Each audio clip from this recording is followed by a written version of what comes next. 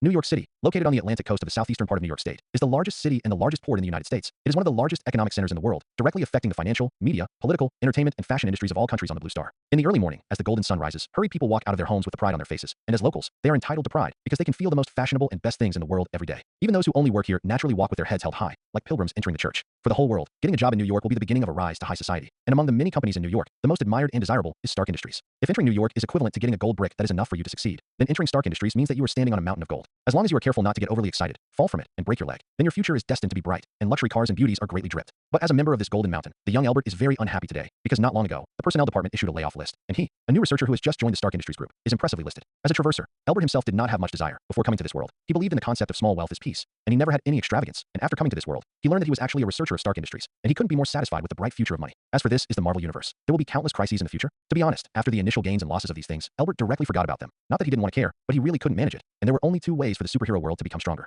The rich rely on technology, the poor rely on mutations. The former is just a researcher. Albert is definitely not involved. The latter, you can consider a challenge, but the professionalism of the former researcher told him that the lethality rate of most mutations is extremely high. If you want to rely on this, you have to think about whether your life is hard enough. After excluding these 2 points, with the knowledge that I have only seen a part of the Marvel movies, the possibility of becoming strong enough to deal with various crises is almost completely equal to zero. Therefore, Albert quickly gave up thinking about these things. The sky fell, and there was still a tall man to top. Not to mention that according to the routine of the movie, Thanos snapped his fingers. Half of the life in the universe was wiped out. And what about superheroes? It was not turned into dust, and as soon as the wind blew, it disappeared. Ignoring the crisis that may come in the future, Albert tried his best to integrate himself into the new identity. How to say that Stark is also a character like his own son, and it is always a lot more stable to follow him. However, this process is not easy. In his previous life, he was just an ordinary office worker, and although Albert's predecessor was just a budding researcher, he was also a real high-achieving student in the physics department. Otherwise, he would not have been recruited by Stark Industries. It took a lot of time for Albert to fully absorb the legacy of his predecessor, but fortunately everything came smoothly, which has to be thankful for the work mode that is common almost all over the world, and newcomers have to start with chores. Just the processing of the offcuts. Albert can still do it. Not long ago, Albert, who completely absorbed the memories of his predecessor, was informed yesterday that he had successfully passed the probationary period and could officially start participating in various research programs of Stark Industries. And since then he has reached the pinnacle of his life, which is really a double happiness, for which he also paid out of his own pocket to invite a colleague to have a good time. But as soon as he arrived at the company today, he received a layoff. Notice, and you can imagine how depressed he was. However, depressed and depressed, Albert can only pack up his things, receive a relatively generous severance pay and leave, and there is no reason to talk about a large company like Stark. Otherwise the consequences will only be more tragic. Putting the documents on the table, Albert casually glanced at the colleagues around him, and many of them showed gloating expressions on their faces. Albert could only smile helplessly. It was really the wall that everyone pushed it. Even if he was as enthusiastic as an iron buddy yesterday, when he heard the news of his dismissal today, he didn't even have anyone to help him clean up. Hey Albert, I'm sorry you're leaving today. It's not your fault. We all know you're working hard, but the company's decision is not something we can change. I hope you understand. Bauer, the director of the research department, took back Albert's papers with a look of regret and whispered comfort. I knew that maybe I wasn't doing enough. After all, I had just graduated and I still needed to gain experience. Packing all his things into a cardboard box, Albert replied with a smile, although he was a little angry, but there was no need to show it here, and Mr. Bauer had taken good care of him before, let alone the object of anger. It's best if you think so, even though you were fired from the company. I'm sure it's going to be a valuable experience in your life, and you'll get a lot out of it. With a regretful pat on Albert's shoulder, Bauer turned and went back to his office. He was really optimistic about Albert a long time ago, but he couldn't change the above meaning. Not to mention that Stark Industries had so many people coming in and out every year, and even he couldn't guarantee that he would be able to sit firmly in the position of director. Where would he have the leisure to care about Albert's going and staying? Holding his small suitcase through the inspection and walking out of Stark Tower, Albert turned to look at the resplendent mansion behind him. Well, it was dazzling, and his eyes were about to be blinded. Albert quickly turned around, turned his back to the sun outcropping behind Stark Tower, rubbed his eyes fiercely, and then strode away from this mountain of gold in New York with his legs raised. Stark Industries is one of the landmarks of New York City, where all kinds of vehicles are flowing endlessly, but Albert is not in the mood to enjoy the grand scenery of this capital world. So he beckons a taxi to return to his current home. The fare and tips are not cheap, but it is affordable for Albert. Even if he has just been fired, Albert himself is not poor. On the contrary, he can be regarded as a small asset. The house in Manhattan is definitely not cheap. Thanks to the inheritance of his former parents, Albert can still live here safely, and there is a 7-figure deposit lying on the savings account, which is enough for him to live a stable life for a considerable period of time, as long as he does not go around. Back in the room, Albert put the cardboard box on the table and lay on his back on the bed. He wanted to sort out his emotions during this time. In order to quickly integrate the memories of his predecessor, his spirit was a little too tense, and this time he was fired just to relax, so as not to leave any hidden dangers. ZZZ. What's the sound? Albert, who was lying on the bed and was about to take a break, suddenly heard a few sounds similar to electricity, and looked at a table in the corner of the room in confusion, which was where his predecessor was doing small experiments at home, and many unclean circuit originals were scattered on the table, and Albert didn't have the heart to tidy it up during this time. I remember that the power was cut off here for safety. Getting up and walking over to the table, Albert checked the power supply, and sure enough, the plug had been unplugged, but the sizzling sound of electricity was still there, and it seemed to be getting louder and louder. Carefully separating the pile of originals, Albert found a transparent box made of insulating material, and the sound came from inside. Frowning and thinking for a while, before he remembered from his memory where this thing came from. There is a simple current transformer in the box, but the connection on the line is not a normal thing, but a finger-sized, pits on the surface of the reddish-brown rock. This is the predecessor when he graduated. His mentor gave him a graduation gift. It is said that this stone can detect unusual current reaction. The predecessor studied for a period of time, but there was no result, and he was busy looking for a job at the time, so it has been put on hold, only occasionally when he has time to take it out to sea. Now it seems that this is indeed a special stone, and even people with little knowledge can see at a glance that this little thing is obviously abnormal, because the ammeter pointer connected to the wiring is twitching like a convulsion. It's not going to explode, is it? Albert felt a little empty in his heart. If this was in a normal blue star, he wouldn't panic. But this is the Marvel Universe. Who knows if this stone is a bomb left by some advanced civilization? If he has just been dismissed and killed by this thing, then he will be too sad. Before Albert could figure out whether to throw this thing out, the sound of the sizzling electricity seemed to have reached its peak, and a visible electric current suddenly erupted from the reddish-brown rock, and the entire circuit was directly burned, and even the inner wall of the insulated box showed traces of melting. This change directly strengthened Albert's idea of throwing away this trouble. He didn't want to die so unclear. But before he could make any moves, an even more powerful electric light suddenly erupted, not giving him the slightest time to think. The box as an insulator did not play any role at all this time, and the electricity went straight up Albert's arm, enveloping him all over his body in the blink of an eye. However, what is surprising is that there is no trace of electricity left on Albert's body, as if the electric light just now is just an illusion. The only thing that has changed is the hand he held the box just now. Everything, including the box, has turned to ashes. Only a broken reddish-brown stone remains, and on the back of Albert's hand, a lightning sign flashes. If Albert had been awake by now, he would have noticed that the frequency of the lightning bolt logo was approaching the rate of his heartbeat, and when the two were completely harmonized, the flashing logo disappeared, as if the two had become one and the other. At the same time that Albert lost consciousness due to the mysterious electric shock, 5 illusory but incomparably majestic figures appeared at the end of the universe at the same time. Originally, there was no life here, only endless silence, but not long ago, a gate appeared here out of thin air, and 5 gods and some other beings discovered it, but no one of them could shake the seemingly ordinary stone door. After a long period of observation without results, many people gave up on continuing to explore, but today it suddenly reacted, and after a slight tremble, the electric light wrapped around it began to pass, and one of the 5 gods looked at each other, and one of them stepped out. He just waved his invisible arm slightly, and a wave with a strong aura of annihilation slammed into the door. Just like the sulfuric acid dripping on the table and causing a corrosive reaction, the annihilation wave hit the door and did make a different change, but this change did not last long. A white light rose from the door, meager but unbreakable. Seeing this situation, the god who made the temptation stopped his movements and disappeared at the same time as the others. Since there will be changes, then there will naturally be a result, and they have enough patience to wait until the universe comes to an end. Oh, what's the situation? How can I lie on the ground? The sun has set, and the night has covered the land again. Thanks to Edison for bringing light to the night. Even without the sun, the street lamps on the street that are always on all night still give everyone the ability to see. Albert got up from the ground with some difficulty. First he confirmed the surroundings. Well, the familiar ceiling, or his own home, did not cross again. This is good news. Glanced at the alarm clock on the other side of the bed. It was already 9 o'clock in the evening. This coma is a day. Albert, who was trying to move his body, quickly felt the paralysis that had not completely subsided, which immediately reminded him of what had happened before he fell unconscious. So he immediately looked at his right hand, and all that was left of the place where he had grabbed the box was a stone that had broken into several petals. Am I lucky not to be electrocuted? Seeing that the culprit of everything had been obviously scrapped, Albert breathed a sigh of relief inexplicably, but soon he felt doubts. That strong electric shock sensation could definitely kill him easily, and until now there is a slight paralysis, clearly indicating that this is not a hallucination. So how did he survive? Placing the gravel on the table, Albert checked his body and the tables and chairs around him, but his brow furrowed deeper, and the scorched black marks appeared around after a large number of electric shocks. But there were no scars on his own body, which was obviously abnormal. Could it be that I am an insulating physique, or is it directly immune to the damage of electricity? Is this my golden finger crossed? The puzzled Albert's thinking obviously began to diverge. Since the conventional truth does not make sense, then start thinking about the unconventional. Anyway, this is not a normal blue star. The existence of superhumans can be confirmed. It is impossible for a traverser not to have ambition. The reason why he did not pursue more things, in addition to his personal mentality, is more of a lack of strength. The reason why Albert is willing to accept an ordinary life. The main problem is that he can't find an effective way to become stronger. In the first 2 days of crossing, he also made all kinds of strange shapes, trying to find his possible golden finger. The result was naturally a failure. All attempts told him that he had no mutation, no system, no gold finger. He was just an ordinary person. So Albert reigned in his loss and accepted his fate as an ordinary person with peace of mind. But today's experience awakened his silent desire. His thinking began to diverge, and even began to fantasize about the future of the killing, thinking of the excitement. He even jumped up and threw a punch forward excitedly. However, at this moment, Albert found that the whole world suddenly slowed down. A strange energy began to spread from his heart to his whole body, and the red electricity on his arm flashed suddenly. Just for a moment, his whole person rushed out with the fist he swung, and hit the load-bearing wall of good quality straight up, and suddenly the cement blocks flew one after another, and even the steel bars in the wall were lifted off. Ahem. Few waved his hand to disperse the dust on the pavement. Albert subconsciously spit out the foreign object in his mouth, but found that there was nothing, and after being stunned for 3 full seconds, his expression began to be irrepressibly ecstatic. I finally have extraordinary power, Godspeed power. This is the 5th basic power from the DC universe, the absolute top power. I finally have the qualification to stand at the peak. Albert doesn't care why the speed power of the DC universe will appear in the Marvel universe and be obtained by him. As long as he does get this power, it is enough, and he doesn't care if there is any black hand behind the scenes. He had already accepted his fate as an ordinary person, and now that the transcendent road was in front of him, how could it be possible for him to give up? Even if there was really a conspiracy, Albert would not hesitate to gamble on an unknown fate for a brilliant future. He gambled. After the ecstasy, Albert forcibly calmed himself down. He can't lose his mind because he has obtained the speed force. He will have a lot of things to do. But for now, let's figure out his state first. Because of the different methods of obtaining the speed power, the people who obtain it are different, and the final form of power will be different. Take the most famous Flash Barry Allen. In addition to basic abilities such as super speed, he has the ability to travel through time and space, while the Flash Kid Wally West can give or steal the speed of others, and even use his mind to shape the speed force into solid. And the original Flash J can slow down his aging, and so on. Lying back on the bed, Albert tried to communicate with the speedy force. He had to know what kind of abilities he had gained, although whatever it was must be very powerful. But at this time it was like you were playing a game, scraping together the tokens, and we're about to make a 10-game match. The feeling was the same.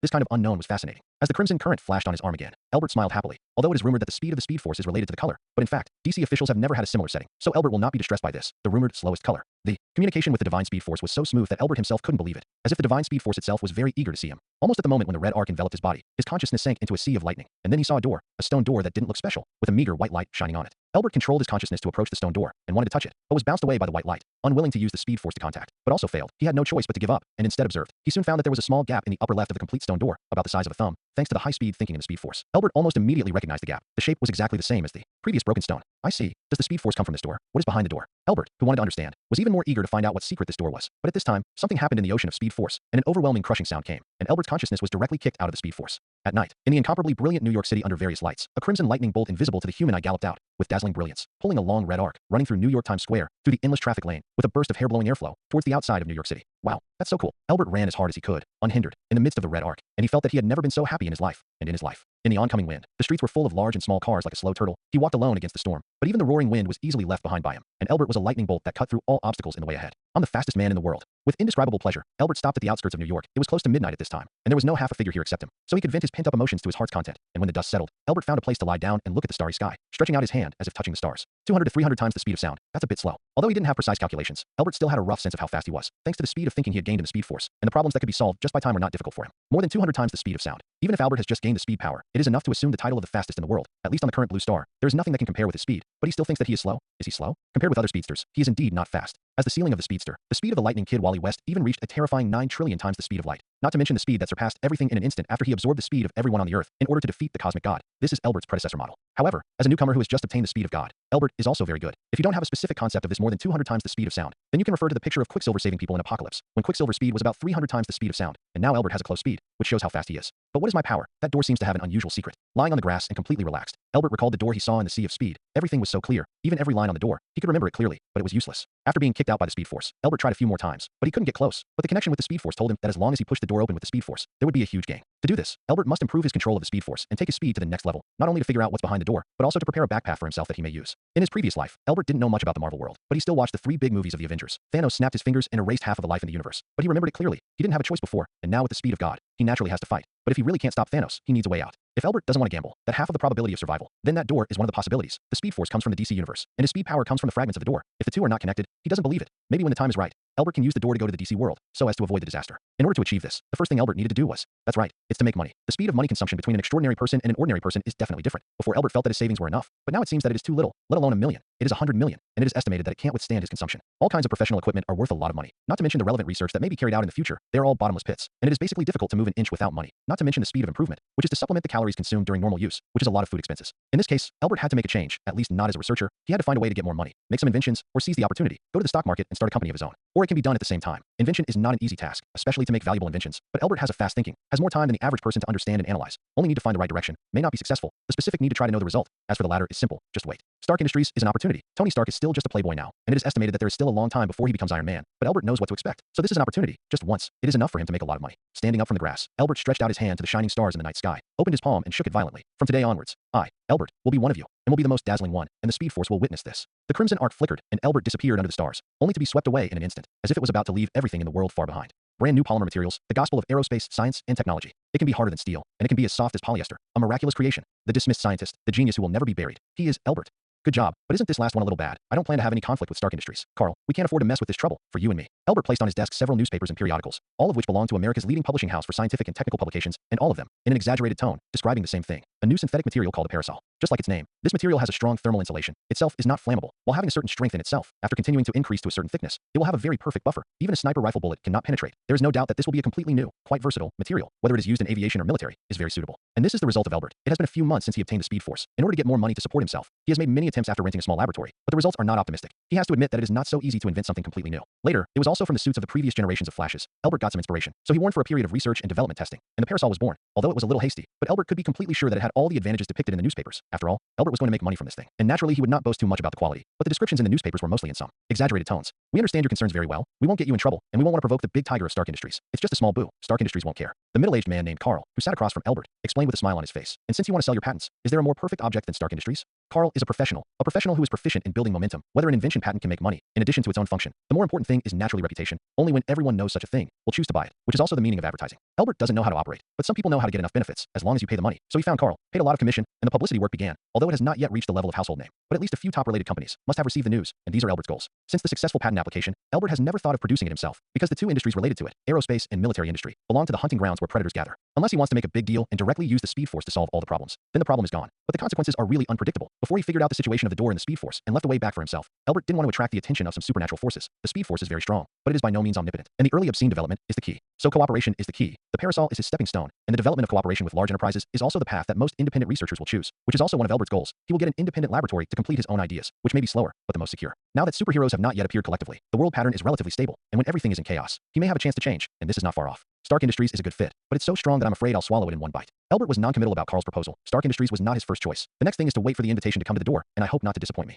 You can rest assured that according to our promotional efforts, someone will reach out to you soon, and as long as the contract is signed, we will not let the customer's money go to waste. Carl has a strong confidence on his face. They have been doing this business since his father, and they have accumulated a very wide network, but there is no failure in any task they take, which is why Albert chose them. Money is not a problem. The problem is whether they can achieve their goal. The two exchanged pleasantries for a while. Carl packed up his things and left. Albert swept the newspapers and periodicals aside, opened his notebook, and began to browse the latest news. Carl was wrong about one thing. He didn't receive the news soon, but he had already received the news. This group of capitalists was like sharks in the deep sea. They got specific information long before the newspaper was printed, and then rushed over like sardines, looking at the series of message prompts on the mailbox to know how enthusiastic they were. The level of science and technology in the Marvel universe is not low. Compared to the Blue Star of the same period, it is even better. It stands to reason that even if Elbert's new materials are indeed valuable, they will not make such a big move. But there is a problem that cannot be ignored. That is, the technology monopoly from the top, especially the leading enterprises led by Stark Industries. The average company has no chance at all, and has access to something amazing. Not to mention that Elbert has solved the problem of concept and research and development by himself, and only needs to lay out the production line to get the patent, which is extremely friendly to the vast majority of small and medium-sized companies. They have no monopoly ambitions. As long as they can get the authorization, it is enough. These companies Elbert directly blocked without saying a word. This is not his dish. What really meets his requirements is, sure enough, you, Hammer Industries, hee hee. Looking at the signature of one of the emails, Elbert smiled happily. Hammer Industries, like Stark Industries, belongs to the military industry and has close ties with the military. It can also be said that Hammer Industries is one of the spokesmen of the military, but unfortunately, even if there is the support of the bigwigs behind it,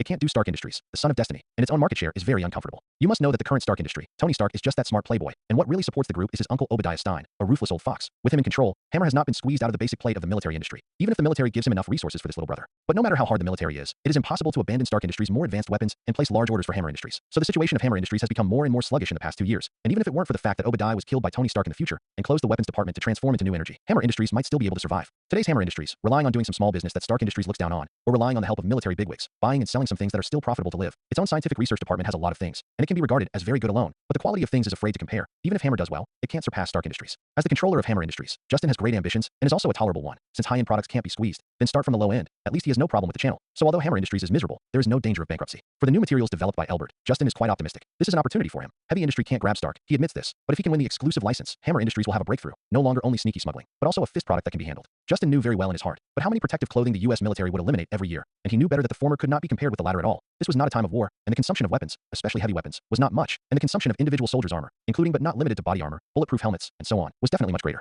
The materials developed by Elbert can not only replace the materials of body armor, but also insert a foot in aviation. These two aspects Stark Industries do not say that they have no start at all, but compared to the weapons department, Justin is still sure that he will fight with Stark Industries. The military bosses behind him support him, and it also has the meaning of balancing Stark Industries. But the performance of Hammer Industries over the years is too embarrassing. Even if the people above don't say it, Justin's own feelings are unbearable. So this time he is ready to exchange enough benefits. He believes that compared to Stark Industries, which fired Elbert before, Hammer Industries would be a perfect choice. Catherine, does Dr. Elbert have a reply? Asked Justin, holding a goblet and shaking the scarlet liquid in it, looking out the window at the chaotic traffic, and looking confidently to the secretary, who opened the office door. In his opinion, Elbert had no reason to refuse. His price was the highest, and the authority given was quite high, and no one would refuse his request. However, hearing his question, the secretary Catherine had an embarrassed look on her face. I'm very sorry, boss. Dr. Elbert turned down our invitation. What? What? Justin slammed his leisurely movements, and his palms clenched suddenly, almost spilling the swaying red wine. But he didn't care about red wine. Even if it was a glass, it would cost most of the salary of ordinary office workers, and he was still more concerned about why Elbert refused than red wine. Is it Stark Industries that made a move? No, boss. Although Stark Industries did send out invitations this time, but the specifications are all of the lowest level, and they can't compete with us at all. Dr. Elbert chose Osborne. Seeing that Justin's face became ugly, the secretary quickly explained, and at the same time spread out the documents in his hand in front of Justin. Osborne. Is there such a company in the military industry?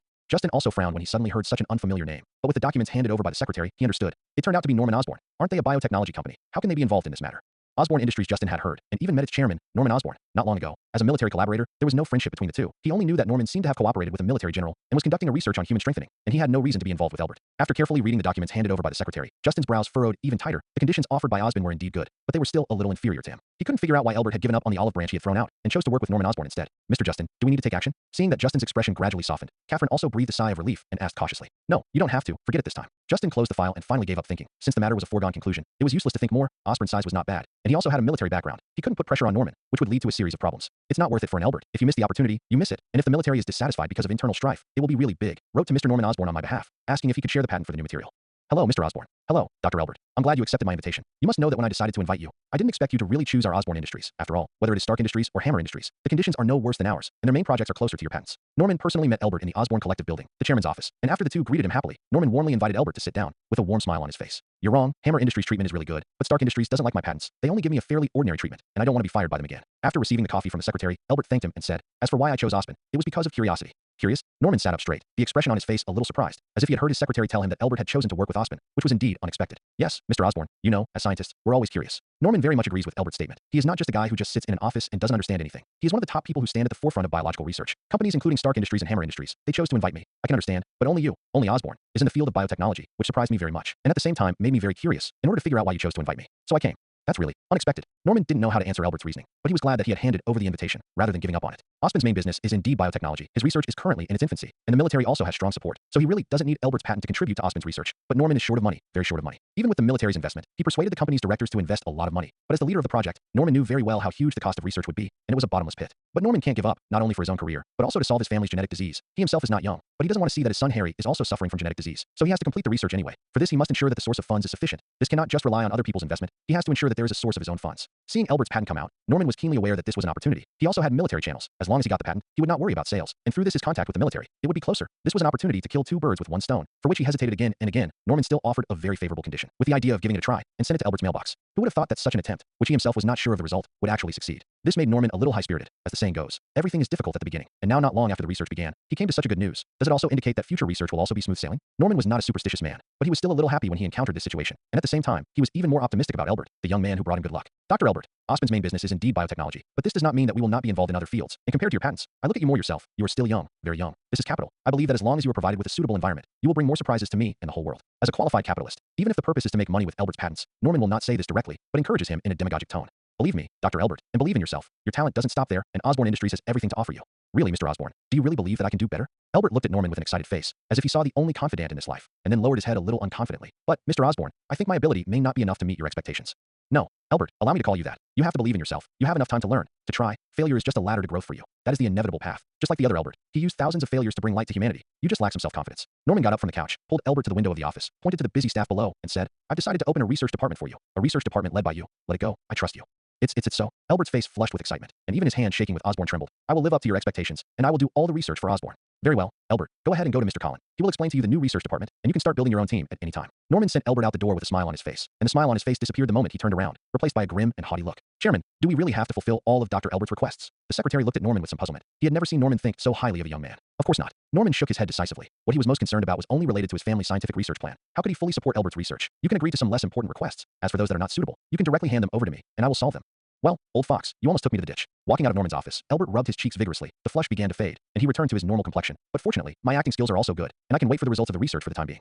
Norman couldn't fully support Albert's research, and Albert wouldn't be stupid enough to really believe Norman's nonsense. It was just a false and wrongful thing. He wasn't sure if Norman would believe him, but it didn't matter, now that his goal had been achieved. The head of the new research department. The name is quite big. I just don't know how much actual power there is. But think about it. I also know that it is impossible to really put him in charge of everything. Then Norman is really a fool, although the new material may make money, but the value is not to that extent. How much power can be won? Albert doesn't care too much. The purpose of his coming to Osborne is not this, or his purpose in the first place. It is not at all. To be honest, as a department head, it is too slow. The head of department is just a springboard, and when it comes to capital accumulation, what could be faster than swallowing a ready-made large enterprise? As long as there are no bottom lines involved, Albert doesn't care about taking a bigger step. At first, Albert's chosen target was Hammer Industries, and Justin did jump over as he expected. If it follows the plan, Albert will naturally settle in Hammer Industries. Unlike other companies, Hammer Industries seems to be Justin in the decision, but it is the military bigwigs behind him who really speak effectively, which creates a problem. As long as he shows enough value, Albert can bypass Justin and make a deal directly with the military, or even directly replace him. It is not difficult to do it. The military only likes Justin because he is useful, but it is just a matter of words. To abandon him, just like in the movie, the Morning Whip was killed by Iron Man and Rhodes for revenge, and Justin, as his boss, was pushed out by the military, saying that he would give up without hesitation. However, just as Albert was about to act according to the plan, another invitation appeared, that is, Osborne Industries, which quickly made him change his mind, because the plan could never catch up with the changes, and he did not know the specific situation of Hammer Industries, and it was easy for some things to change, resulting in things not going as he expected, compared to Osborne Industries, which was a little different. At least Albert knew that Norman Osborn might be the first villain Spider-Man faced, the Green Goblins, and the Norman Osborn family's genetic disease, which made room for manipulation. And unlike Hammer Industries, which is almost completely manipulated by the military, Osborne Industries itself only cooperates with the military, and still retains a certain degree of independence, and only needs to get the shareholders of Osborne Industries, and Albert can take it into his pocket. As for those annoying directors, Norman will solve this problem for him. While Albert was communicating with Norman, Stark Industries, Obadi, was sorting out the company's recent earnings situation, although he was a villain, but for Stark Industries, he did his best. There are two documents on the table. The one on the left is the normal profit, which belongs to the legitimate income, that will not have the slightest problem if it is put out for people to check 3 times, and the one on the right is naturally some privacy that cannot be seen by outsiders, and even includes some of Obadiah's own private transactions. Quite a good performance. You are indeed a commendable assistant, Daniel. Obadiah had a satisfied smile on his face, and it was clear that he was pleased with the numbers on the report. As Stark Industries grows bigger, he doesn't take care of everything himself, and he leaves some minor problems to his assistants to deal with. Obadiah's assistant has changed several times over the years, some because he is not very satisfied with the efficiency of the other party, some because he is too curious, and John, an old friend who has been with him for 3 years. Thinking of him, Obadiah couldn't help but feel a little nostalgic. This is a very good person, and he will figure out his thoughts, but unfortunately he knows too much, which makes Obadiah have to send him to God in advance. This is what I should do. You have given me trust, and I will naturally do what you tell me to do. Although Daniel has only been with Obadiah for less than half a year, he is already familiar with the character of this boss, so in the face of Obadiah's praise, Daniel only responded humbly. Great. It reminds me of old John again. Obadiah was pleased with Daniel's attitude, but there were some issues to be clarified, and he pulled out a copy of the document, which was different from the others, and it had an F printed on it, which meant that it was a failed contract, and the only one that failed. This is the only stain on you. I'm not a person who can't tolerate failure, but you can't let a single ink spot get on a blank piece of paper. It's too ugly. I hope it won't happen in the future. Yes, Mr. Obadiah, I will go and correct this mistake. Daniel bowed his head nervously and took the contract from Obadi, with a picture of Albert on it, and apparently Albert's refusal made the good assistant a little criticized. This also made him hold a grudge against the young man in the photo, and he was ready to wait and communicate with his business partner, telling this young man who didn't know the height of the sky was not just a little capable of making a fortune, and going against Stark Industries was the biggest mistake in his life. No, Daniel, I don't want to get any attention lately. Dr. Albert is just trying to get his own way. What do you want to do? Threat or inducement? We are serious businessmen, and this is free America. You don't have the power to change a person's opinion, you know? Seemed to hear the indignation in Daniel's tone. Obadi's expression became serious, and he warned in a serious way. Yes, yes, Mr. Obadi, I see. Obadi's face reminded Daniel of something bad, and he was terrified when he had suddenly changed his face a few months earlier, and then killed his former assistant, Mr. John, in front of him. Even if Obadiah didn't embarrass him at the time, Daniel still didn't sleep all night. And the next day, he went to work in a daze, only to be notified that he had become a new assistant, which not only did not make him happy, but even more terrifying. Daniel has always been a swaggering posture in front of people, but in front of Obadi, even a single facial gesture is enough to make him frightened. So he honestly chose to respect Obadiah's instructions and never cause any trouble, for which he even stopped trading with some partners. But as everyone knows, this kind of behavior makes Obadiah more and more dissatisfied with him. A dog that can do good things he likes, and a dog that is timid and can't do good things, he will not keep. I still miss old John a little bit. Watching Daniel leave the office with a bit of a slumber, Obadiah muttered something as if nostalgic, and then he cut off all communication between the office and the outside world, and walked into the separate bathroom at the side door. Confirming that no one would bother him at this time, Obadiah fumbled in front of the mirror in the bathroom, and soon he found a bulge on the edge of the mirror, a rather private point, which was hidden by the multiple reflections of the mirror, and as long as it was not directly touched, no matter what angle it was viewed, it was a smooth mirror. Obadiah's thumb stayed on the bulge for about 3 seconds, and the entire mirror began to fold from the center, and soon a screen of comparable size extended from behind, and Obadiah entered a few numbers on the screen, and the screen flashed twice, and a bald head with a fierce expression appeared on the screen. I've done what you said, and as long as there's no problem with your intelligence, I'll be able to get rid of the target in no time. The bald head squeezed out a few smiles in a hoarse voice, and pulled away from the camera to show the armed thugs behind him with loaded guns to Obadiah. Very good, I will give you the exact route in 2 days, as long as you do it. I can add 2% more to the previous price. Obadiah nodded with satisfaction, but there was still subtle disdain in his eyes, if it weren't for the fact that it was inconvenient for him to let his people make a move. Where would he use this kind of little deflated? No, I'm going to double it. Tony Stark's head is more than the previous price. It's a big deal, and I'm going to pay a huge price for it. You can't make me lose money. Obadiah thought that his price was enough to satisfy anyone, but he still underestimated the appetite of a warlord who survived in the Imperial Cemetery, and after listening to Obadiah's offer, he was not satisfied, but even increased to an even larger number. We have already said before, you can't regret it now. You must know that you can survive until now, and the weapons you rely on are purchased from me. Don't cut off the back road. Obadiah's face turned ugly for a moment, but he still suppressed his anger and gritted his teeth. It's you who don't cut off the back road. I know your purpose. The whole Stark Industries. As long as you get it, my little money is not sprinkled. The bald head was unimpressed by Obadiah's anger. He was sure that Obadi would never give up this opportunity, and in the vicinity, no one but him could do this business. This was a seller's market, and if he had any conditions, Obadiah would have to continue. Yes, but I don't pay until I see Stark's body. Obadiah's face changed several times, and finally agreed to the bald head's conditions, and when he saw this, the bald head laughed and turned off the communication, leaving Obadiah standing in place with a blue face. Look for death. Returning the screen to a mirror, Obadiah laughed disdainfully. He was never ready to pay, and the bald blackmail could only make Obadiah decide to let him die a little worse. It is really difficult to solve the matter of Tony Stark, but it is very suitable for him to get rid of the thug who killed Tony Stark. First, to cut off the evidence, and it is also a good opportunity to win people's hearts, and it will be much easier for him to take over Stark Industries at that time. Thinking of Tony, Obadiah's face was a little regretful. Like his father, Tony is a genius. Obadiah has to admit that Stark Industries can have today. His management only accounts for a small part of it. Stark's invention of weapons is the real key. Sometimes Obadiah wants to dig out Tony's brain to see what is the difference between ordinary people.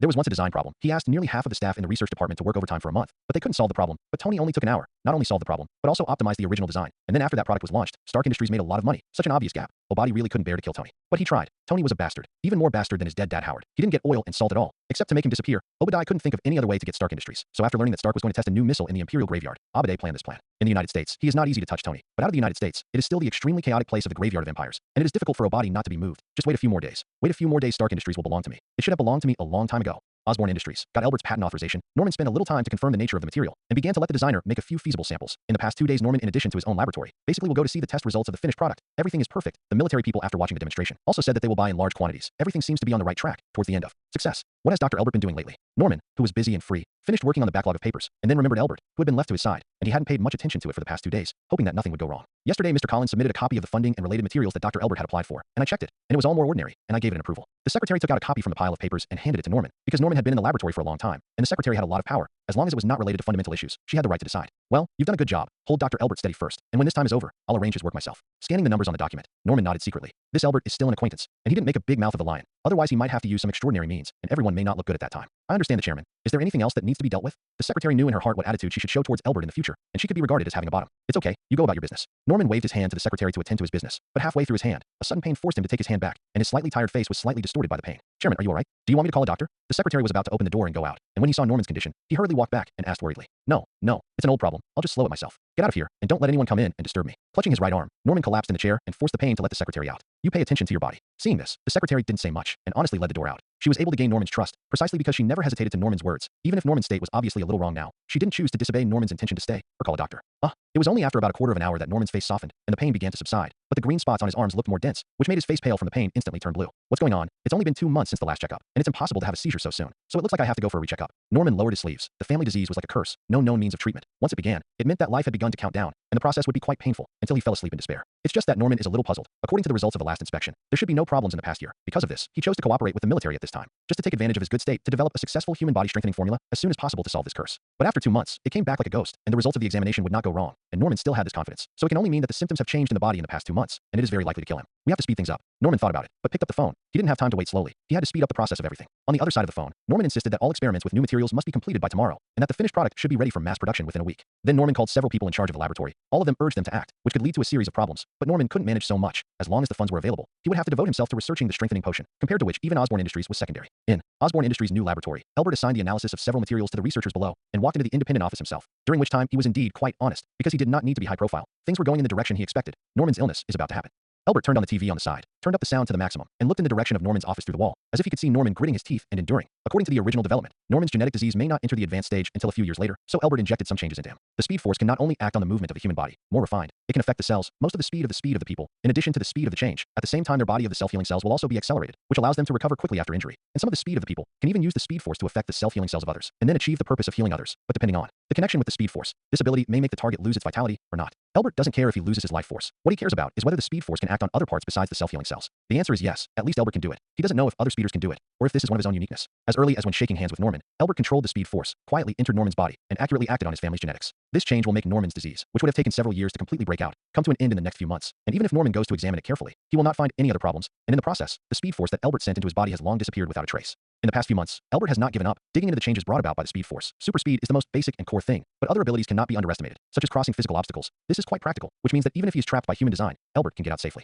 In order to pass through the entity, it requires considerable control, and the speedster must have full control over the kinetic energy of his own molecules at the molecular level. And when he needs to enter or pass through a solid object, he only needs to match the vibrational frequency of his own identity particles to the same as the vibrational frequency of the object's molecules. This is something that the second generation Flash Barry Allen can do, but the third generation Flash Wally West is slightly less able to control. So when a solid object comes into contact with Wally, the object tends to explode, while the fourth generation Flash Bart Allen is even worse. He will melt the object he touches directly. Although this is another way to penetrate the obstacles, Elbert's control of this ability is not particularly good, as can be seen from the fact that when he first gained the Speed Force, he directly knocked down the load-bearing wall of his house. In later attempts, Elbert's behavior was similar to Wally's, but it was more destructive. The object did not explode, but was disturbed by the Speed Force, and the molecular structure was disrupted and directly disintegrated. Elbert is not satisfied with this, but he really tried to change this ability from only acting on objects to being able to act on living organisms, and the Speed Force makes Elbert speed enough to deal with most situations, but the attack alone is actually not particularly good. But there is something in the Marvel universe that has extremely high resistance to pure physical damage, that is, vibranium. Edelman alloy. If a piece of armor was to be made of vibranium, Elbert wasn't sure how fast he would have to speed up to gather the energy to break the vibranium defenses, so other countermeasures were necessary. Over the course of his long research, Elbert discovered that his Speed Force, like the red color it appears on the outside, is quite aggressive, and its derivative abilities are closer to destruction than to construction or restoration. Even if Elbert concentrates his spirit enough, he can make the Speed Force behave like a real electric current, frantically destroying everything around him, and this damage is irreversible. And even Elbert suspects that after being injured by this destructive Speed Force, even if he uses the time gem, he may not be able to recover. Elbert had roughly confirmed that the form of his own divine speed power was a spear, an indestructible supreme spear, and anything that stood in his way would be destroyed. Tony Stark, dreamer, genius, patriot. He has created a new pattern in the arms industry and defended the freedom of the United States and the interests of the country and the world. He is a true patriot. Tomorrow in Las Vegas, Colonel Rhodes will present Tony Stark with the highest honor of the year. Please follow this station on time tomorrow. We will broadcast the whole thing. Just when Elbert was thinking about it, the report that appeared on TV directly pulled him back. Although the news has passed, Tony Stark's photo is still hanging in the bottom right of the screen, and a line of gold words, winner of the highest honor of the year, is attached, which can't be ignored. The award show in Las Vegas is this time so soon, and luckily Norman has already paid some of the patent fees, otherwise I would have missed it for nothing. Elbert's mind raced quickly and soon came to the conclusion that in the next 60 hours or so, the Patriot would be missing, and soon after, Iron Man would be born. Elbert didn't care much about the internal struggle of Stark Industries, but he had been waiting for this opportunity for a long time. This was the fulcrum of the change, and the royalties paid by Norman were Elbert's crowbar to pry the stock market. With enough funds, Elbert will be able to speed up the annexation of Ospen. Iron Man is about to be born. Other superhumans will also be born one after another. The world of great controversy will begin, and everyone will have reached the moment of fighting for their lives. Whether he is a blockbuster or a penny, it depends on whether he can adapt to this era. Speaking of which, if I annex Osborne Industries and then directly destroy all the original experiments, will Spider-Man still be born? Elbert thought for a moment. He was not prepared to intervene in the birth of Iron Man, and it would be good to make money behind the scenes, because he has not fully adapted to this world. And if he directly intervenes in the case of possible OA, there may be some unexpected situations. But other heroes are different, such as Spider-Man. Elbert can eliminate the reason why Peter Parker became Spider-Man at the root. So what will be the result? Will Peter Parker be an ordinary person from now on, or will there still be other spiders who will bite him and make him Spider-Man? This is a feasible experimental question. Elbert felt the need to test whether the world would react to the impact on him. Elbert was not interested in going against those superheroes, but no one could guarantee that there would be no conflict when the interests were fixed. You want the cake? I also wanted the cake. What should you do if you can't convince the other party? Of course, it's a fucking fight. Who will reason with you if you win? Superheroes can basically be regarded as the sons of the Marvel Universe. Once there is a conflict, it will inevitably cause some turmoil. Elbert has to determine the size of this turmoil through temptation. If it is not too serious, then he can also let go a little. But if it is a dimensional lord of the level of Dormammu, the degree of direct blocking of the door, Elbert still feels that there is nothing wrong with being low-key. You can test the waters with Iron Man. Well, then I have to take 2 days off. In addition to heroes like Iron Man, maybe villains can also try. Elbert smiled. What he did to Norman was not a temptation, but it was not on the surface. He was just pushing it secretly. Sooner or later, the Osborn family's genetic disease will attack, and Elbert is just speeding up the process, rather than going directly against the general trend. And most villains seem to be unpopular compared to superheroes. And even if they may have an impact, the consequences must be much smaller. As for Spider-Man's lack of such an opponent as the Green Goblin, will there be a problem? Of course not. Since Spider-Man can be born in this case, it will naturally spawn a villain who replaces the Green Goblin, and the world revolves around the hero, not the villain. Thinking of this, Albert got up and turned off the TV and prepared to leave Osborn Industries directly. Norman did not arrange any research projects for him, and although it was a new research department, the number of researchers under Albert was pitiful. Everything was in its infancy, except for simple analytical work. The conditions were not even better than the temporary laboratory that Albert had rented before, except that it did not cost money. Dr. Albert, I was about to go to you. As soon as Albert walked out of the office, he saw the deputy director Colin walking over with a folder. He was arranged by Norman in the name of an assistant. In fact, it was naturally used as a constraint to restrain Albert. So even with a smile on Colin's face, Albert always felt that he was looking at himself with an arrogant attitude, with a suspicious gaze. It's not that Albert's persecution delusion is a crime, but it's the reality he sees from the perspective of the Speed Force. And some speeders will also speed up their minds because of the Speed Force, which is never a pleasant experience. Sometimes it can be useful, but it will not be worth trying to listen to someone for months or even years. So when it is not necessary, most speedy people will slow down their thinking, and the same is true for Albert. But sometimes he will also apply this kind of speedy thinking to observe the people around him, and no secret can hide from him from his perspective, unless that person can deceive himself first and truly achieve a state that is no different from ordinary people. What's the matter, Colin? I'm getting ready to go back and deal with personal matters. Albert doesn't mind someone holding him back, and if he were Norman, he would do the same, and rightfully so, but he hates Colin's attitude, so there's not much emotion between his tones. Well, it's the chairman who has a document for you to sign. It was the familiar tone again, which made Colin's expression slightly distorted, and he hated Albert's tone of voice that didn't care about him, which made him feel that he was being slighted. How dare he? How dare he talk to me like this? He's just a puppet. As long as I say a few words in front of the chairman, he'll have to pack up his things and bastard. Do you really think he's an indispensable genius scientist? You wait for me. Oh, give it to me. Colin's expression changed, and it was clearly seen in Albert's eyes. Since the first time he spoke in a similar tone, he had found that Colin would be extraordinarily angry, seeing that Albert would tease him like this every time, and it felt quite interesting after a long time. Colin tried his best to hide the change in his expression, and when Albert looked down at the papers, he turned his face sideways and took a deep breath before putting on a false smile again. It's the quality certification of the new armor. I remember that according to the progress of the test, I should not confirm it until 3 days later. Is it so fast? It's not a big deal in the document. It roughly means that the materials he has authorized have produced qualified products, and Albert, as the inventor, said that this is indeed a pretty good way to use, and Osborn Industries has done a very good job, and so on. Just blowing away to prepare for advertising. The safety test has been completed. Don't you need me to take a look? From this document, Albert has seen Norman's urgency. This is too fast, not to mention that all the tests have been done. It would be good to have half of them. How to rush to get him to sign and put into production, showing that the Speed Force has indeed played its due effect, which is exactly what Albert wants to see. What does the chairman mean? No, don't you believe in the ability of Osborn Industries, doctor? Colin asked with a sincere face, and in his heart he was crazy that Albert said yes. Only if he said it, he would have a reason to go to the chairman to sue him. Let him know that he knew that he was powerful. Oh well, what's the other one? Albert looked at Colin's micro-expression with amusement and decisively signed his name. What is the quality of the new product? He knows in his heart, when he signs it, it will be the same. He doesn't need to say more on this kind of issue, just lightly asked about the content of the following document. Dare no soft egg. Colin, who didn't make the abacus, scolded Albert in his heart, and didn't even refute a word, which was a shame on the face of the scientific researcher, but he could only say with a smile on his face. The chairman is going to share your patent with Mr. Justin of Hammer Industries. This is the share you should get, doctor. Well, what a surprise, thank you. Seeing the amount on the document, Albert made a surprised expression. In the licensing contract to Osborn Industries, Albert also gave Norman the right to freely share the patent with others, but stipulated the lower limit of the price, and a part of the dividends he was due for each sharing. Generally speaking, this kind of patent monopoly will be shared with others after the market is rolled out and enters the saturation period. But Norman knows that he does not have the ability to encroach on enough markets in a short period of time. He is not in the military industry after all, so in order to collect funds as soon as possible to conduct research, he can only reluctantly give up long-term interests and prepare funds that can be received in the short term from Hammer Industries, which took the initiative to come over. This is also a good thing for Albert. The more money in his hand, the more capital he can leverage. How to act next depends on the results of the test. I hope not to deviate too much from his ideas, otherwise he will have to be tied up in the future, and it will be absolutely difficult to suffer liver pain. The next day, at the Caesars Palace Hotel in Las Vegas, Rhodes waved his hand with a black face, drove away the waiter who was going to come to entertain, and went straight to a gambling table full of audiences. He had reason to be angry. Such an important award ceremony. Tony actually missed the appointment. If it wasn't for Obadiah to save the scene, he didn't know how he should get off the stage. It's just too much, and when he sees Tony, he'll have to teach him a good lesson, at least. At the very least, get that bastard to apologize to himself and promise never to do anything like this again. Rod was holding the trophy that should belong to Tony Stark in his hand, and before the person squeezed in, he heard Tony Stark's voice shouting, "Come on," which undoubtedly made Rhodes' face even darker because of his fantasy, and he pushed through the crowd. We should have an all-nighter. Tony Stark didn't care about the result after rolling the dice, just smiled slightly, put his hands on the waist of a beautiful woman next to him, and didn't notice Rod, who was exuding a strong depression behind him. You're so unreasonable. You should. Tonight, Rod forced his way between the two, and was about to reprimand Tony to let him know how excessive he had done, but unfortunately, in front of this wanderer, Rod's words didn't make any sense at all. Oh, that's unbelievable. Do they have to give me the award? Said Tony, pretending to be surprised, his hands moving slowly around Rod's burly figure. No, no one forced me, but they told me that you would be honored if I came to present you with an award. Rod nodded slightly, and unconsciously followed Tony's question, completely forgetting the idea of teaching him a lesson. Of course I'm honored, because you presented me with the award. Tony looked at Rod's face getting closer and closer, and he was really in no mood to continue flirting with the beauty, so he could only let go of the hands holding the beauty and said, "Then when will you give me the award?" "I'll give it to you directly." After saying that, Rod raised his hand directly and handed him the crystal trophy that Tony should have accepted on a more solemn occasion. "Here you go, it's much easier." Oh, Tony shrugged his shoulders. Apparently he didn't expect Rod to be so straight and bring the trophy here, so he could only take the trophy and apologize. It doesn't matter. Rod obviously didn't hear it. Tony apologized for the perfunctory, shook his head slightly, and was about to say, but was interrupted by Tony's next move. "You can help me see. This is really special. I really don't have this thing at home." Tony smiled and handed the trophy to the beauty from before, continued to bend down, pushed the chips on the table, and picked up 2 dice. "Come on, let them give me some good luck. Do me a favor?" Holding the dice in his fist, Tony straightened up, then stretched his fist out to the mouth of the beautiful woman holding the trophy on the side, and said with a smile. And when the beauty finished blowing with her wink, Tony put his fist in front of Rod's mouth. "You want to do it too?" "I never blow on a man's dice." Feeling that he was being tricked by Rod, he naturally looked at Tony angrily and said very dissatisfied, "Oh, come on, dear." Tony's dissatisfaction with Rod was as if he couldn't see it, and insisted on handing the dice to Rod's mouth. But before he finished speaking, the dice in his hand were knocked down by Rod with some anger. "That's it, the Colonel's dice." Tony didn't care about it, and when he saw the dice fall on the table, he immediately shouted to the audience. However, when the dice stopped, his face fell, and it was actually quite faceless. Throw it away in vain, this point. It's not too bad. Seeing this result, Rod had no choice but to shrug his shoulders. "Do you want to continue playing?" Well, ladies and gentlemen, have fun. Looking at Rod's face, Tony knew that there was no need to play next, so he turned around directly, raised his hands, and said loudly, then picked up two large denomination chips from the table, stuffed them into the chests of the two girls on the side, and then took the trophy, and Rod left the table. Tony, I'll go first. Successfully pulling Tony away, Rod glanced at his watch and said that he was leaving, but he felt that there was something that needed to remind Tony, don't be late tomorrow. Yes. The insincere perfunctory made Rod quite helpless, but it was not the first time he had seen Tony, so he had to leave first. Otherwise, he didn't know if Tony would be late, but he was afraid that he would be late due to lack of sleep. Hey, Caesar's things belong to Caesar. Caesar, you take them. Sending off the chattering Rod, Tony saw three actors on the side, one of whom played Julius Caesar. Tony handed over the trophy directly, and then walked out of the door of the hotel directly, leaving an actor with a confused face. The moment Tony stepped out of the door, the whole world came to a standstill, and a red lightning bolt appeared in front of him through the crowd. Tony Stark, Iron Man, meet for the first time. Have a good journey. The next second, the world returned to normal. Tony subconsciously turned his head to look in a direction. I don't know if it was a hallucination. He seemed to see a red shadow, but he was not sure. When he concentrated on trying to find, he couldn't find anything. Seeing this, Tony, who thought he was dazzled, walked to his car surrounded by bodyguards, pulled the car door, and was about to go up, when suddenly a female voice came from behind him. Mr. Stark, please wait a minute. Stark paused, did not look directly at the direction of the voice, but slightly sideways looked at the bodyguard on the side. Following Tony Stark for so many years, the bodyguard naturally knew what his boss wanted to ask, and replied without hesitation, the figure is quite right.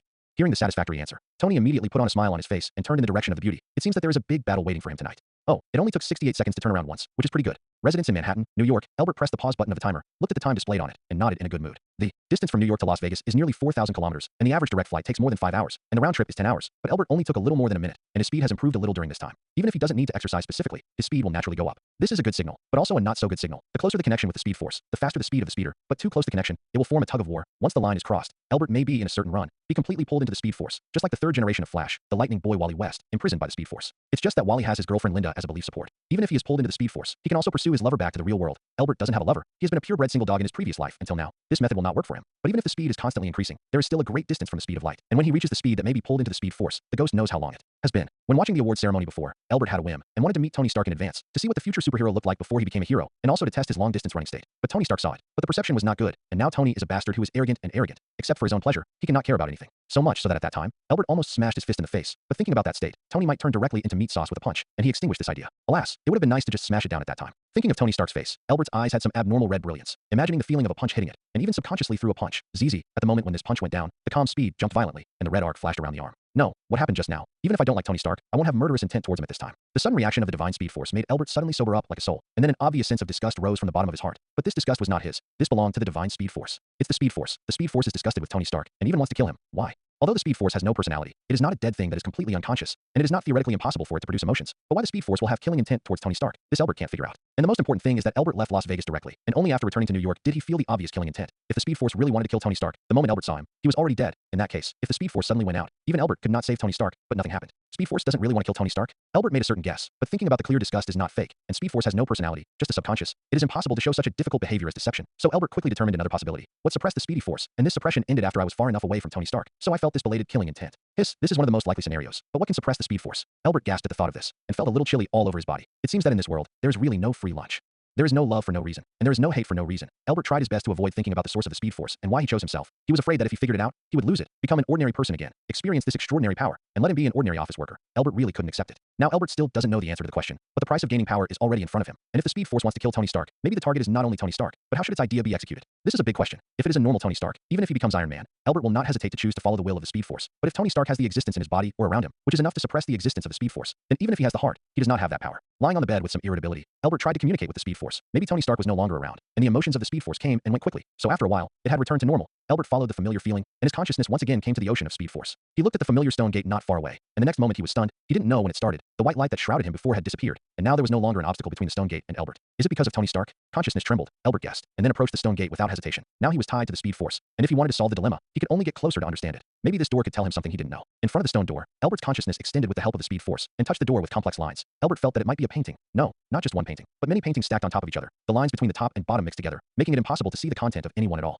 Wait, this is the symbol of the speed force. Groping along the lines on the stone door, Albert returned to the one he saw at the beginning, missing a small piece. This time without the white light barrier, he found a sign similar to lightning in the messy lines, which made him think that maybe it was this gap representing the speed force that gave him strength. Since the sign of the speed force occupies a corner, does that mean that there are other similar signs? Unlike the intermingling of lines, the special signs are obviously deeper and not easy to cover completely. Albert observed more carefully, and finally made a new discovery in another place. It was a circle. Several signs formed a circle, and inside the circle, there were also two vague signs. Albert could not make out the appearance of all the signs, but he could be sure that there were 9 of them, and one was exceptionally clear. It was the simplest one. Only a few strokes, 2 horizontal lines, one at the top and bottom, and a circle in the middle. Albert recognized this sign. It belonged to the Green Lantern Corps. Then this whole pattern represents the 9 Lights Army, and the power of color and light is also one of the strongest energies in the DC universe. Here it is. Omega shape, Darkseid's Omega rays. This mass down there is an anti-life equation. Wait, I didn't pay attention at first. Here's Superman's logo, Batman, and It should be the logo of Wonder Woman. These are the vital cores of the DC universe. After a closer look, Albert found some more signs that could be vaguely recognized. Some he knew, some he didn't understand what they meant, but these all came from the same world, alongside the Marvel multiverse, the DC multiverse, the birthplace of the Speed Force. In other words, behind this door is the DC universe. Albert's conjecture seemed to be correct, and if he really endured some kind of irresistible crisis, this door might be his hope of escape. But how do I open it?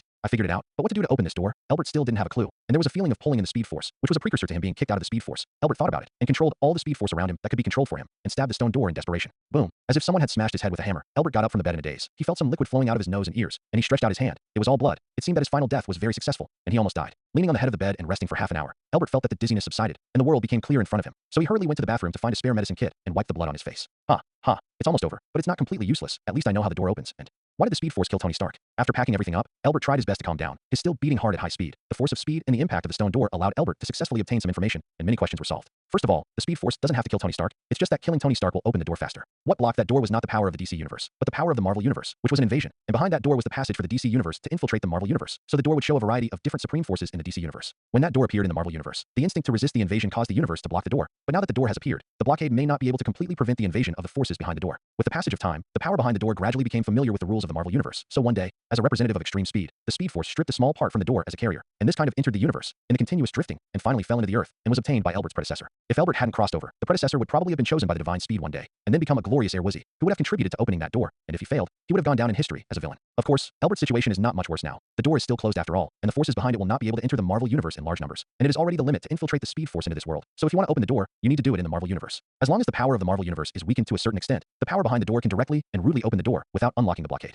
Every life or a powerful force is the supporting force of a universe, and the more special life or power, the more powerful the pillar it represents. And as a superhero like a son, Tony Stark, there is no doubt that he is one of the strongest pillars of life. That's why the Speed Force showed such obvious emotions when he saw Tony. But the power of the Speed Force alone was still weak in the Marvel universe, and when it came to fighting against Tony Stark's protective power, it obviously fell into disadvantage, causing Albert to react at all at that time. It's not really about scolding Stark, it's really a lot less of a problem than before. It's even more terrifying. Albert, who knew the truth, was desperate. He thought that he could do whatever he wanted with the speed power, but the price was actually against the whole world, which was also terrifying. Destroying the power support of the universe. Obviously this is a proposition, but not doing it. It is also not a good choice. While blocking the door, the power of the Marvel universe is also wearing down the stone gate, and the white light on the stone door is a kind of protection, and this protection has disappeared. This means that the Marvel universe has recovered after the initial invasion, and this is still its home turf after all, and it is a matter of time before the stone gate is completely worn out. But if the stone gate is worn out, what will Albert do? Not to mention, the Speed Force has no source. It will definitely disappear, and even more, when the stone gate is weakened to a certain extent, the Speed Force it throws will definitely be perceived. If there is a second or five boy in your house who uses the power of the enemy, what will you do? Albert didn't have to think about it to know what would happen to him. Now he was tied to the Speed Force and even the stone gate. When the door opened, he would live, and when the door was gone, he would die. If they could live, no one would choose to die, even if it might be against the universe. Albert had already died once, and he didn't want to experience the horror of a second death, so he had to complete the task of the Speed Force, for which he almost had to bury the world, more than half of his life, and he meowed for a time limit. This is a basically impossible task. If he starts to destroy lives, no matter what the reason is, he will face the resistance of countless people. Although the speed of the Force is strong, it will definitely be beyond the reach of the time.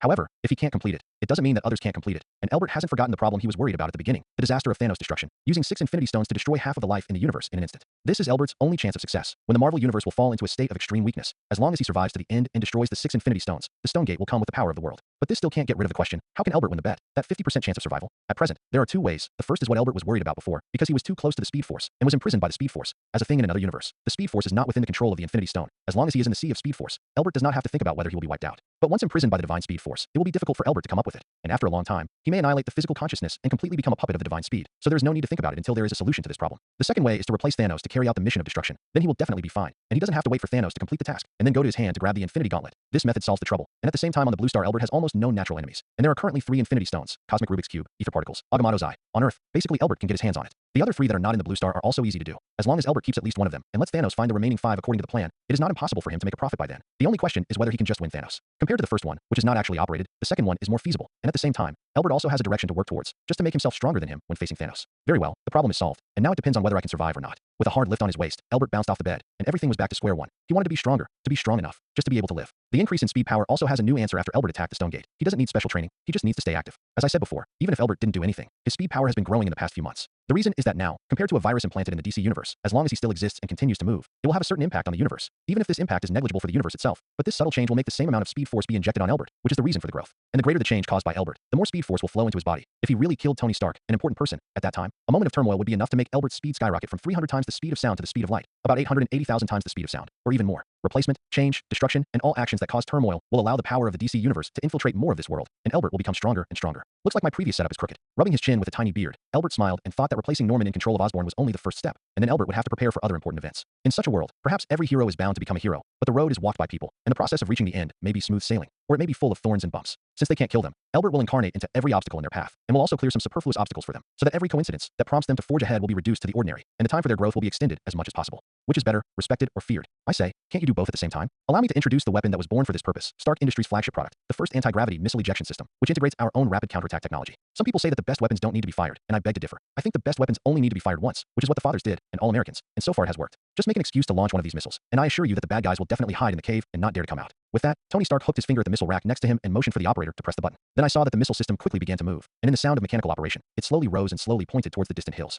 After about 2 seconds, a sudden roar erupted, and the missile quickly rushed into the sky with a tail flame. Then the shell of the missile exploded in the air, revealing the appearance inside, and more small missiles scattered from it, and after a very short time of calibration, flew out of the carrier erection, slashed through the tails of Mars, and crashed into the undulating hills. For your information, Jericho missile. The words fell, and the missile hit the ground mound, making a roar like thunder, and a burst of fire erupted in the distance, as well as black smoke covering the sky, and then a gust of air carried the dust and rushed over, directly blowing away the hats on everyone's heads. Even if Tony Stark, who was standing a few meters closer, had to take 2 steps forward in a row to offset the shockwave. Even if the specific power has not been measured on the spot, just the shock of watching from a distance has already shown Jericho's unparalleled lethality and effective attack range. As long as it is within the coverage range, few things in the world today can survive. Great. Seeing the power of the missile, the surrounding officers showed a hint of joy and shock on their faces, and slapped their palms vigorously. For every $500 million in business, give a case of wine. For peace, cheers. Tony Stark walked to the frozen box with a natural face, took out a glass of wine that had already been chilled, and walked towards the direction of the armored car by himself. He believed that everyone present would try their best to persuade the Ministry of Defense to place a sufficient number of orders for Stark Industries. Tony Stark took his phone out of his pocket, and when he connected it, he saw Obadi lying on his side on the bed shirtless. Obi, what are you doing? I can't sleep if I don't know what happened to you. What's going on? Obadiah put one hand in the quilt and grasped a small communicator, ready to press it at any moment. It's nice. It's as lively as Christmas. Nodding, Tony Stark said lukewarmly. He has no ill feelings towards Obadiah now, and even some respect. After all, he helped Stark Industries survive the difficult period after Howard's tragic death, but he is too boring and always wants to let himself work in the laboratory honestly. Hey, there's something waiting for you. Kid, we'll see you tomorrow. Obadi, hearing Tony's answer, pressed the communicator in his hand without hesitation, and said meaningfully, nodding his head undeniably. Tony Stark hung up the video call and sat into the armored car without thinking much about it. Hey, Tony, shouted the soldier next to the car, and as the door was closed, Rhodes in his hat ran over from behind. I'm a happy Jeep, and your boring Jeep is behind. Tony put his hands on the window to block Rod, pointed to the back, and said, seeing this, Rod could only helplessly walk to the back car. He always does. Hey, what's that? Watching Rhodes leave, Tony Stark smiled and was about to withdraw his gaze, but inadvertently saw a red afterimage, which made him feel a little familiar, as if he had seen it somewhere before, and subconsciously asked the soldiers on the side. What? The soldier asked, looked in the direction Tony was pointing, but saw nothing. Mr. Stark, there is nothing there, and there can't be anything. We have ensured absolute safety here. All right, let's go then. Tony Stark suddenly felt uneasy in his heart. Even heavily armed GIs could not dispel this haze, so he urged the soldiers to get on the road as soon as possible. He didn't want to stay here any longer. Naturally, the soldier had no opinion on this, and the soldier in charge of driving the car rushed out with one foot on the accelerator, and the long convoy began to move forward. The fact that he was able to see me was a big problem. Elbert frowned at a mound some distance from the convoy. He had been around Stark to see what the power that protected Stark would affect him, but before he got closer, he felt Stark's gaze projected on him, which was incredible. Even soldiers with excellent eyesight would not be noticed when they walked past their eyes at Elbert's speed, but Tony Stark could faintly sense his presence from such a distance, which was undoubtedly very bad news for him. And this doesn't seem to be the first time. In Las Vegas before, Tony Stark may have seen him, and he also felt it when he left, but because of the impact of the stalemate between the speed force and the power of this world, he didn't pay attention to it. You can't see it in person, but you can sense my existence to a certain extent. Should I say that your sixth sense is amazingly powerful? Elbert pouted his lips rather unhappily, looking at the terrorists less than 50 meters away, using rudimentary launchers, dropping bombs one after another, undoubtedly Stark industrial products. It seems that our genius Mr. Stark is about to reap the consequences. Who are you? Raza quickly drew his pistol and looked vigilantly at the man who suddenly appeared behind him. A slightly hideous mask wrapped around the other party's head, making it impossible to see his face. But as a warlord who has been living and dying for a long time, he knew very well that the other party was an absolutely dangerous person. Don't be so nervous about the people who saved you. Ignoring the modified pistol in Laza's hand, which could blow people's heads at any time, Elbert approached the warlord leader with murderous intent very leisurely, and the bullets in the opponent's magazine had already been withdrawn by him at the speed that Laza was unable to see. And you have a gun that has no bullets, so I don't feel threatened. What? Raza was subconsciously stunned, and then years of experience in holding a gun made him instantly judge that what Elbert said was right, and the gun in his hand became lighter. When it's time to shoot them later, don't forget to put them back in. Elbert threw the silver-white bullet on the table, sat down in Laza's place, propped his chin with his hands, and looked at Laza, whose face was pale. How did you get there? Who told you to come? We can talk. Raza could be sure that the bullet would be absolutely fine until he pulled out his gun and pointed it at Elbert, which was beyond his imagination, so he didn't shout to attract the guards outside in the first place, but wanted to see what Elbert wanted to do. Since he didn't do it at first, it means that there is room for negotiation. Unlike the average thug, Raza doesn't hate violence. But if communication can solve the problem, then use voice to decide the outcome. Of course we can talk about whether my request is obedience, kneeling, or death. Choose one. Elbert picked up a grenade from the table, turned around, and saw the sign on it. Stark Industries. Obadiah really sells big and small things. You want me to listen to you? That's not a good choice. Raza looked at Elbert with a kind of neurotic look. He had to admit that this guy dared to come to his base alone. He did have some ability, but he just didn't have a clear mind. I don't know how you did it just now, but this is my territory. As long as I give an order, there will be dozens of heavily armed soldiers at any time, rushing in and killing you. Can you still unload all the bullets? Your people, do you want to meet you? Elbert's face under the mask showed a playful smile, and before Raza could say anything, a red lightning bolt dragged him to the outside of the tent, and looking at the pile of corpses in front of him, Laza's pupils dilated for a moment, an inexplicable fear spread in his heart. To bend the knee or to die, I am waiting for your choice. Gently patting Raza on the shoulder, Elbert walked over to the corpse pile and picked up a handful of dropped micro-punches. Oh, it's a product of Stark Industries again. If the American military captures this place and finds these equipment, will it be Stark who is raised for these terrorists? Aye, submissive. In the face of superhuman power, man is always easy to succumb, even if he is a complete villain. What is happening today completely beyond Raz's cognition? Could it be that Elbert is a Superman secretly cultivated by the American military? No, no, no. Captain Me is not so scary. He is a powerful human at best, but this. In front of him, Raza didn't know what to call Elbert. The mysterious man in front of him easily took out his entire camp. He swore that from the time he walked into the tent and then met Elbert to now. It was not a few minutes to now, such a short time. Only God can do such a thing. Of course, it could also be a demon. Raza didn't dare to determine whether Elbert was a god or a demon, and looking at his men who woke up one by one, he knew that if he made the slightest move, he would turn into a real corpse the next moment. Boss, what should I call you? Raza quickly brought in the role, so that the subordinate who woke up with a bewildered face returned to his post and stood in front of Elbert respectfully, completely unable to see the ferocity of pulling out a gun and threatening Elbert before. You're smart. I like that. Call me Speedy, isn't it? Is Raza smart? Not too smart, just not stupid. But he survived until now, but he can't understand the situation very well. Compared to a body, he's just a little ant. Trying to kill him is too easy. Karaza not only dared to seek skin with the tiger, but even tried to extort a sum of money from the tiger. Should it be said that the benefits were too great, or was he too unable to withstand the temptation? Okay, Mr. Godspeed, what do you need me to do? You caught Tony Stark? This? Yes, I had a deal with Mr. Obadiah of Stark Industries, and he hired me to kill Stark. After saying that, Raza was afraid that Elbert was here to save Stark, so he hurriedly added, but don't worry, Stark is still alive. I'm not so stupid to kill him directly. Stark is a gold brick, and he can make a new powerful weapon for me, which is the new Jericho missile. Have you seen it? Yes, it's a good weapon. In fact, I came from the test site with the convoy, and your people are very good at covering up traces. As a conventional weapon, the Jericho missile is really good, but compared with various black technologies, it can't even be ranked. Take me to Stark. Yes, yes, you come with me. Hearing Elbert say that he came with the convoy, Raza wanted to strangle the bastard who led the team to attack Stark in an instant. Not only almost blew up Stark's gold mine, but actually brought him back such a bad star. Now a good liberal warlord leader immediately became a little brother. He suddenly regretted a little. He shouldn't have taken this deal because of greed. Lord Godspeed, do you want to open the door? Drove from the camp to the cave where Tony Stark was being held, and Raza personally led the way with a dog-legged face, which really shocked the eyes of many of his subordinates. But seeing that their bosses were so respectful, they didn't dare to be presumptuous, and stood on both sides of the road with their heads held high and in an orderly manner. No need. With your medical conditions here, can you save Stark? Looking into the cave through the surveillance window, two terrorists were performing emergency surgery on Stark with a doctor named Ainson. Elbert just glanced at it and couldn't help but retract his gaze and asked, "This can't be said to be rudimentary. There is no medical condition at all. Stark can survive. He really deserves to be the protagonist." Ugh. Well, I think it's okay. Asked by Elbert, Raza also replied uncertainly. In his opinion, dead horses are treated as live horse doctors, and if they are cured, let Stark make him a weapon, and if he can't save him, then he can also ask Obadiah to pay for it, and he won't lose anything. But looking at Elbert's attitude, it seems that he doesn't want Stark to die, so he cautiously added, "Do you want to transfer him to the hospital?" Hospital? Is there any good hospital nearby? In his current situation, he can go to God at every turn. How can you transfer? And I can guarantee that if you dare to send him to the hospital, the American troops will destroy you tomorrow. Elbert asked angrily, leaving Raza speechless. Let them go on and see if Stark's life is hard enough. After saying that, Elbert turned around and left. To be honest, when Raza proposed to transfer Stark, he was really moved. This was an opportunity to kill him directly, but as soon as he thought of the power that could be suppressed even by the speed force, Elbert felt a stomachache. He could kill Stark at any time now, but who knows what the consequences would be. Elbert, who had already planned his life, didn't want to die now. Of course, if Stark didn't survive and died violently during the operation, it would have nothing to do with him, but it was impossible to think about it. And sure enough, a few hours later, someone came to inform Raza that Stark had been saved. Raza stood up and looked at Elbert for instructions, and in just a few hours, after seeing Elbert's extraordinary powers, the fierce warlord had become completely accustomed to being a younger brother. Contact Obadiah and tell him that Tony Stark is in your hands, and that if you want his life, you have to add money. Elbert pointed to the computer that Raza was using to communicate, and motioned for him to talk to Obadiah. But my lord, I've already said a very high number before, and if I continue to increase the price, Obadiah may not agree. Raza said with some hesitation. He had blackmailed Obadiah once before, and if he came again, he was not sure if Obadiah would agree. It's okay, you just need to get in touch, remember the video. And don't underestimate Obadiah's determination and his wealth. Your so-called high price may seem to him to be no more than that. Yes, I'll contact you now. Hearing Elbert say this, Raza no longer hesitated. First opened the computer's recording program, and then entered a special address. And soon Obadiah appeared on the screen. Raza subconsciously turned around, wanting to ask Elbert what he said next, but when he turned around, he found that Elbert didn't know when he was gone. Raza, how are things going? I hope I can hear good news. Obadiah had a smile on his face. He had received the news of Tony's disappearance. In his opinion, Raza had contacted him probably for a bounty. Remembering Laze's blackmail before, Obadiah was thinking in his mind how to send this fool to God so that he could have a clear mind. Of course, Tony Stark is in my hands right now. Previously, in order to get Obadiah to pay, Raza had his men take a picture of Stark, and now he showed it to Obadiah across the screen. He's quiet now. Oh, is he dead? Obadiah asked more happily after staring at the photo for 2 seconds, confirming that there was nothing wrong. No, not yet. He's just taking a nap. People always need to rest, don't they? Although Elbert is no longer here, Raza doesn't dare to make any moves, and who knows when he will appear behind you. So he honestly carries out Elbert's orders. Why don't you do it? Kill him, and you'll get that money. I don't think you've ever seen so much money in your warlord business. Obadiah's eyes froze. Things were a little unexpected, but he couldn't contain Raza now. Of course it's because of the money. You're right. I've never seen that much money, so I'm going to ask for more. Double the price, or I'll put Stark back. Listening to Obadiah's somewhat contemptuous tone, Raza was very upset, so he did not hesitate to carry out Elbert's instructions, looking at Obadiah with a threatening face. You're looking for death? You want to gamble? Did you let Tony go first, or did my people kill you first? Obadiah's eyes were full of fierceness. He had enough of the greed of this little deflated 3 on the other side, and this time he hit the bottom line. Stark must die. Then you can try. The US military base is next to me. It's a big deal to break up. Raza was not afraid of Obadiah's threat, not to mention that he was originally a fierce thug, and now he is Elbert, an extraordinary person as a backer. What is a mere Obadiah? Prepare a new account. I hope to see Tony's body tomorrow. Obadiah turned off the communication and slammed his fist into the mirror in front of him, sending debris flying everywhere, but soon he dialed another number. Hey boss, what's the order? Solve Raza for me, at all costs. Obadiah ordered. Although this is not very safe, it may make people find some problems, but he can't bear it, and Laze's behavior makes him uneasy. He is not sure if Raza will actually kill Stark, so he must let his own people do it to ensure that Tony never comes back. Tony Stark slowly opened his eyes. The sharp pain in his head caused his mind to go blank now, and he subconsciously wanted to relieve the convulsive pain by taking deep breaths. But as soon as he tried hard, he noticed the foreign body in his nose, and quickly pulled out the thing in his nose. It turned out to be a breathing tube. Just looking at the gray and yellow color on it, Tony suddenly felt a little cold. This is too dirty. However, in his brain and throat, the pain that came at the same time soon made him have no time to care whether the breathing tube was clean or not. He wanted to get up, but found that his upper body was fixed on the bed by the wooden frame, and he couldn't move at all, so he could only reach out and grope on the bedside table, hoping to find something to relieve the predicament. And if he couldn't find a glass of water, at least it would make his throat more comfortable. Soon Tony's hand felt the cold metallic touch, and he opened his palm and touched it. It should be a quilt, because the bedside table was much higher than the bed he was lying on, so Tony couldn't see the situation on it. so he could only carefully test and slowly pick up the cup. The pain and weakness left him with little strength, and even a glass of water was difficult for him to hold steadily, so he quickly had another force added to the cup, helping Tony Stark bring the glass to his mouth.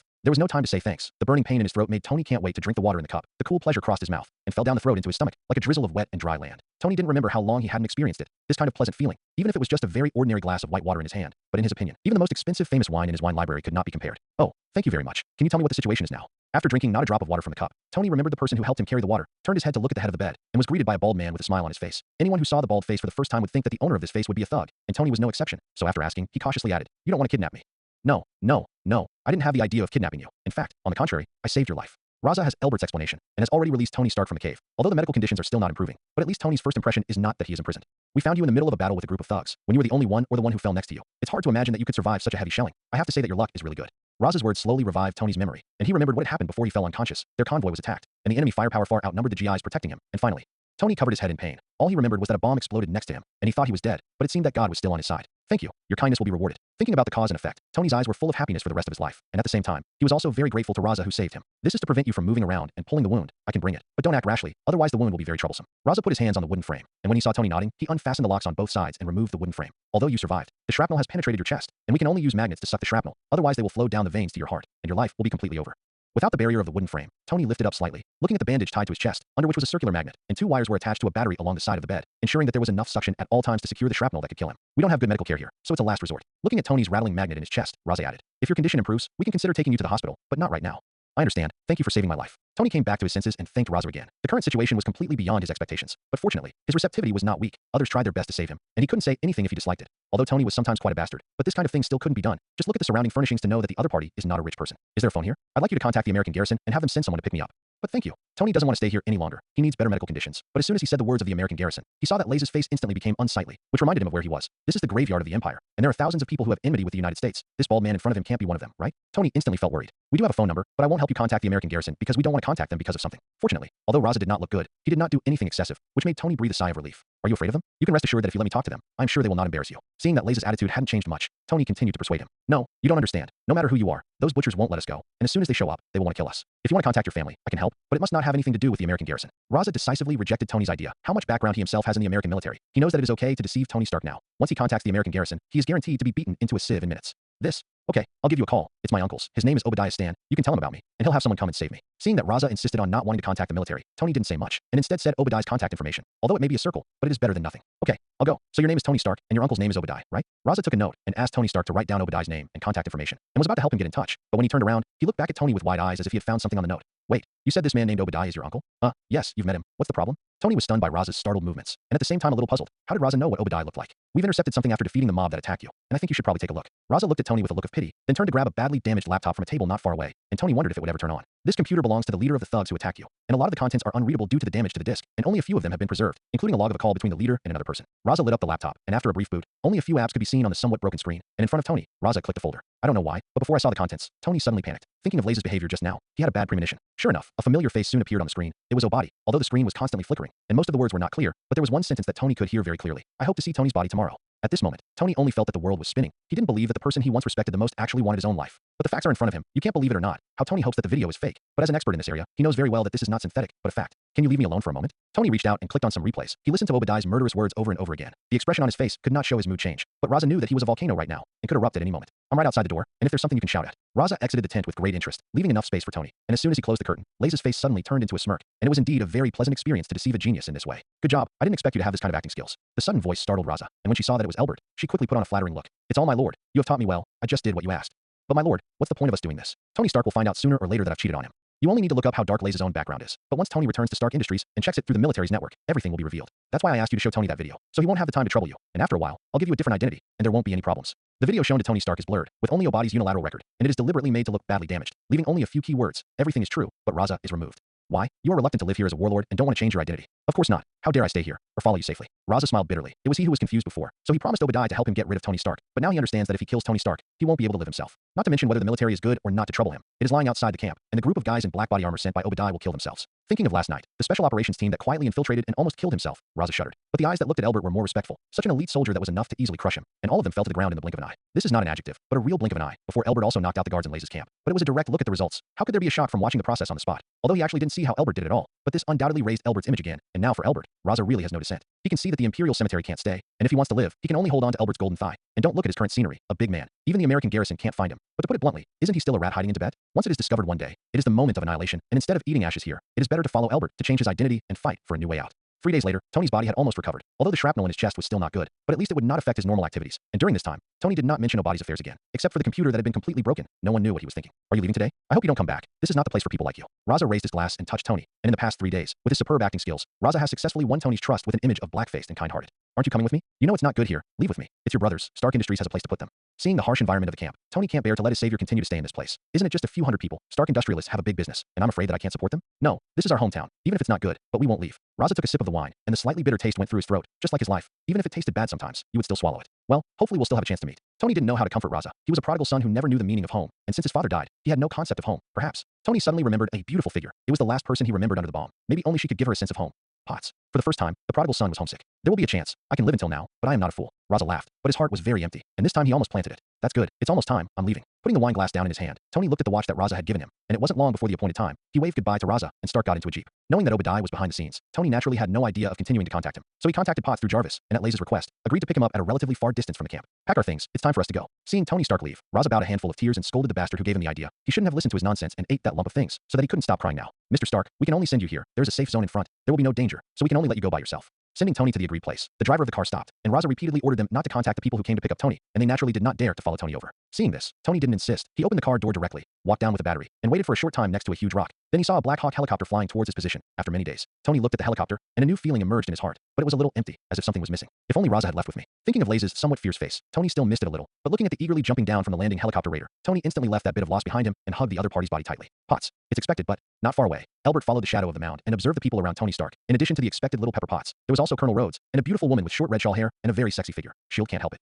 Although the identity of the other party was not confirmed, Elbert still recognized the other party, the 7th level, 10th level in the comics. Here is the movie version, Agent of S.H.I.E.L.D., the famous Black Widow, Natasha Romanoff. Tony's father, Howard, is one of the founders of S.H.I.E.L.D., and his own importance. It is indeed worth being dispatched by S.H.I.E.L.D. Everything is over. After Tony goes back, Obadiah will treat him well, although Elbert has no confidence in Obadiah at all. But this does not prevent him from picking out the relationship, at least as a containment. Obadiah should still be able to hold out for a few months. Don't look at the revelation of his attack on Tony, but many times, it is necessary to talk about evidence. Tony has completely destroyed the only evidence in a fit of rage, and he can only wrestle with Obadiah when he goes back this time. And this process is what Elbert wants. He's already changed part of his fate. Tony hasn't become Iron Man yet, and the fight with Obadi is bound to continue to delay this progress. When will Tony have the whim to make a steel suit? Then the next step is to replace Osborne Industries, hoping that the hungry wolves on Wall Street have already made enough profits for him in this incident, so that he can get rid of that group of shareholders first and annex Osborne Industries faster. The group of terrorists in Raza has now submitted to his men, which is a considerable force, and he does not need to worry about manpower problems in the near future. So in order to make them appear in an upright position, Elbert has to deal with Osborne Industries as soon as possible, and then clear their identities.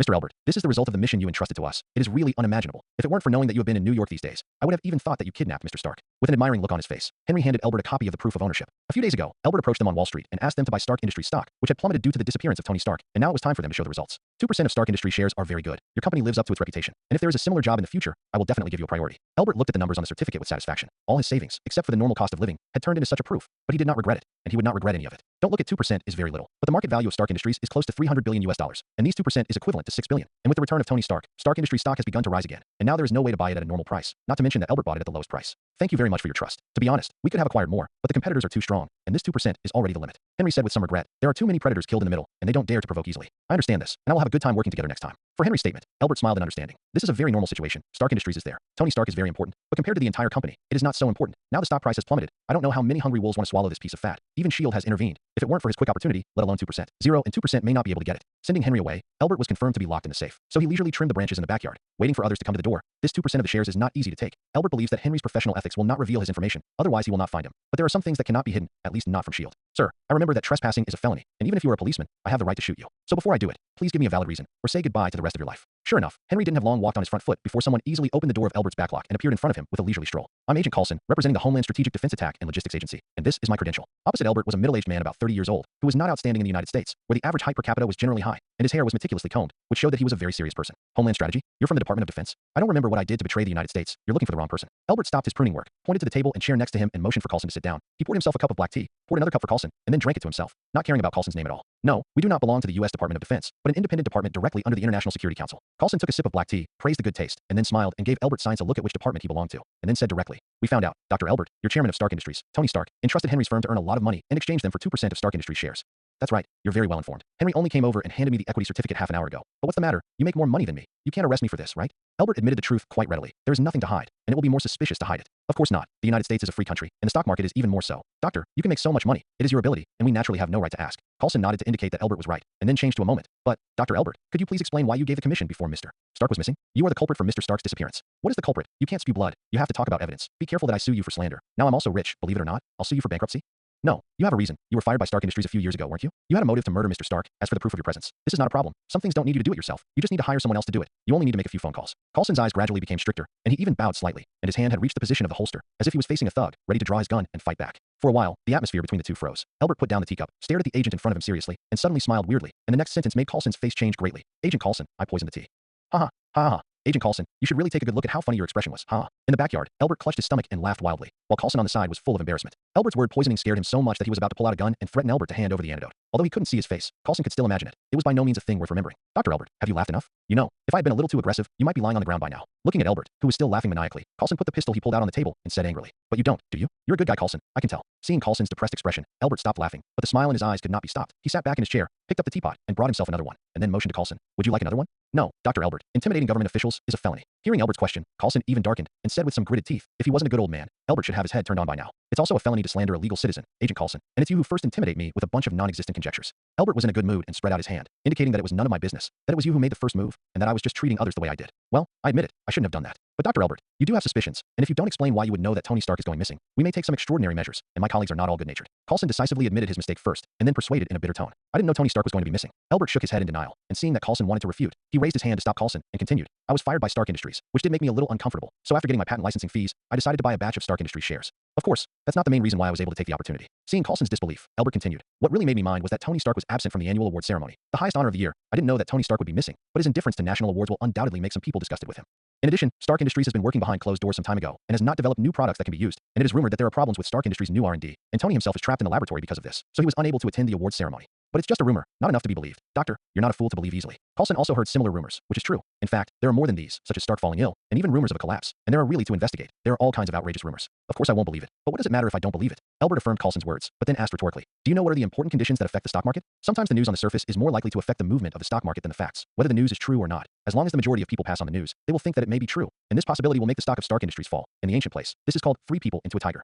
"So you chose to buy Stark Industries stock at this time?" Carlson's face was a little incredulous, but it seemed to be a reason. "That's it. I thought Stark Industries stock would fall, but I didn't expect that Mr. Stark would fall to such a degree, which is lucky," Albert said with a look of grief. "Well, Dr. Albert, thank you for helping me. I apologize again for the previous rudeness and hope you don't mind." Carlson stood up and said with a sincere face, "Of course, it's your business, and I'm glad you're so serious. At least it shows that there are good people like Agent Carlson who are doing their best to protect us law-abiding citizens." Albert also stood up and shook Carlson's hand. "I also apologize for the previous faux pas, and I hope to get your forgiveness. Thank you very much for your understanding. You said that I am a good person, and good people don't care about that." Carlson's face warmed up, and he made a small joke in line with Albert's words. "I'm sorry for today, and since the matter is clear, then it's time for me to take my leave. Go all the way, I won't send you." Albert watched Carlson walk out of the house, and very politely helped him close the useless door, and smiled slightly. The moment the two looked at each other, the smile on Carlson's face disappeared, and Albert still smiled. But compared to the previous formulaic smile, this time he was sincere. If nothing else, he should be able to be quiet for a while. Of course he won't. He's a good old man, but he's not Alzheimer's, and if he believes this kind of nonsense, Nick Fury will definitely kick him out of S.H.I.E.L.D. But since Carlson left directly without breaking it, this at least shows that he, or S.H.I.E.L.D., is not as tough as it seems, and this inquiry is more like a warning. They don't know if Albert is real or not, and has something to do with Tu's disappearance. Carlson's meaning of coming here is to warn Albert, whether he is really related or not. "We have our eyes on you. Let me be honest in the future, don't think that you have a little money and make trouble." The warning is over, at least until the next time it is found out that Albert has something to do with some big event. S.H.I.E.L.D. won't do anything against him, and of course, if they do, it won't be the fluttering warning it is now. Carlson walked out of Albert's house. His face was completely devoid of the previous smile, similar to what Albert thought. His mission this time was mainly to warn and probe whether Tony Stark's disappearance had anything to do with Albert. S.H.I.E.L.D. still had some numbers in his heart. Even if I really didn't know before, it was Obadi who sent someone to get rid of Tony, but with Black Widow, a top agent, knocking on the side. The matter was roughly clear, but there was one thing that made Nick Fury very confused. The people who saved Tony, they found it in the military network and found it, but they were not good people. If Obadiah hired them to attack Tony, Nick thought it was reasonable, but the opposite happened. They saved Tony and released him safely, which he couldn't figure out. But America is too far away in the Imperial Cemetery, and he wants to figure out the key, but it is not an overnight thing. Under Elbert's orders, Raza has long hidden his people, and Nick Fury wants to find it. It is like looking for a needle in a haystack. So the next best thing, Nick asked Coulson to deal with another strange thing. According to all the findings, Elbert did not have anything to do with Stark's disappearance. But this is the biggest suspicion. Nick does not believe in coincidence, so let Coulson test it. But now it seems that Coulson did not get much useful information. Sir, Coulson walked straight to the side of the car not far away, and two agents who were in charge of monitoring and preventing accidents opened the door and asked what to do next. Go back first. Don't startle the snake for the time being. Coulson stepped into the back seat and motioned for one of the agents to drive, while he leaned back in his seat, closed his eyes and thought for a moment, then dialed Nick Fury's phone. Director, it's me, Coulson.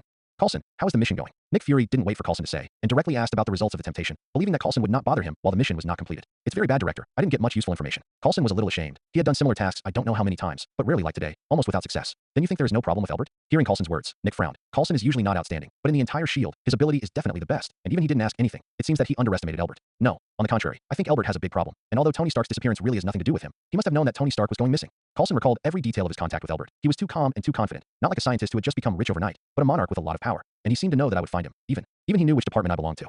It can't be. Coulson, our existence is highly secretive. Even Tony Stark doesn't know. He can't possibly know. Nick tapped his fingers on the table, and while refuting Coulson, his mind was also quickly analyzing. Elbert knew about S.H.I.E.L.D. How did he know? Or rather, there was actually a huge force behind him. I understand this, but Director, Elbert's behavior at that time was so calm, like everything was taken for granted, and even dared to communicate with me in a provocative way, which is not the state of a normal person. When Elbert said that he had poisoned the tea, Coulson really believed it, and at that moment his mind flashed through countless associations, and he knew very well that if he had another agent, like Barton or Natasha, he would not have just pulled out his gun. It was impossible for Elbert not to understand this, but he did it anyway, and it was so relaxed, Coulson didn't even see the muscles on his body tense for half a minute, and Elbert was in a state of extreme relaxation from the beginning to the end, which was too suspicious. And rightfully. Coulson, do you mean that Elbert has enough power behind him to support his self-confidence, or does he have some kind of means to advance for the future? Nick Fury used the tablet on his desk to bring up Elbert's resume. He had read it many times before, but there was nothing wrong with all the information. There was not much to explore. Even if it was Elbert's patent, it was well-founded, and there was no problem. It's all possible, but it's not very likely. Coulson didn't answer immediately, but paused, and after thinking carefully, there is a difference between self-confidence, and Elbert's self-confidence is more like a self-belief that he is extremely identified with himself, and that self-confidence can solve all problems. Coulson, do you know what you're talking about? Do you know what it means if he can really predict the future? Nick Fury frowned, and asked in a very stern tone, if anyone really knows what will happen in the future, then he must not be allowed to appear out of the sight of S.H.I.E.L.D. Otherwise it will be a huge wave that will set off a world-class catastrophe, if he is used properly. I understand the Director, but beyond that, I can't understand what his actions and emotions mean. He has not experienced any professional training, and his physique is at the level of ordinary people, but in the face of such a person, I am afraid, like a sheep seeing a prehistoric Tyrannosaurus Rex. Coulson let go of his right hand, which had been clenched since he got into the car, and his nails had even left blood marks on the palm. But if he didn't, Coulson felt that he would tremble and not be able to say a complete sentence, and only the pain could calm him down. I see. Then it seems that I have misunderstood. Dr. Elbert, you go back first, and I will go and talk to the directors. It didn't take long for Elbert to get entangled, and Norman kicked him out, but when he turned around, Elbert clearly felt Norman's killing intent. Phew, it's good that Norman isn't crazy, otherwise I would have been forced to fight back. With a sigh of relief, Elbert did not return to the laboratory, but left Osborn Industries directly. With Norman's killing intent just now, he definitely couldn't bear to do it tonight, but he didn't know if he was going to deal with the group of directors first, or deal with Elbert. You stopped me. It's my body, said Norman in the office as he covered his head in pain and yelled angrily as Elbert left. Yes, it's your body, but it also belongs to me. Stop struggling, be obedient. Do you want to watch this group of guys who betrayed you go free? The next second, Norman's face was soothing, and he said with a look of bewilderment. But Norman hesitated a little, but soon another consciousness took over. But what? They're going to sell Osborn Industries. Think about it. If you don't have a company, where are you going to study human fortifiers? You won't live long. But what about Harry? Are you going to inject him with this semi-finished product? No, I'm never going to inject Harry with it. Norman had a look of utter disgust on his face, and after learning that he was dying, Norman was desperate to inject the original version of the Fortinator. It gave Norman superhuman powers, but it had terrible side effects, and it didn't completely cure the family's genetic disease, and even mixed the two, making Norman almost a madman, and the only remaining sanity told Norman that it was best to keep Harry away from it. Then let's act. Tonight is a good opportunity. We must not lose Osborn Industries, or you, and Harry, will be finished. The bewitching voice faded away, and when Norman opened his eyes again, all that was left was madness. He was no longer Norman Osborn, but the Green Goblin. Tonight, a sudden heavy rain broke the prosperity of New York, even if modern civilization has been very developed, but I believe that there are still not many people who will choose to go out in this weather. Even the cameras at various intersections cannot take a clear picture from the rain curtain, so no one found that a strangely dressed person is stepping on a flying skateboard, shuttling back and forth in the rich area of Manhattan. Every time he fell, there was a violent explosion, followed by a lot of cries and crazy laughter, and so on, and so on. And when the police arrived, they could only clean up the mess, and they didn't even see each other's shadows. And there is no pattern to the other party's crime. One will appear in the east, the other will be in the north, and even the next time it will appear, 20 meters away from the victim in the eastern district before. The police can't understand at all. Obviously the two are so close. Why he didn't commit the crime here together, but wanted to commit the crime on the other side, and then return here. Some young police officers were unwilling to draw their guns and shoot into the air, but they didn't know that the criminals they wanted to arrest were lying in the corner, covering their stomachs and wailing. Chairman, your aesthetics are really not very good. This dress is not as good as a clown. Hearing the explosions in the middle of the night, Elbert knew that Norman had done it, which was exactly what he wanted. So when Norman came to the door, Elbert gave him a surprise. Sharp gasping eased Norman's physical pain slightly, and also calmed his mood. Turning his head to look at Elbert, who was playing with a pumpkin bomb, Norman's expression gradually became bitter. I really can't imagine that you are actually a superhuman. Looks like you're still sane. So how about we make a deal? Elbert asked, putting down the pumpkin bomb in his hand, walking over to Norman and crouching down. Deal? Ha. Of course you have a lot to trade, and I need all the shares of Osborn Industries in your hands, as well as the blueprints of these gadgets. Elbert pointed to the pumpkin bombs and skateboards on the ground, and the bombs were fine, but the Green Goblin skateboard was a good thing, and most speedsters had the same problem. Even if they could travel faster than light, they couldn't actually fly. Only a small number of lucky people can use the change of speed force to achieve the purpose of flying, and Elbert himself can't fly, so the Green Goblin skateboard is very useful for him. So you want these things? Yes, I can give them to you, but what can you give me? You can't give anything. Norman still sneered. He should have seen Elbert's ambition a long time ago, but it was not too late. He wouldn't give Elbert anything. Never. You're right. I can't give you anything, but I can give Harry something. Elbert smiled. He didn't think about coercing Norman. It didn't work well, and since it was a deal, he naturally needed to pay something that was incomparably precious in Norman's opinion. Harry, What do you want to do to Harry? Hearing his son's name, Norman seemed to regain all his strength in an instant. His powerful arms were propped up on the ground, and he pounced on Albert with the force of the rebound. But the next moment, he flew back at a faster speed, and in front of Albert, he didn't even have the slightest ability to resist. Don't get excited. I won't hurt Harry. Our business is ours. It won't affect my family. Albert held down Norman, who wanted to continue the attack, but the other party obviously didn't want to hear him continue to speak, and still struggled to get up. So Albert had to push him against the corner and tear off Norman's sleeve. Unlike the previous green spots, after the injection of human fortifier, Norman's arm skin showed keratinization, although it did cure a certain condition. But this keratinization is also spreading, even if there are no other side effects. This reaction will kill Norman sooner or later. Take a good look and think about what I said later. Albert gave Norman a smile, and then the crimson arc flickered, and before Norman could react to what was about to happen, the arc rushed into his arm, and quickly flowed down the meridians and veins to his whole body, and the sharp pain made Norman scream. This situation only lasted 3 minutes, and when everything subsided, Norman lay on the ground weakly, looking at his arm in disbelief. The keratin on it had completely fallen off, and the pain that had been with him was gone, and he had paid too much for this moment, so much that he could not bear it. After a long time, Norman looked up at Albert, and there was a violent struggle in his heart, but with a sigh, he still chose to compromise. Here, Harry, I will give you what you want. It's a wise choice. I won't touch your personal assets. Sign now. Satisfied, Albert took out a copy of the prepared equity transfer contract and placed it in front of Norman. Norman took a deep look at Albert, then signed his name and wrote down the password of his personal safe, and then ignored Albert, but walked directly to the side, put on the equipment that Albert had taken off before, and flew back on the skateboard into the rainy night sky. His revenge was not over. Before dawn, he wanted to make those who betrayed him pay. Collecting the contract, Albert did not stop Norman from leaving, even if he was cured of his genetic disease. But the injection of human fortifier has completely depleted Norman's body. He can't live long. Albert can use the destructive power of Godspeed to directly destroy the bad information in his genes, destroy those proliferative impurities, but it can't replenish his vitality, and he doesn't have to do it. Watching Norman disappear into the heavy rain, Albert suddenly felt a little melancholy. He was a little skeptical that he had done something wrong, whether he shouldn't have done so much for Osborn's industry. He found that he had changed. He was originally just a small man who was a little rich and peaceful, but now he has become a villain. Maybe I was born to be a bad person, at least so I can live. Norman is just the beginning. In order to be able to live, Albert will only create one tragedy after another. The hero will shed blood, and the world will fall because of it. Albert has no right to choose. Now he is a knife in the DC universe. He can only survive by completing the mission. As for what will happen when he completes the mission, who knows? Isn't this how people are, struggling in the face of slim hope? Even if they are bruised, they don't want to give up. The only hope is that the world is not human after all, and there will be no tragedy of all the birds, the good bows hidden, the cunning rabbits die, and the lackeys cooked. The faint consciousness born in the world's instinct is not so many twists and turns, only the simplest truth. If you merit the world, you will be rewarded, and if you exceed the world, you will be punished. Otherwise, if the world consciousness is a little stronger and can self-check, then Albert would have died the moment he saw Tony Stark. Tonight is destined to be a sleepless night. Some people are ruined, some people are rich. As the morning sun rises, dispelling and turning into a drizzling rain to bring the chill, the residents of Manhattan can be frightened last night, although the heavy rain blocked a certain sound. But so close, the explosion made by the Green Goblin is difficult not to be heard by them. And the police cars that have been patrolling the entire Manhattan area almost all night speak to the seriousness of the matter. Sheriff Bryan and his family went to reassure these frightened residents, so that they don't have to worry. The Manhattan Police Department will protect their safety. But no matter how clever the appeasement, in front of the ruins everywhere, they all look so pale and powerless. It is really the Green Goblin is too crazy, flying around the entire Manhattan residential area in one night, no matter where you live. You can always open the gate and see the debris of the explosion not far away. Damn, don't let me know which bastard did it, or I'm going to get a bullet in his ass. Sheriff Bryan's assistant cursed the reeking guy, but the seasoned sheriff could tell that his old buddy from many years was a little scared, and the fear in his eyes couldn't be hidden. But it's not just him who was afraid. Bryan looked at his colleagues around him. Most of them had panic on their faces. The He-Chung had seen this kind of scene. It was like the wreckage after being bombarded by howitzers. This was not what they were. The police who only wore .38 caliber pistols could deal with, but they didn't know that this was just the beginning. The curtain of the times had opened, and the wave that followed closely behind would smash the world to pieces. What caused this disaster when there were massive explosions in Manhattan in the early hours of yesterday morning, affecting dozens of high-end homes and killing more than 100 casualties? Look at this devastated house. Can you believe that this is happening in Manhattan? Where's the government that protects the people? The biggest terrorist attack in history is war coming. The spokesman for the Ministry of National Defense made a speech early this morning that all those involved in the attack will not be tolerated, and special departments have been involved in the investigation. The next day, the newspapers, on television, and every news media were frantically reporting on yesterday's bombing in Manhattan, and there was no way to hide it, because the Green Goblins were so widespread that if you wanted to block the news, you had to isolate the entire Manhattan neighborhood, which was obviously impossible. So with the speed of a reporter from the United States, almost before the police chief could figure out how to submit his resignation letter to the above, the overwhelming reports flooded his office, and the pressure brought was so great that the poor guy almost swallowed the gun himself. After all, it was better to go directly to God than to stay with those criminals who had been arrested by him for life. Essentially, 2 agents claiming to be from the Homeland Strategic Defense Attack and Logistics Support Agency rescued the sheriff and became fully involved in the investigation of the terrorist attack. Yes, this incident is characterized as a well-planned terrorist attack against the United States, because anyone who sees the scene of the destruction of a house that completely destroys a house will not think that it is only a few pumpkin bombs the size of a fist, which is obviously a deeply hidden organization, a conspiracy that has been planned for many years. As for why most of the victims are shareholders of Osborn Industries, and whether this matter has anything to do with Osborn Industries, no one has thought of this, or someone has made this issue a blind spot. After all, compared to a terrorist attack, the danger comes from internal topics, which is more likely to cause panic among the people. Of course, on the surface, this matter has nothing to do with Osborn Industries, but secretly, a series of departments, including S.H.I.E.L.D., have extended their tentacles into Osborn Industries, and the impact of this attack is too bad, not only for the people's fishing boats, but more importantly, for the complaints from the residents of Manhattan. Unlike the average Shingo small people, those who can buy a house in Manhattan are at least millionaires. Such a group of people suddenly found that the government's so-called security guarantees one day are like paper paste. Their anger has reached its peak, and countless dissatisfied complaints have long been filled with mailbox. If they don't get a satisfactory answer, I'm afraid that America's taxes will suffer this year.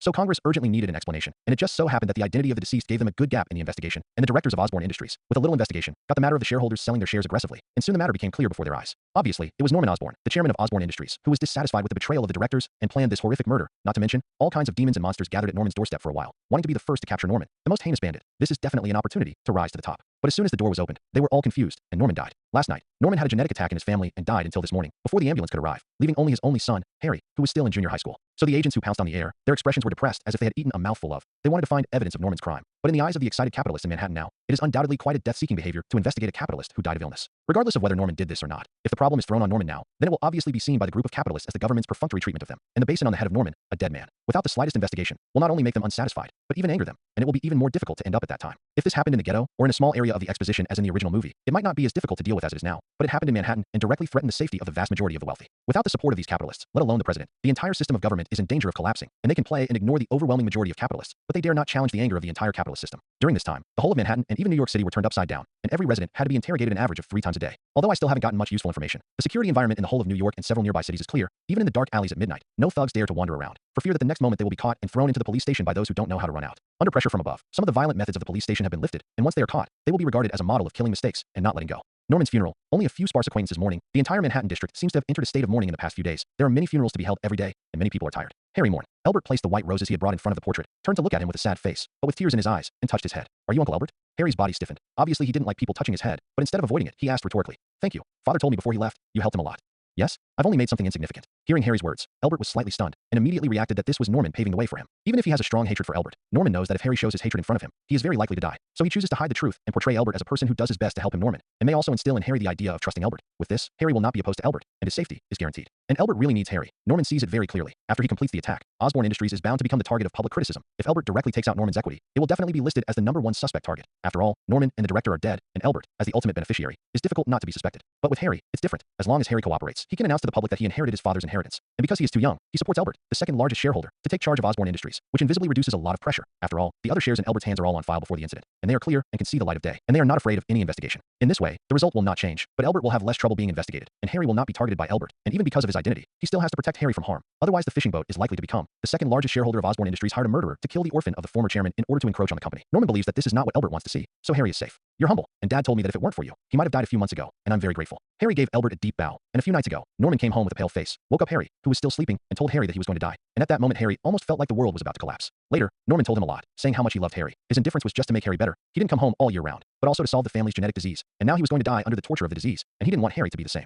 Harry remembered crying for the first time Norman had confided in himself in his old age, but he would never see him again. Harry then learns Albert's name from Norman, who tells him that Albert will be the only person he can rely on, and that he should not trust anyone, especially distant cousins who seem to be kind. Norman talked a lot, until Daystar rose in the sky, and he said goodbye to this world completely. And Harry lay on Norman's corpse and wept bitterly, saying that he would never disobey any of his requests again, but Norman couldn't hear it. Harry, good boy, I will take good care of you for Mr. Norman. Albert didn't go on to defend anything. He knew that in Norman's description, he had become Harry's new pillar, and if he rejected him, Harry might go to extremes, like Harry in the comics, and become an addict and go to the grave of life on the path of depravity. Father told me to listen to you. Harry had no objection to this. Norman had arranged everything before he died, and Harry chose to follow his wishes. After Norman's funeral, Osborne Industries waited anxiously to usher in a new chairman, and Albert, with Harry's support, succeeded in becoming the helm of Osborne Industries with an absolute advantage, and no other shareholder could restrain him. And then a group of old employees were dismissed, while more young people entered Osborne Industries. Many people think that Albert is in such a hurry to clean up his predecessor's team, which is a bit unkind, and even based on Albert's previous invention of polymer materials, Osborne Industries is very likely to change the direction of business in his hands, from biotechnology to material technology, which makes many people a little worried. The number of biotechnology companies is not large, because once the research has been a degree, it may involve some ethical issues, so it is difficult for ordinary people to get involved. This industry still has a certain space for survival in the United States, but material science is different, not to mention those high-end, low-end companies abound. If Osborne Industries intervenes, with Albert's previous achievements, many people's lives are afraid to be sad. But soon they were no longer worried. Albert attended the press conference, saying that Osborne Industries would not change the direction of business. He would inherit the legacy of the former chairman Norman Osborne, continue to tackle biotechnology, and after the press conference met with the representative of the military, General Duncan, the two sides had friendly negotiations. Since then, Albert's first small goal has been completed, and the next thing is to see how to stir up the storm and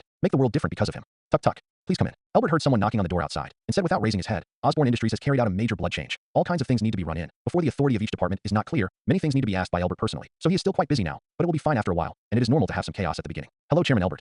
The other party opened the door and walked into Albert's office. A gentle voice sounded in him. Albert looked up at the middle-aged man with glasses approaching. The other party was full of gentle, scholarly temperament, but many people will feel pity at the first glance when they see him, because such a gentle person has lost something that is important to many people, and the sleeve on his right hand is empty. Dr. Curtis Connors, one of the leading authorities in the field of genetics and reptiles, is delighted to have you join Osborne Industries. Albert took the initiative to stand up and shake hands with Connors. This is one of the few scientists who is willing to join Osborne Industries and can be called an authoritative scientist. After all, Albert has not established enough prestige, and many scientists who have received invitations have chosen to continue to wait and see. Osborne Industries is offering great conditions, and I really need a place to do my research, so I appreciate that you can continue my research in my field instead of having me do slicing like other companies. Speaking of his previous experience, Connors was a little helpless. There were not many large companies in the biological field, and it was difficult to find a suitable one, and he himself was not a rich man, but he could not afford the expenditure of research expenses. Of course, I firmly believe that making the best use of things is the best, and that you should do what you do best, not waste time on trivial things. Connors, or Dr. Lizardman in the future, does have a lot of talent, and his research results are of the same type as Norman's, and they all have effects, but the side effects are just as obvious. When I hear you say that, it seems that I did not make the wrong choice. Connors said happily. He had been a little apprehensive before, and now Albert's words were undoubtedly a shot in the arm. Of course, this is an approval document for setting up a laboratory. Sign your name on it. Dr. Connors. You can go to the research department and select assistants. Now Osborn doesn't have anything, just a lot of people.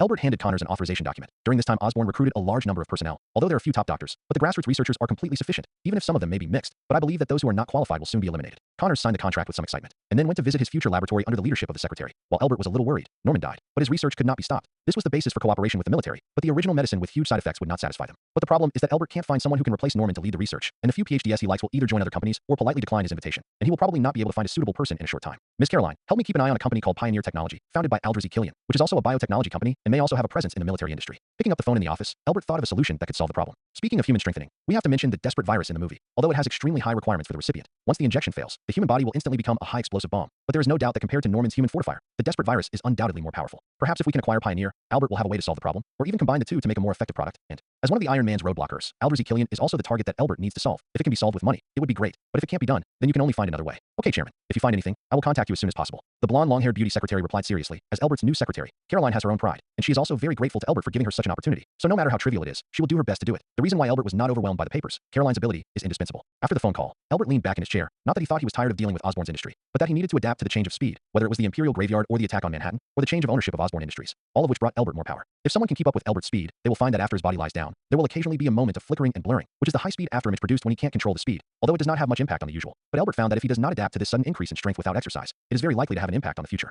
It will even become an uncontrollable mountain, from his use of the speed of the force to move forward, to the speed of the force to push him forward. Once one day the mountain becomes too large, and Albert can't adapt to its thrust, Albert may be stoned to death by it. So now he will spend some time every day to tidy up, but today is a little longer. Albert opened his eyes a little puzzled, only to find that his office didn't know when. There was a strong distortion, not a destructive distortion, but a spatial shift, just like the transformation of space inside a rotating Rubik's Cube. The moment he realized what was happening, the deflection of space was complete, all the lines joined together, collapsing towards the same point, and finally a circular passage was created, ending in a portal with a ring of fire. Is this an invitation to me? Yes, we will meet sooner or later, and we might as well talk about it now. Looking at the already sealed space, Albert walked to the only way out, stepping through the spatial door. Hello, I'm the mage, Ancient One, and I'm very presumptuous to invite you like this. In a lavishly decorated room, Albert saw a woman dressed in a white robe and hairless, but her simple dress gave her a unique oppressive force, and all kinds of mysterious energy surrounded her, which was the aura of magic, working for her in a way that ordinary people could not understand. If you knew that you shouldn't have invited me like that, mighty mage, is there anything you need me to do? When Albert entered the room, the door of the space behind him automatically closed, but Albert didn't care much about this. If the Ancient One didn't want him to let him through, the door was of little use. You have a very strong young man in your body, but you don't seem to be able to control it completely, which is dangerous. The Ancient One's gaze seemed to penetrate Albert's body, reaching his root essence, and for a moment Albert even felt that he was standing naked in front of the Ancient One, and any disguise would not help him. Mage, you're even more rude, and although you're powerful, it's not something to be commendable about peeping into your privacy without your consent.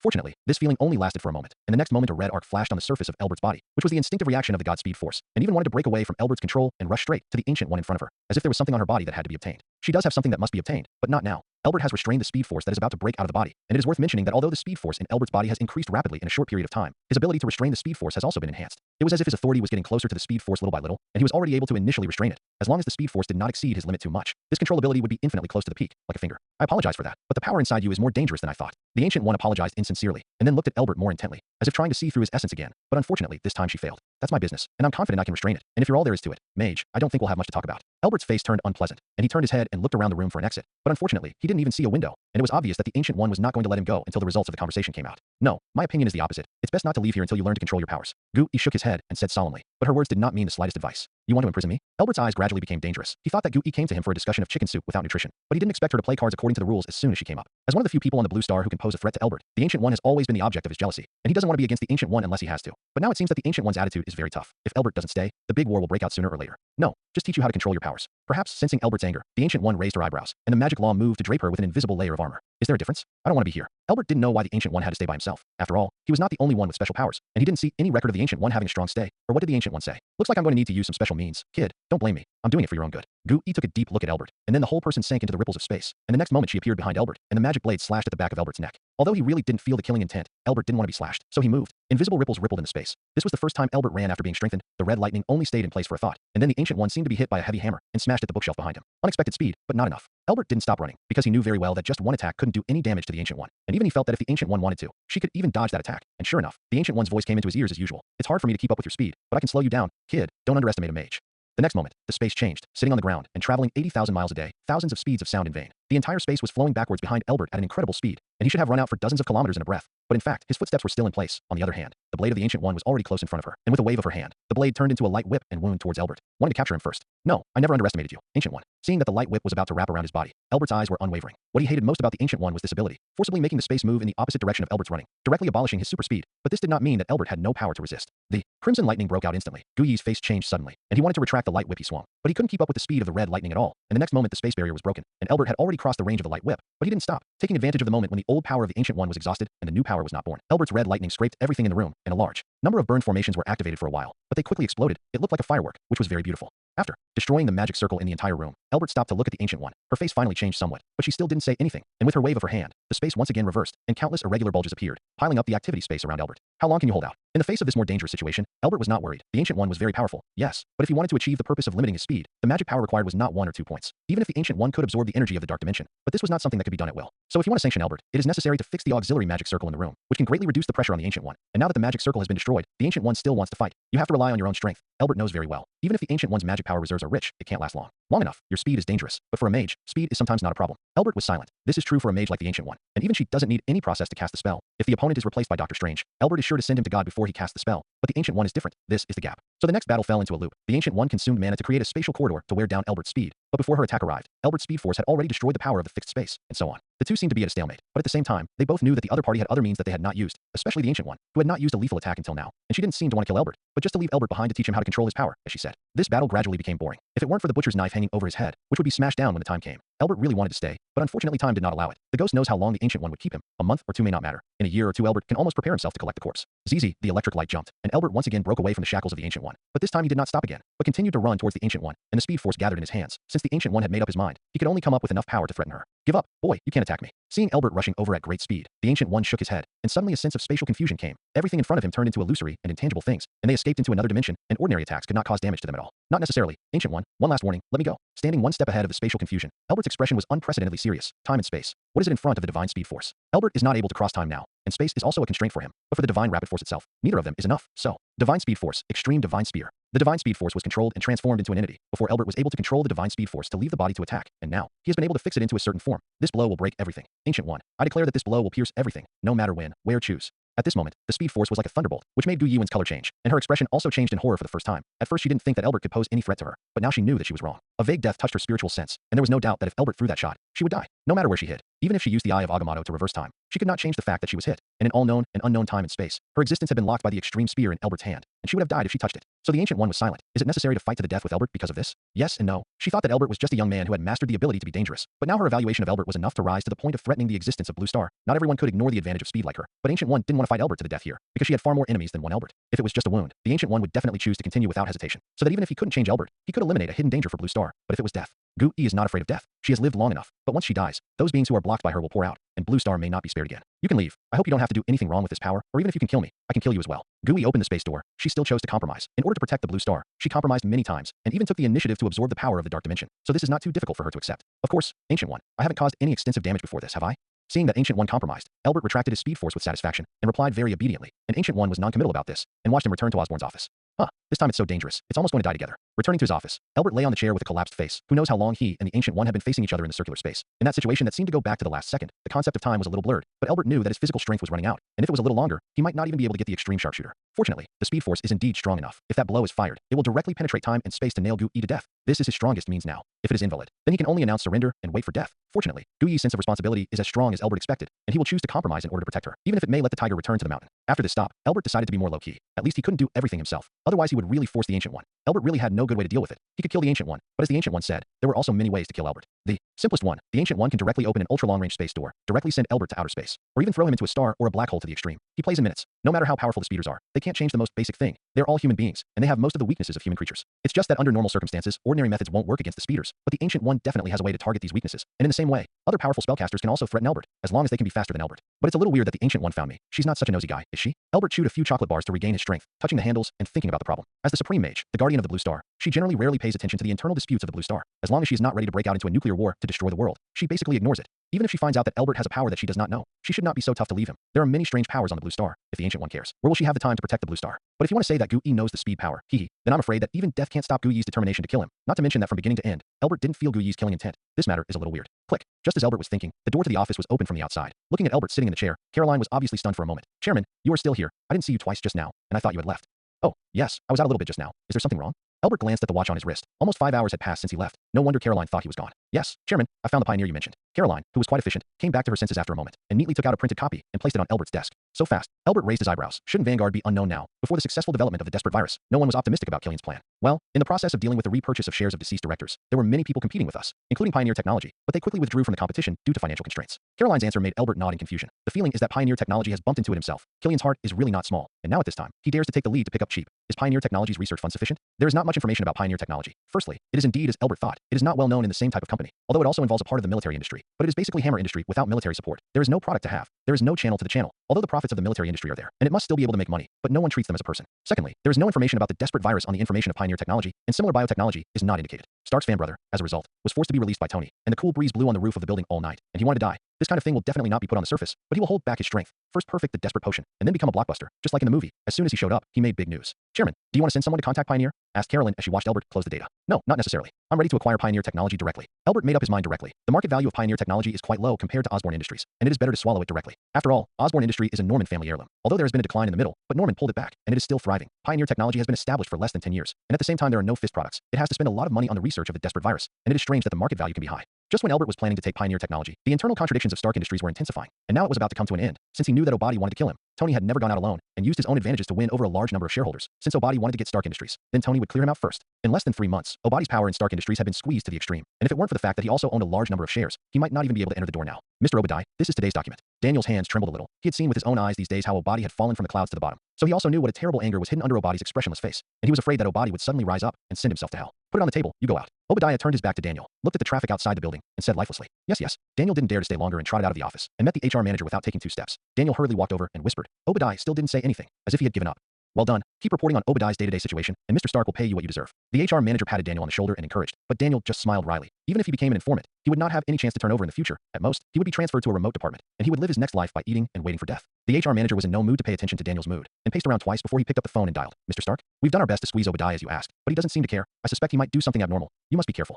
Got it. Tony turned off the phone, but instead of thinking about Obadiah's question, he looked at the delicate and complex robotic arm in front of him and did the final adjustment. Jarvis, has the compatibility been adjusted? Yes, sir. After 13,000 corrective experiments, the Mark I has been commissioned. Very well, let's get dressed. Tony walked up to the round table in the center of the room very excitedly, and with the sound of a mechanical combination, Jarvis's remote-controlled robotic arm began to put parts on Tony's body one by one. Just like wearing clothes, and all kinds of parts of iron were placed in each part of Tony by Jarvis in the most fitting way. Everything was done in a matter of seconds, and with the last cold mask falling, Tony has completed his transformation, and from now on, he has become Iron Man. No, it should be said that he has everything that Iron Man has, except for the heart. He's still the same Stark, and his hatred for Obadiah has made him overlook something, and once the hatred wears off, he'll be able to revert back to that prodigal son at any moment, even if he's made a steel suit. Open the sunroof and conduct flight tests. Tony's voice was heard through the steel, and while it wasn't necessary, Jarvis could do his orders through the built-in microphone. Tony even added a certain speaker to it, because it was handsome. Well, Tony Stark's words. Sir, I must remind you that although the test results are all very good, I still do not recommend going straight to the top for the first test flight. For your safety, we should start with a low flight. I don't need a low-altitude test. I'm Tony Stark, the greatest genius of the century. I believe in my work. It's perfect. Now, open the skylight. Tony stroked the sci-fi breastplate, but when his fingers touched the reactor on his chest, his face turned fierce for a moment. Yes, sir. Jarvis, who couldn't resist Tony, opened the panoramic sunroof as ordered. Tony turned on the jet device on the soles of his feet and the palms of his hands, and after hovering at a height of half a meter above the ground to adjust to the balance, he suddenly increased the thrust, and suddenly the powerful power provided by the nuclear energy pushed him into the air. The energy output level is normal. The pressure is normal. Sir, it is recommended to strengthen the right wing jet force by 0.3%. This will help you maintain your balance. Good. Continue to monitor everything and keep me alerted if there are any problems. Tony boosted the jet on the right wing according to Jarvis's ascension, and suddenly the steel suit, which was still a little crooked, flew in a straight line in the direction of the sea, began to lift into the air and check the pressure of each part. Tony Stark crossed the water level and quickly began to rise. 100 meters, 500 meters, 1,000 meters. As the distance increases, the parts of each part of the suit have a certain deformation, but they are all within the tolerable range. But as they continue to rise, Tony found a very serious problem. The surface of the suit began to condense water droplets, and quickly condensed into ice. Seeing this, Tony Stark not only did not stop, but accelerated upward. He wanted to see where the limit was. Sir, if you go on like this, the machine will be frozen. I know. Give me backup energy, ready to heat the surface, restart the system. When it reached the limit, the steel suit had been frozen into a lump and began to fall back quickly. But at this moment, the surface of the steel suit began to heat up, and through the heating of backup energy, the ice began to dissolve. And soon Tony regained control of the suit and opened his arms to the sun, as if embracing the world. Thanks to the new insulation provided by Osborne Industries, my suit is finally complete.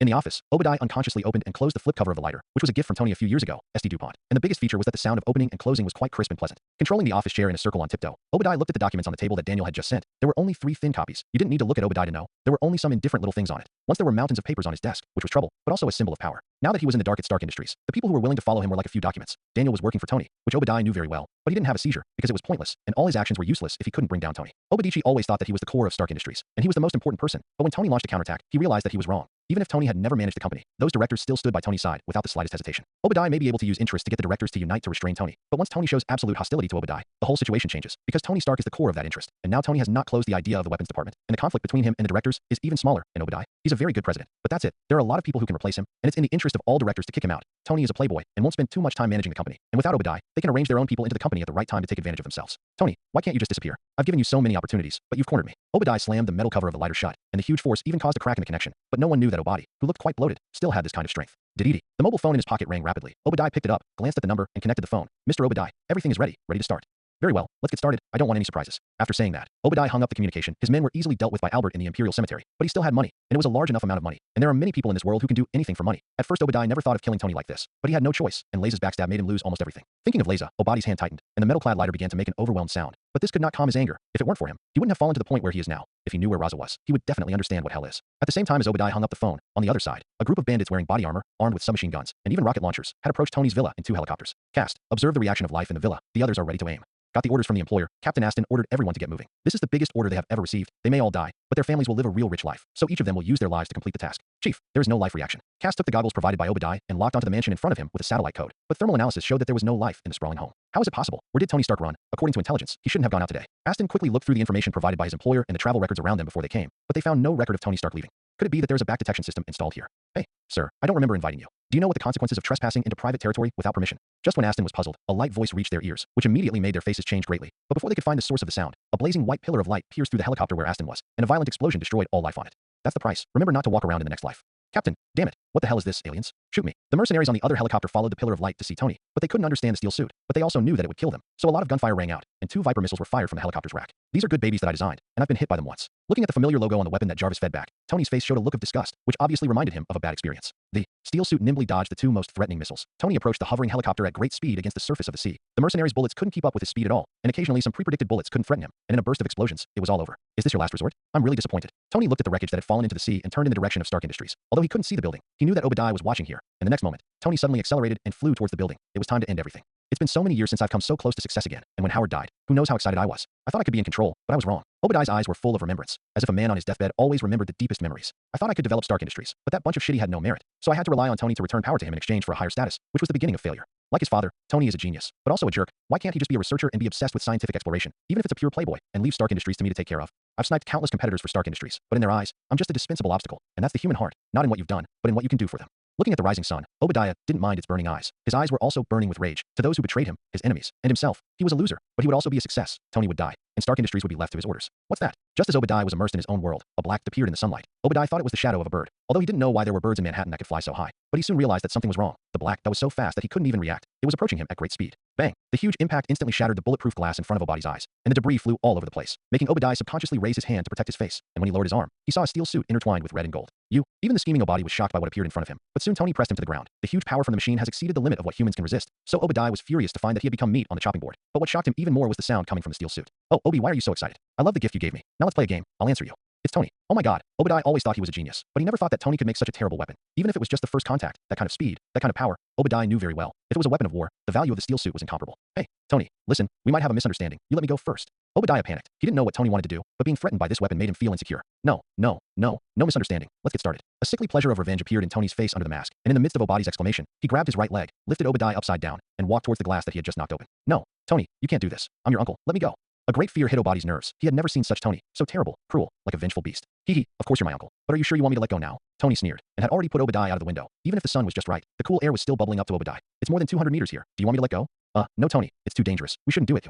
Answer me. Ignoring Obadiah's words, Tony yelled directly. The powerful momentum made Obadiah at a loss. Because of the reverse flow of blood from the handstand, his face began to turn red, but his thinking was not confused enough to take care of himself. Yes, Tony, I was wrong. Pull me in. I apologize to you. Apologize? You want to apologize to me? Ha ha ha. It's the second time. It's the second time. What are you going to apologize to me? Are you worthy? Tony was still laughing, and Obadiah's heart fell to the bottom. And when he saw the steel suit on him, Obadiah should know that his plan had failed, but people would always have a glimmer of hope, and then sink into the abyss of despair. Tony, we can have a good talk. I admit that I was wrong. I did a lot of wrong things, but I also did a lot for you. Without me all these years, there would be no Stark Industries now. This is my credit. Obadiah knows very well that he is finished, but the priority now is not to think about this, but to live. Only by living can he turn the tables, and when he dies, he has nothing. Aren't we talking?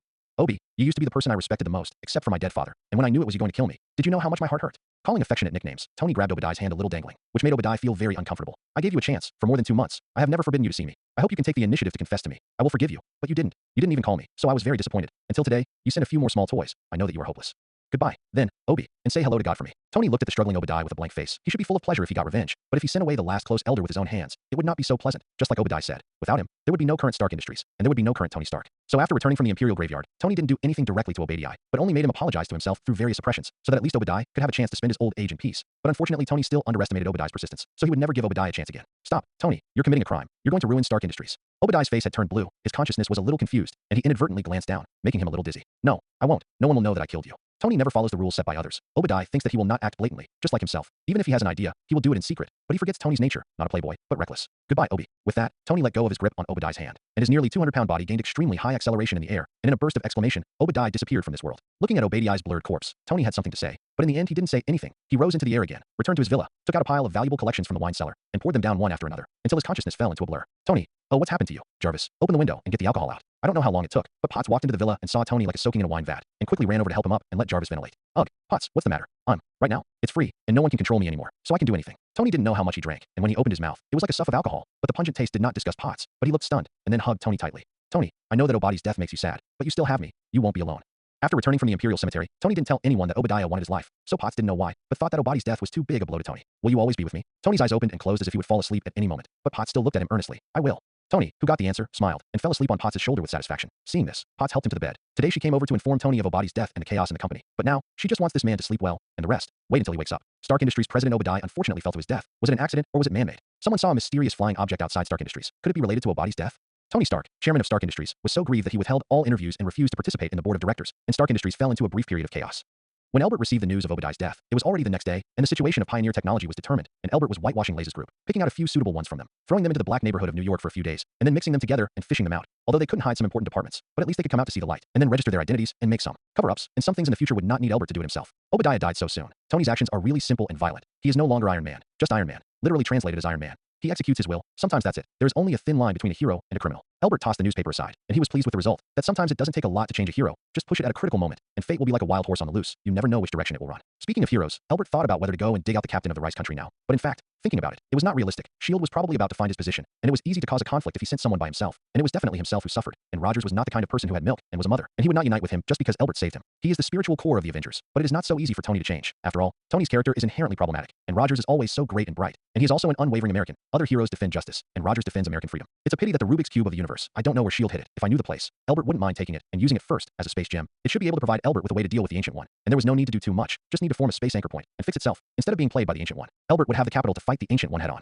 Chairman, Mr. Scott was found dead in his home early this morning, and the medical examiner gave the cause of death as gas poisoning. Caroline walked into Albert's office with an ugly look and placed a death notice on his desk with a picture of a middle-aged man lying on his bed. If I remember correctly, this is the third case, and someone is breaking the rules. Albert glanced at the photo on the death notice, and it was not surprising that yesterday, the Wolf of Wall Street swore in front of him that he would definitely successfully acquire Pioneer Technology for Albert. But within a day, he followed in the footsteps of the two predecessors. Chairman, this situation must be punished. Although there is no evidence, Pioneer Technology is the most suspicious. As Albert's secretary, Caroline was not in charge of Osborn's affairs like Norman's secretary, but she was also in the position of second in command, and as a result, the people she found were killed 3 times and twice, which naturally annoyed her. Yes, they're the most suspicious, but do you do this first? Report them? Or do you know some amazing people who are ready to take revenge? Albert's eyes narrowed, revealing dangerous information. Maybe Caroline's burden has been a little heavy recently, which makes her a little impatient. Should she find someone to share it with her? Of course it's. Caroline subconsciously wanted to say something retaliating, but at the touch of Albert's eyes, the whole person suddenly became excited, and quickly lowered her head and apologized. Yes, I'm sorry, Chairman, I was impulsive.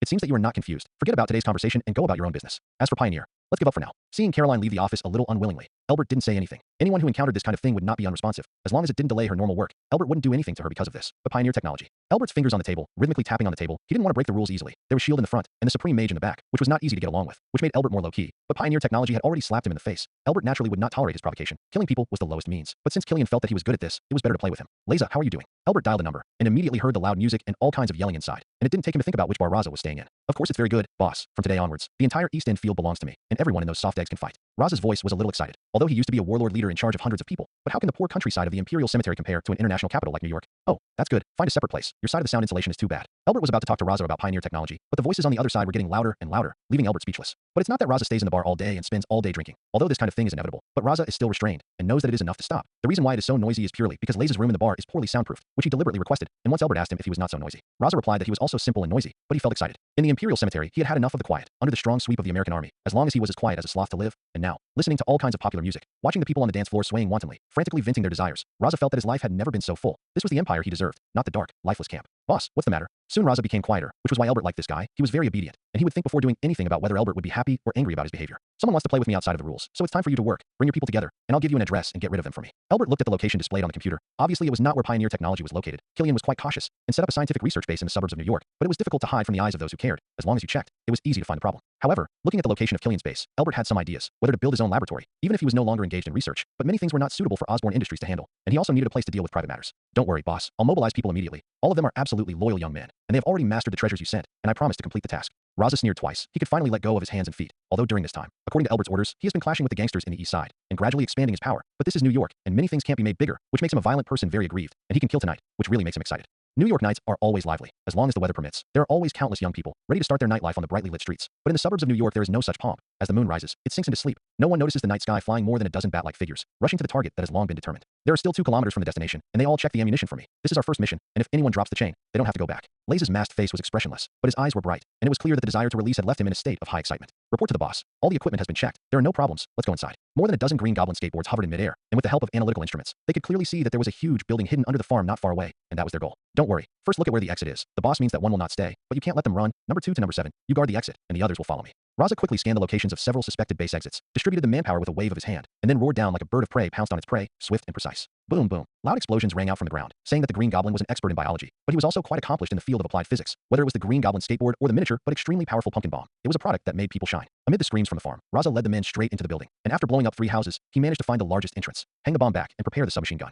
Looking at the slightly narrow tunnel and assessing the defensive strength of the suit on his body, Raza decisively gave up the art of exploding, took out his submachine gun and flew into the tunnel, and began to strafe as soon as he encountered a living person. The sudden attack made the researchers at the experimental base very frightened. Not only did it not play a positive role, but made the supporting security guards have to send them away before they could find the intruder. But after this time, Raza had already led people deep into the research center, and the Green Goblin skateboard, even if it slowed down at low altitude, was much faster than a human run. Leave me alone, you idiots. Take the data away. The research has reached a critical moment. If these materials are missing, you just wait for Dr. Killian to screw your head off. With the importance of the desperate virus to Killian, if he dropped the information and ran away today, it would not only be a small punishment that could be avoided, but he would also be tortured before he died. Oh, what is so important that you don't even want your life? Show me too. Wearing a clown mask, Raza flew over, holding a submachine gun in each hand, and aimed it at the security guards and researchers as they prepared to evacuate. Intruder, how can it be so fast? You hurry up and leave with the information. I'll stop him. Seeing that Raza arrived here so quickly, the person in charge changed his face, and then decisively pushed the security guard to the pile of paper materials on the table. Oh, you think you can stop me? What gives you courage, God?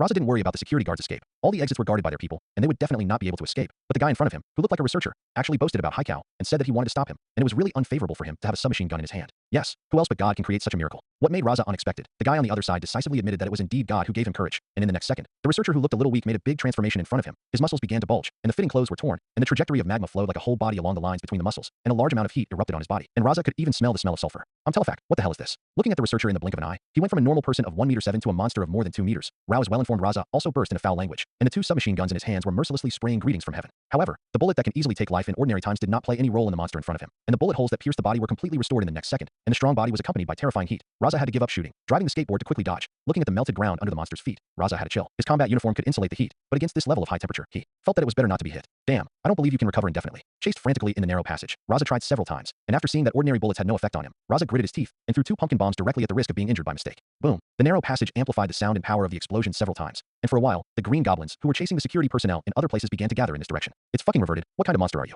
Looking at the monster that was blown off half of his body, but thrown at the slowly recovering, Laze's face suddenly turned ugly. How should this be killed? Boss, don't get close, just throw the bomb. Seeing that his subordinates wanted to lean over, Raza hurriedly stopped them. The temperature on this monster's body was getting higher and higher, and if he got closer, he would probably die. For Laze's order, his subordinates took out 2 or 3 pumpkin bombs from their arms and threw them at the monster that had recovered, and the more terrible explosion directly blew the passage into a large crater, and Laza, who was a little closer, was lifted off with a skateboard, and when he stabilized and looked at the bottom of the pit, he only found a black scorch mark, like some kind of burned out meat scrap. Boss, what was that? How do I know? Pack up my things, and deal with all the people here for me. Raza was terrified. If it weren't for the equipment provided by Elbert, they really wouldn't have been able to deal with this monster, and ordinary bombs wouldn't have killed him. A quarter of an hour later, the entire base was devoid of a single living person. All the images in the control room had been destroyed. Some of the information had been copied, and when Raza flew out, they saw corpses all over the place. Obviously, these ordinary hired security guards could not be the opponent of the Green Goblin, even if these were only pirated copies. Boss, this is the information they brought out, and not a single corner has been damaged. Number 2 handed it to Raza with a metal box and said with a flattering expression, very well, you take someone to plant the bomb and send this place to the sky completely. Thinking of the monster before, Laze's face was not very good looking. His brain could still think clearly. This place is studying this kind of thing. There is only one now. How many may there be in the future? Raza didn't dare to imagine, but at the same time, he looked at the metal box in his hand, and his eyes were a little hot. If they can study it, then why can't it themselves? Elbert had told him to pay attention to the research materials, apparently knowing about this situation and planning to manufacture it in batches.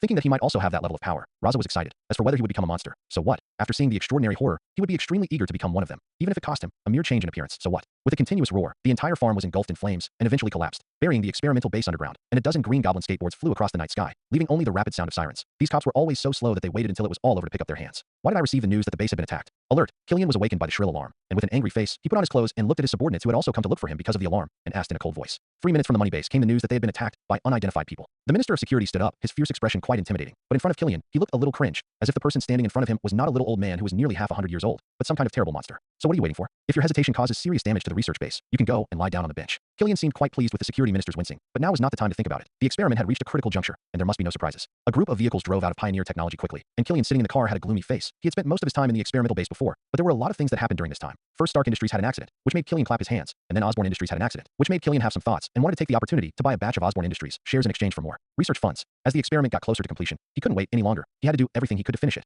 And then, let that bastard Tony Stark know that he's not a delusional idiot. He's a genius even better than him. Tony Stark. It's a pity that he doesn't have much money and can't compete with other giant crocodiles. So Killian gave up the idea of acquiring Osborne Industries shares, but he didn't expect to give up. But Osborne Industries began to retaliate. That's right. In Killian's view, Albert's acquisition of Pioneer Technology is a kind of revenge. In the face of strong capital, Pioneer Technology has no power to fight back at all. So Killian is afraid of it, and directly sent someone to do the person who presided over the acquisition. This is his warning. Although there is a certain risk in this, but it doesn't matter. The desperate virus is almost complete. As long as the virus is completed, no one will care about this thing. But I didn't expect Osborne's industry to stop, and the research base had an accident again. How could this make Killian feel good? Along the way, he was in a closed state, and the security guards of the car didn't dare to gasp for fear that he would be unhappy, and sent them to the experimental table. But they had seen the tragic situation of the people who were sent up after being injected with a desperate virus. One by one, they became living human bombs, and in the blink of an eye, they became a piece of debris. However, their speed was slower than that of the police, and when Killian and his party arrived, they saw the police cordon and the firefighters trying to extinguish the fire.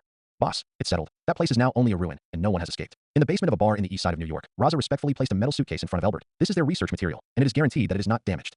Yes, you've seen what's in here? Albert glanced at Raza twice, the guy staring at the suitcase with a bit of eagerness on his face. Obviously, he already knew what the contents were for, but he didn't care. The desperate virus was meant to be for them. No. Raza hastened to deny it, although he really wanted to see it, but he still held back. The pressure from Albert overshadowed his curiosity, and he knew very well that if he followed a leader, it was better not to secretly engage in something that he didn't have, otherwise he might not get anything. When I was exterminating them, I met a guy who suddenly turned into a monster covered in fire, and ordinary bullets were useless to him, and it took more than 20 pumpkin bombs to kill. They've studied it to this extent. It's a lot faster than I expected. Have you recorded it? Albert nodded clearly, and took a miniature camera from Laze's hand. Every green goblin who attacked had this thing on his body, in order to record the process of the battle, not for surveillance, but mainly to prepare for the future. Some guys who encountered in a short period of time could not be killed, and some useful information may be found through the battle records. The whole battle process was not long. Albert spent a few minutes, repeatedly watching the person in charge after the transformation and death. Half finished? There is still some way to go before the research is successful, but the foundation has been built, and Osborne Industries should be able to complete it independently.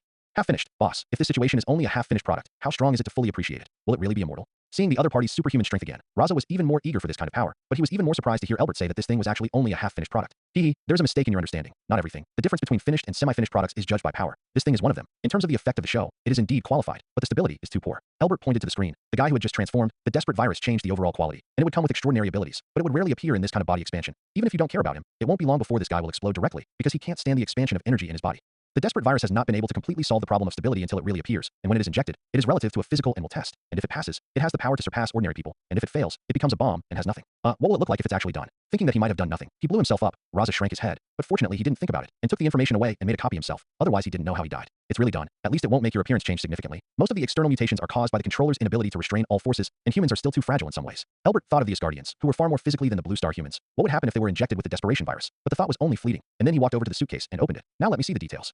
When the metal box was opened, in addition to a somewhat cluttered pile of materials, there were 3 bottles of the potion that had been secured, one of which was marked with a red X. Does it mean failure? The 3 bottles should all be semi-finished desperate elixirs, but these are also used as experimental materials. Anyway, no one should want to inject this kind of thing now, and the specific ingredients still need to be tested in the laboratory. The documentation is quite concise. A large number of adverse reactions have been deleted. Either they have been solved, or the subject has died directly in a short period of time, and he doesn't know how to solve it at all, and it took some time to go through the contents. Albert has a full understanding of the progress of the research, and if Osborne Industries' current scientific research capabilities are used, it can be done directly without Killian. This is completely in line with Albert's heart. As early as when Killian decided to play against the rules, Albert had already decided to send him on his way, so he gave Raza the order to kill everyone in the base, including Killian. But unfortunately, according to Laze's description, this guy was not at the base, but let him escape. I'll take the things first. You take someone to sort out the combat data of the Green Goblin. That is your main equipment in a short time. Seeing Raza staring at the desperate elixir, Albert decided to give him a reminder that he could perfect the desperate virus, but it would be difficult to do the physical fitness test. So if Raza put all his hopes on this, if the gamble failed, Albert would have one less loyal dog. Yes boss, I'll do it right away. Raza came back to his senses a little unwillingly, but there was no way. Just like Obadi said, technology is his lifeline. Let him kill people. Let him do research. Even if he watches others do research, it will make his head big. Otherwise in the movie, this guy will not be blind. Let Tony build missiles. But he didn't even notice that Tony made a steel suit. Who is it? Who is it? Pioneer Technology. Killian paced back and forth very anxiously. His expression was hideous and kept muttering in his mouth. The destruction of the experimental base was too big a blow to him. He couldn't help but regret being put in the suburbs by the base, at least in New York. Even if something happened, it wouldn't be like this. He couldn't react at all. But the research of the desperate virus is inevitably human experiments, carried out in New York City, and it can't be hidden from people at all. Although many related companies are not clean, but no one cares about you secretly. Once it is exposed, then you must be killed. Tuck tuck, come in. Hearing a knock on the door, Killian couldn't wait to let the other party in, and then looked at the other party expectantly. Find out who did it? I'm sorry. Neither the police nor our channels have found any traces of the other party. The Minister of Security, who pushed the door in, quickly lowered his head and said with a slight trembling as soon as he looked at Killian. Then what are you doing here? Without getting a satisfactory answer, Killian's face suddenly turned cold, and his eyes full of murderous intent were unabashedly projected onto the head of the security minister, making him, a man who is 1 meter 9 tall, tremble. Boss, I found a clue. I suspect the attack is related to Osborne Industries. Just as Killian was about to throw out the useless pile of waste in front of him, his secretary pushed the door in and saved the life of the Minister of Security with a piece of good news. Osborne Industries, why? Killian's eyelids jumped, and he looked at his secretary fiercely. He would have died a miserable death if he hadn't given a reason to prove that it wasn't for the sake of saving his life. First, we have an enmity with Osborne Industries, and with their abilities, it is impossible for them to be indifferent to our assassination, so they have a reason to retaliate. The secretary looked at Killian without fear, and explained clearly. In addition, I found that the explosion marks left behind by the Manhattan incident some time ago are very similar to the explosion marks detected at the base. Give me the information. Grabbing the document from his secretary's hand, Killian looked at the detailed comparison and gradually fell into deep thought. He naturally knew that it was precisely because of this incident that all the shareholders of Osborne Industries were killed, and he wanted to get involved in getting a huge sum of money from Osborne Industries. The ultimate beneficiary of Manhattan is, Killian muttered as if asking, and his secretary quickly picked up his question. Osborne Industries' current chairman, Elbert. Whoever benefits is the culprit may not be entirely true, but in logical reasoning it is realistic, and Killian doesn't know what's going on. But if you work backwards, the result is obvious. This matter will not be hidden for long. There will always be smart people who want to get it, but unfortunately if you want to sanction Elbert, you don't have to think about it. They need evidence. But Killian doesn't need it. He is like a person who is about to drown now. Even if it is just a straw, he will desperately grasp it. Not to mention that this inference is reasonable. In order to get revenge on him, Elbert attacked the experimental base directly and took the most valuable research materials. And if you want to save yourself, you must take it back from him. What should we do? Asked Killian's secretary a little unconfidently. Osborne Industries was not the small role they used to deal with. And in terms of style, Elbert was undoubtedly more difficult to deal with than his predecessor, and the current Vanguard technology did not have the capital to fight against it. How many desperate elixirs do we have in our hands? Killian also knew the gap, but he didn't have a choice. The experiment could indeed be repeated. Although he was not young, he could afford to do it again. But the problem was that he had no money. The experimental base poured almost all the profits of Pioneer technology, and now it has been destroyed by Elbert. Compared to all this money, and the funds for the establishment of a research base may not be able to make up the funds for selling Pioneer technology. Anger rises from the heart. Evil is born to the guts, and Killian, who was forced to be anxious, had a bold idea. Since Pioneer technology can't support the research, then Osborne Industries can, right? Don't do it. Take out all the capital and fight with Elbert. Failure will not be worse than despair. If he succeeds, he who controls Osborne Industries will have all the perfect conditions to complete the research. There are 18 more, but the success rate is too low. If you inject directly, the success rate is less than 10%. The secretary chuckled in his heart. He knew that Killian was ready to fight hard, but when it came, it was the only way. There is also a personal laboratory of mine under the company. Bring them all in, and I personally preside over them. Killian looked determined, pointed to the security minister on the side, and ordered under his frightened eyes. He wanted to defend himself, but the mercenary behind him had already knocked him down with a knife, and then more security guards were taken into the underground laboratory. 18 desperate elixirs, diluted to the right dose, can inject twice as many people, but without the large equipment in the experimental base to alleviate the conflict, the chances of surviving are undoubtedly lower. It has been found out that Elbert will be outside of New York City today to preside over the groundbreaking ceremony of the new Industrial Research Center in Osborne. Pioneer, the secretary frantically reported the information found to Killian, and after waiting for so many days, he finally waited for the opportunity. Very well, let number 1 and number 9 prepare to go. This time only succeeds, not fails. Killian slapped the table, and the powerful shock force turned his entire palm red, but he didn't seem to feel anything, and began to gather people excitedly. After the 18 potions were diluted, 36 people were injected, and only 9 survived, but only 5 of them were successful, and although the other 4 did not die for the time being, they also became inhuman, ghosts, where it would not be long before they would be extinguished like a burning candlelight. These days, Killian is having a bad time. His hair is not very thick, but now he has become a lot bald, and he has lost his scientific research base, which makes him almost collapse, if it is not for the last glimmer of hope hanging. He is afraid that he will directly inject himself with a half-finished desperate elixir to seek relief. Today is the last chance. If you don't succeed, you will become a benevolent. Looking at the 5 super soldiers and the 4 monsters in front of him, Killian put all his hopes on them. You should know that if you want to solve your problems, retrieving the research materials is the only chance. You are not for me, but for yourself. If you don't want to die, you will fight for me today, understand? Understood. The 9 looked at Killian's gaze, as if they were going to devour him alive. They were all forcibly injected with a desperate potion by Killian, and after seeing how their companions died tragically, they gained extraordinary power. Not only did they not have the slightest gratitude to Killian, but they were full of extreme anger. However, they can't do it. The incomplete desperate virus not only has a lower success rate, but also has quite strong side effects. Just like the director who was killed, maintaining the combat form for a long time will greatly reduce their lifespan. Even if they don't use the power of the desperate virus, they won't survive for a few months. And the only answer to this problem is the complete desperate elixir, for which they must suppress their anger even if they want to tear Killian alive, because only he can develop a complete desperate elixir. Very good. Let's go. Control your strength. Don't die halfway. Killian said coldly. He didn't care what they looked at him, as long as he could complete the task. But he glanced at the monsters who turned into monsters. His eyes turned into disgust. What a waste. I brought you the power of God, but you can't even pick it up. On the outskirts of New York City, a brand new high-tech park is about to rise, and in the center of the park is the high-tech laboratory personally planned by Elbert, the Star Laboratory. As the leading top company in the United States, countless celebrities came to congratulate on the day of the groundbreaking. How about Dr. Connors? Do you have any ideas for my plans? In addition to the Star Lab in the center of the park, the entire park is divided into 4 parts: 2 biotechnology areas, a materials science research area, and an open exhibition area, where some Osborne Industries products will be placed for visitors to visit for free, and the person in charge of one of the biological areas is Dr. Connors. Of course not. There is no problem with your arrangement, Chairman, and I am very grateful for your trust in allowing me to preside over the research work of a region. Connors looked at Albert with admiration in his eyes, like a good horse seeing bull. He was treated the best in Osborne Industries during this time, and now he was about to take charge of a complete research area. How could he not be excited? It's you who are humble, doctor. I have said before, I like to make the best use of people in Osborne Industries. Who else can compare with you in the field of herpetology? Albert said with a smile. He wants this effect. Although Connors is the villain in the movie, his character is not as cold-blooded as a lizard, so he can't be coerced like Leza, and the lure may not have much effect, but this kind of recognition is easier to gain trust. There are people who are injured every day in this world. Some are lucky to have only minor injuries, but there are also many who are seriously injured, and even have to say goodbye to a part of their body like you. Doctor, this is a tragedy, and if your research can be successful, this kind of tragedy will not happen again. What a great merit this is. It is not an exaggeration to set aside an area to do research in this area independently. Seeing Albert say with a serious face, the recognition on Connors' face was even more profound. If it weren't for his high self-control, maybe he would have burst into tears at this time. Boom. However, just as the two were in deep communication, a grenade landed in the center of the convoy, and immediately a number of cars around it were lifted off. Albert's driver quickly stopped and moved forward, and the surrounding bodyguards gathered around him and surrounded him and Connors, looking for shelter. Continuous bombs flew from a distance, and suddenly the whole convoy was in a mess. But fortunately, the accuracy on the opposite side did not seem to be very good, except for the 2 cars that were directly affected at the beginning. The others were not in any big trouble, and soon the shelling stopped, Probably the other side did not have any shells, and this place also belongs to New York, and shells are not easy to handle. As soon as the shelling on the opposite side stopped, the bodyguards arranged for the passengers to disperse and flee. The number of people in this attack will not be too much. People will attract firepower when they get together, and they will be wiped out, and at least someone can successfully run away when they run away, as long as they notify the official as soon as possible. With the recent frequent vicious incidents, imagine that the police are fast enough. Escorted by bodyguards, Albert approached the New York City by taking cover along the way. As long as he entered the city, the attack would stop. No matter who the other party was, attacking people in the city was an act of looking for death. But the other party had apparently guessed his possible escape route, and after a while, with the roar of the engine, a team of off-road vehicles surrounded them. Judging from the uncovered equipment on the back of the car, it was the person who attacked earlier. Aldersey Killian, more than a dozen people stepped out of the car, and the most eye-catching among them were four strong men with extremely large statures, covered with traces of magma flow. Their faces were already like half-dissolved hot melt glue, and they looked very strange. Ha, the famous chairman of Osborne Industries. I am really flattered to know that I am a little person. Stepping out of the last car, Killian looked at Albert as if he were staring at his prey, and asked in a sure tone, "Is that you? I don't know what you're talking about, but what are you trying to do? Kidnap me? Or are you going to kill me directly?" Albert pointed to the thugs who came up around. Without the slightest worry, he didn't expect Killian to be so bold and dare to do it in broad daylight. But this lineup is a bit unexpected. I just don't know if these desperate warriors are prepared in advance or made on the spot. Do you dare to ask me? Hand over the information, and then obey my orders, or I will kill you today. Killian waved his hand, and the group of semi-monster desperate warriors immediately rushed forward, completely ignoring the shooting of the bodyguards, far beyond the strength of ordinary people, and directly threw the bodyguards out of Albert's side for more than 10 meters, and fell to the ground one by one. And suddenly the bones were broken and blood surged, and they couldn't survive. What kind of information are you talking about? I don't know. To be honest, you are more daring than I thought. Is this the so-called rabbit biting when you are in a hurry? Turning his head to dodge the big hand grabbed by a desperate soldier, Albert took a small step back and looked at Killian. This guy has no scientist demeanor at all now. He is completely a hungry mad dog. What are you doing in a daze, waiting for the police to come to us? Arrest him for me. Seeing that the desperate warrior who caught the air was stunned in place, Killian was angry. Half-finished products were half-finished products, and trying to control the energy in their bodies had already consumed most of their energy, and even their brains were dull. Since you don't want to talk about it, then let's find a place to talk alone. I think you will agree to my request. Why do you have such stupid thoughts? Despair really burns out your brain. As soon as Killian's voice fell, before the desperate warrior could carry out the order, he heard Albert's voice coming from behind him, and a bad chill rose from his back, and Killian quickly turned around, and saw that Albert, who was supposed to be surrounded, actually appeared behind him. What? When did you come behind me? That inexplicable fear spread in Kiri's peace of mind. He glanced at Albert, and subconsciously turned his head to look at his previous position. This look doesn't matter. Killian's whole person was stunned for a moment. It was supposed to be the location of a desperate warrior, but at this time it was empty, and there were no other living people here except him and Albert. Boom, boom, boom. The doubts in Killian's mind had not yet dissipated, and an explosion suddenly sounded in the woods not far away. No more, no less, exactly 9. TSK, there are no mushroom clouds, and the power of your desperate warrior is a little insufficient. Albert chuckled as he walked into Killian, and with a press on his shoulder, Killian collapsed and sat on the ground, his despair and fear knocking him down. You? How the hell did you do it? Are you a human or a ghost? Killian trembled and pointed at Albert. As a scientist, he didn't believe in ghosts and gods, but what was happening in front of him couldn't be explained by common sense. He couldn't understand what was going on, why he lost everything in the blink of an eye. Of course I'm human. You're also a scientist. Don't be so superstitious. Don't you want to talk about it? Then we'll talk. Albert lifted Killian up from the ground, and the red lightning flashed through the ground, and in the blink of an eye, the two of them crossed a distance of dozens of kilometers to a hidden basement. I'll leave it to you, whatever you do, and in 3 days I want him to serve me. Albert threw the stunned Killian to Leza. His heart was completely dissipated. As long as he trained it, it would be a very useful tool.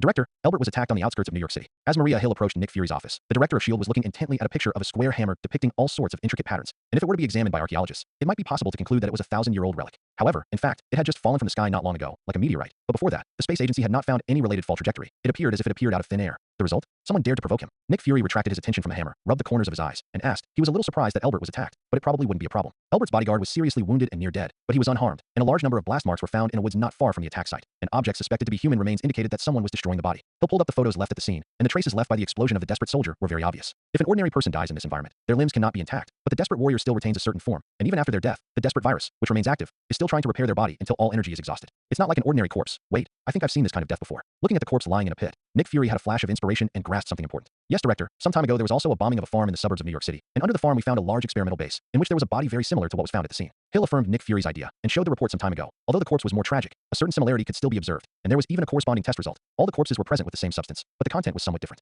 Hehe, is this Albert being avenged against? Nick Fury sneered, although there is no specific evidence for the farm incident, but S.H.I.E.L.D. has already recognized Albert as doing it, and the recognition of the pumpkin bomb is still very high. As the beneficiary of the Manhattan incident, whether it was Albert did it or not, this has been equated with him. And the property rights of the farm belong to Pioneer Technology. This company Nick Fury has not paid attention to it, but the results of the investigation make him also very disgusted. This is a company under the guise of scientific and technological research, secretly conducting unknown human experiments. I don't know how many homeless people died under the farm. Nick Fury can have any good mood with them, although he is black-faced and cold-hearted, but he will not treat this kind of guy much. Unfortunately, it wasn't dog eat dog, but a pack of self-righteous jackals that attacked a napping Tyrannosaurus Rex, and Vanguard had no chance of winning. Seal shook her head. She hoped that Vanguard and Albert would lose both, so that S.H.I.E.L.D. could take advantage of the fishermen and wipe out the two troubles, but unfortunately the strength of the two was not at the same level. Forget it. Let's leave them alone. Is there anything else? Thinking of that old friend's description of Albert, Nick Fury couldn't help but have a headache. For the time being, S.H.I.E.L.D. has no good way to deal with it, so it can only be put on hold for the time being. At least for now, Albert has not disrupted the social order. As long as some things are not put on the surface, he should turn a blind eye. General Ross wants us to help capture Dr. Banner. He'll flip through recent reports and picked out one noteworthy one. Ross, he's got Dr. Banner again. He's really persevering, rejecting him, and we don't have the time to play games with him. Thinking of Rose's face, Nick Fury's expression is not very good looking. This American father, who used to rely on his high status and stumbled on S.H.I.E.L.D. everywhere. Now he wants them to help. Come on. Nick Fury can't let his people die in front of the Hulk for him. That's a monster at all. Not to mention that Nick Fury is still secretly holding back a plan, including the idea of recruiting Banner, and he won't send anyone to help now.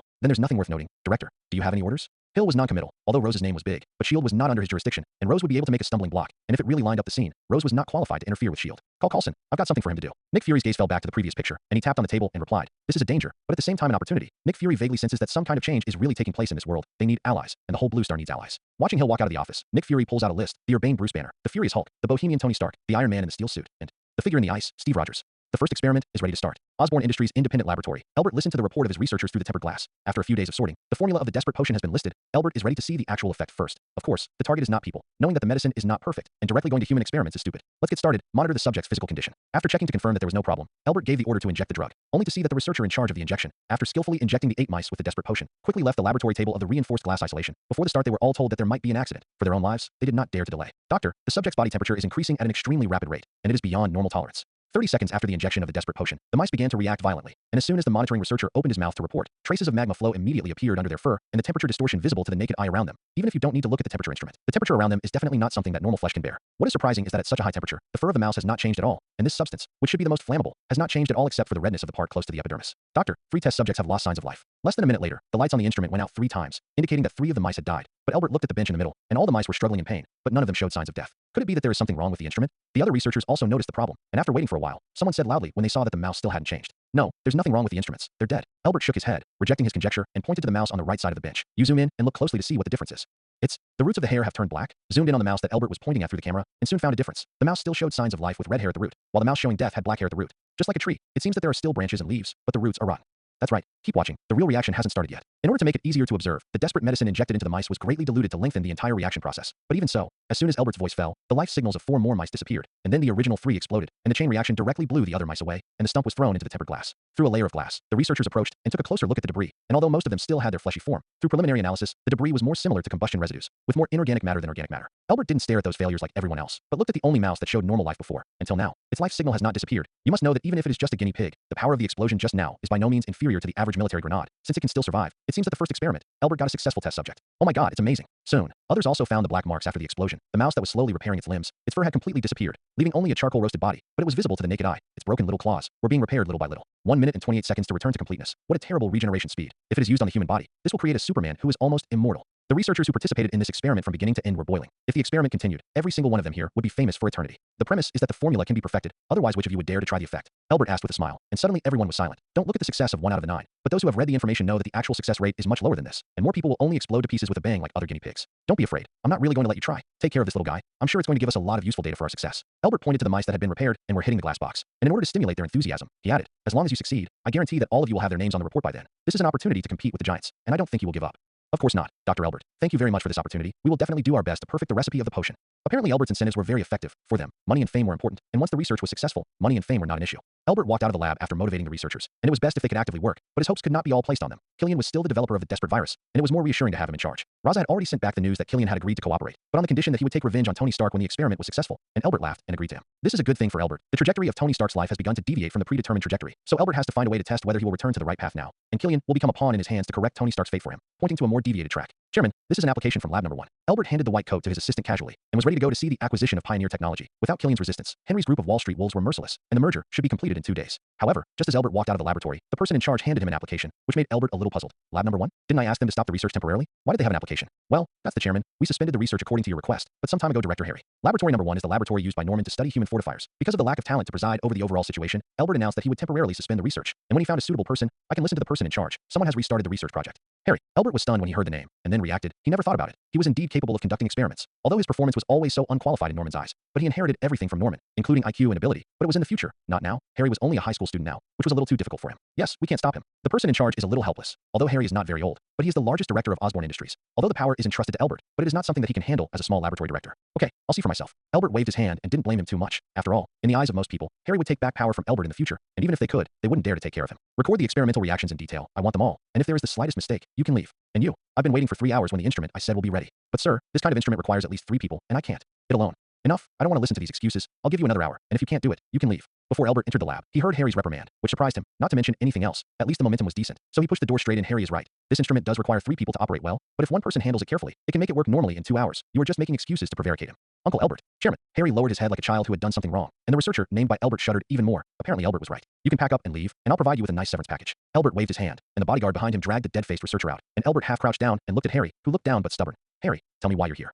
Uncle Elbert, Harry looked into Elbert's eyes. His cowardice quickly turned to firmness. I'm going to carry on my father's last wish. I'm going to fulfill his dream. Please, Uncle Elbert, can you let me continue my research here? Are you sure you're going to take over your father's research? You should know that this isn't a play between kids. It's beyond your capabilities. Elbert touched Harry's head and said softly. He had promised Norman that he had done it, and one night, the genetic disease in Harry's body had disappeared, and he would grow up healthy, marry, and have children, until he grew old. But Harry's obsession was so strong. Yes, I'm sure, Uncle Elbert. I've taught myself everything you need to know, and although I still don't understand it, trust me, I'll learn it all soon. It's not hard for me. Sensing that there was no stern rejection in Elbert's words, Harry hurriedly said. His words made Elbert a little surprised. Wanting to take over Norman's experiments, Harry needed to learn too much. But now Harry told him that he had learned. Okay, I can give you a chance. 2 months. 2 months. I don't need you to complete the follow-up experiments. As long as you can prove that you can really support this lab, I will give you the best support. Elbert didn't know what gave Harry the motivation to learn those boring theories and complicated operations, but he felt that he needed to respect his labor, so he was willing to provide a chance. If Harry really did it, then he would have solved a big problem, and if he failed, Harry would be able to give up, and then the research on the desperate virus would be almost over, and Killian could spare time to deal with the research on human fortifiers. Which one is more valuable, the desperate virus or the human enhancer? In the long run, it is natural that the desperation virus is more excellent, and neither the lower limit nor the upper limit can be compared with the human enhancer, but when it comes to stability, the former cannot be compared. Even if the desperate virus is Killian, there is no guarantee that everyone can adapt to it, so the study of human fortifiers still has its significance, and even Elbert has an idea, since the process of receiving the desperate virus is a verification of the human system. Then if you take human fortinsin first, and then use the desperate virus, will it have a different effect? This idea is worth a try. So even if Elbert got the formula for the desperate virus, he didn't directly give up Norman's research, and Captain Me was about to wake up, and his blood was a living specimen of super soldier serum. If he could get a little of his blood sample, it should be good for the overall experiment. After solving Harry's problem, Elbert returned to his office, and I have to say that Caroline is indeed a very good secretary, and with her hard work,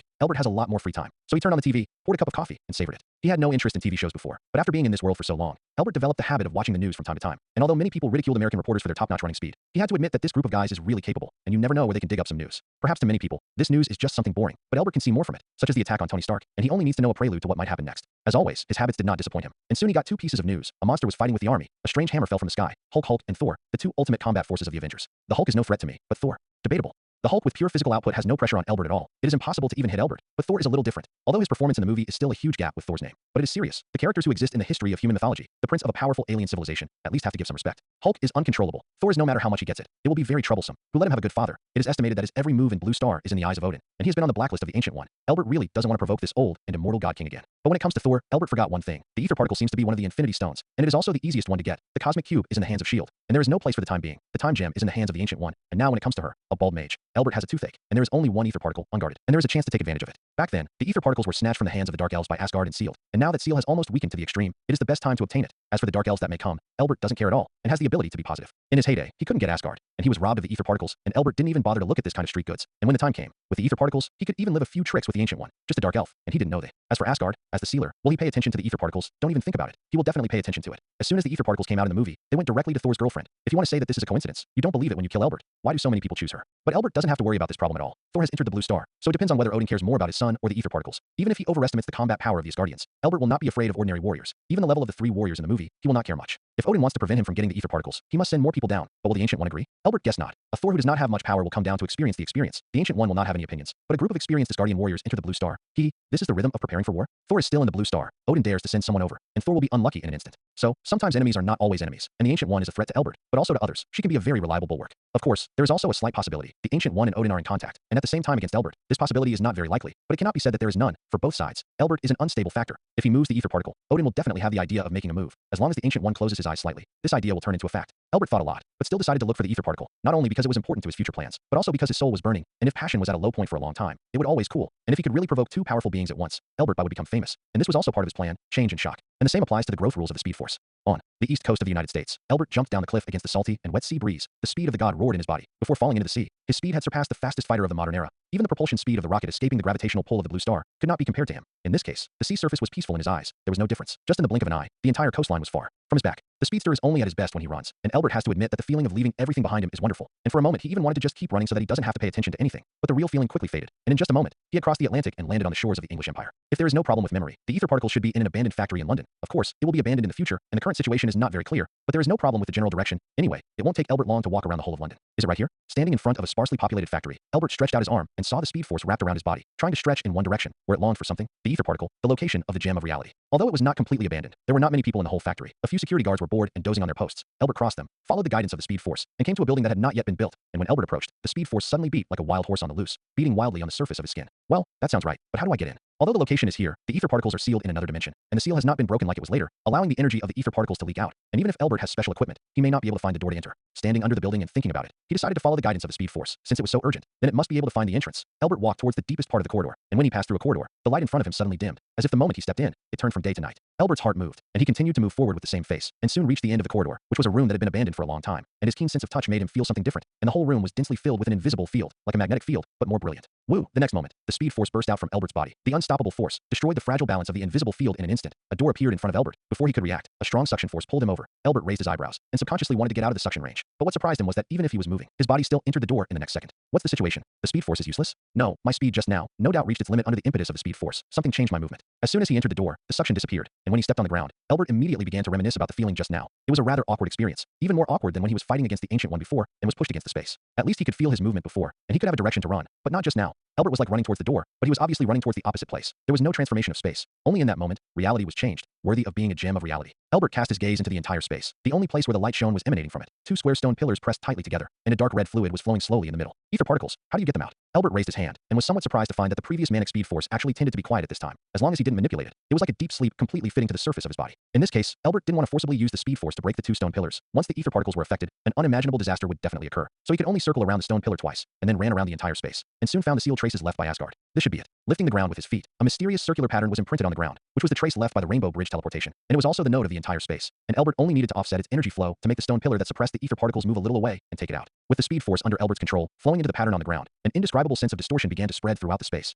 Just like using a tool to violently pry the door lock. With a crisp cracking sound, the two stone pillars were full of cracks, like melting ice cream in front of Elbert's eyes, and fell to the ground softly, and the ether particles were free. It seems to have a certain consciousness. Looking at the ether particles swimming around him, I don't know why, Elbert felt a trace of emotion from it. But because it was too weak, Elbert was not sure if it was his own delusion. Is it possible for the Infinity Stones to have consciousness? Possibly. At least the Soul Gem retains a certain amount of consciousness. But the ability of the Soul Gem itself is interoperable with this aspect. So it is not possible to place consciousness with other gems giving birth to consciousness. These are two different concepts. In addition, the Infinity Stones also have the possibility of giving birth to consciousness. That is, the seventh Infinity Stone, the consciousness of the nemesis of the origin of the Infinity Stones, the golden rough stone called the Stone of Self. When it comes into contact with the six Infinity Stones, it will reintegrate into the nemesis. But if the Stone of Self is destroyed, the other six Infinity Stones may have consciousness in a short period of time, and even appear in physical form. However, there is also a premise for this situation. That is, there is a master consciousness, and after it is split, it will live on other gems, and consciousness will be born. Elbert is not sure if there is a self-stone in this world, in the DC world. The Marvel Universe also likes to play with parallel worlds. Some worlds have things, and another world may not have them. Moreover, even if the ether particles caused by this are conscious, then several other gems should also be conscious. So this possibility can be basically ruled out. Hey, little confused, Elbert stretched out his hand, and wanted to bind the ether particles through the speed force. But to his surprise, the moment he stretched out his hand, before he could use the speed force, the ether particles took the initiative to surpass his arm and wrap up. They were like countless red snakes, after a short temptation, quickly seeped under Elbert's skin. The strong feeling of swelling pain made Elbert's expression quite ugly, but he did not use the speed force to resist or remove the ether particles, because when it entered his body for the first time, Elbert clearly felt the kindness and gratitude it transmitted, and his previous feeling was not wrong. The ether particles do give birth to a meager consciousness, but under normal circumstances, no one can detect it. Even if it is fused with the ether particles like the Dark Elves, it may not be able to perceive it, and only Elbert, a speedster who raises perception to the extreme, can feel the emotion from that fleeting information. With Elbert's active acceptance, the pain of forcible expansion began to disappear, like a clear spring flowing through the dry earth. Elbert's whole body became extremely refreshed. When he opened his eyes again to look at the world, he felt a trace of reality. He couldn't say what was different from before, but it just felt that the world was more real. It's a good feeling. It's like a person who is more than 1,000 degrees short-sighted and puts on glasses, and the whole world looks much clearer. Elbert stretched out his hand, and the crimson speed force and the red-black ether particles were actually fused together in a balanced way. Just like the flow of water conducts electricity, and the god speed force, an outsider, with the help of the reality power of the ether particles, successfully went deeper into this world. Now, you've become a 2 and 5 boy too. Looking at the ether particles that were very active in the palm of his hand, Elbert said with relief, it was not good to fight alone, and now he finally had a companion. However, the ether particle didn't seem to understand his words, but only extended a tentacle and gently touched Elbert's palm, like a pet licking the palm of its owner, and a sense of closeness was transmitted to Elbert's heart. Seeing this, Elbert just smiled, then closed his eyes, carefully feeling the changes brought by the ether particles, and soon under his guidance, a layer of blood-red armor like crystals began to spread on his body. And at the moment when the armor was about to close in Elbert's chest, the speed of the force suddenly beats, and a trace of lightning is imprinted in front of him. Well, the flexibility is perfect, the defense is perfect, and the fusion with the speed force is perfect. This is the right time. After a few simple running stances, Elbert said with great satisfaction, every time his joints bent, the armor in the corresponding part would soften, perfectly fitting his body movements, and there would be no change in his defense. Although Elbert appears to be wearing armor made of red crystal, the ether particle still exists as fluid, but it just looks like it. But if the enemy thinks it looks fake, then the ether particle should teach him what it means to be real. As theoretically speaking, the strongest Infinity Stone, the ether particle has the ability to interfere with reality and change the established rules. That is to say, any damage to Elbert will be distorted by reality. Even if it will not disappear completely, it will be greatly weakened. This is the strongest shield for Elbert, plus the strongest Mao God speed force with infinite destructive power. At this moment, Elbert feels that he is already invincible. If he faces the Ancient One again, he doesn't mind a life and death fight with the Ancient One. Just as Elbert took out the ether particles, Asgard and Odin were watching Thor's every move through Heimdall's eyes, watching him ecstatic after learning of Mjolnir's whereabouts. Odin couldn't help but shake his head, turned to look at his other son Loki. His eyes also flashed with disappointment. But the next moment, Odin's eyes widened and turned to the position of the blue star. Heimdall, look at Midgard. Someone has touched the seal of the ether particle and found him. Odin's one-eyed eye shone with a divine light that was difficult to look at, and a powerful oppressive force erupted from his aging body. Even Heimdall, who had been familiar with it for thousands of years, couldn't help but be frightened. But Heimdall was still looking at Blue Star for the first time, and as a watcher who followed Odin forever, he naturally knew the meaning of the ether particles, but when his eyes fell on London, he couldn't see anything, only darkness. I beg your pardon, I can't find his whereabouts, but he probably hasn't left the sealed land yet. Heimdall admits his incompetence. His eyes can see through the 9 realms, but there are things he can't see. His eyes are useless in the face of a distorted reality. It's not yet time for the ether particle to be born, and someone must be sent to stop that person, Odin said without hesitation, and then he began to close his eyes. His spiritual power began to diffuse, communicating with a certain being through the rainbow bridge. About a few minutes later, Odin opened his eyes. Open the rainbow bridge. Let Tyr take someone to reseal the ether particles.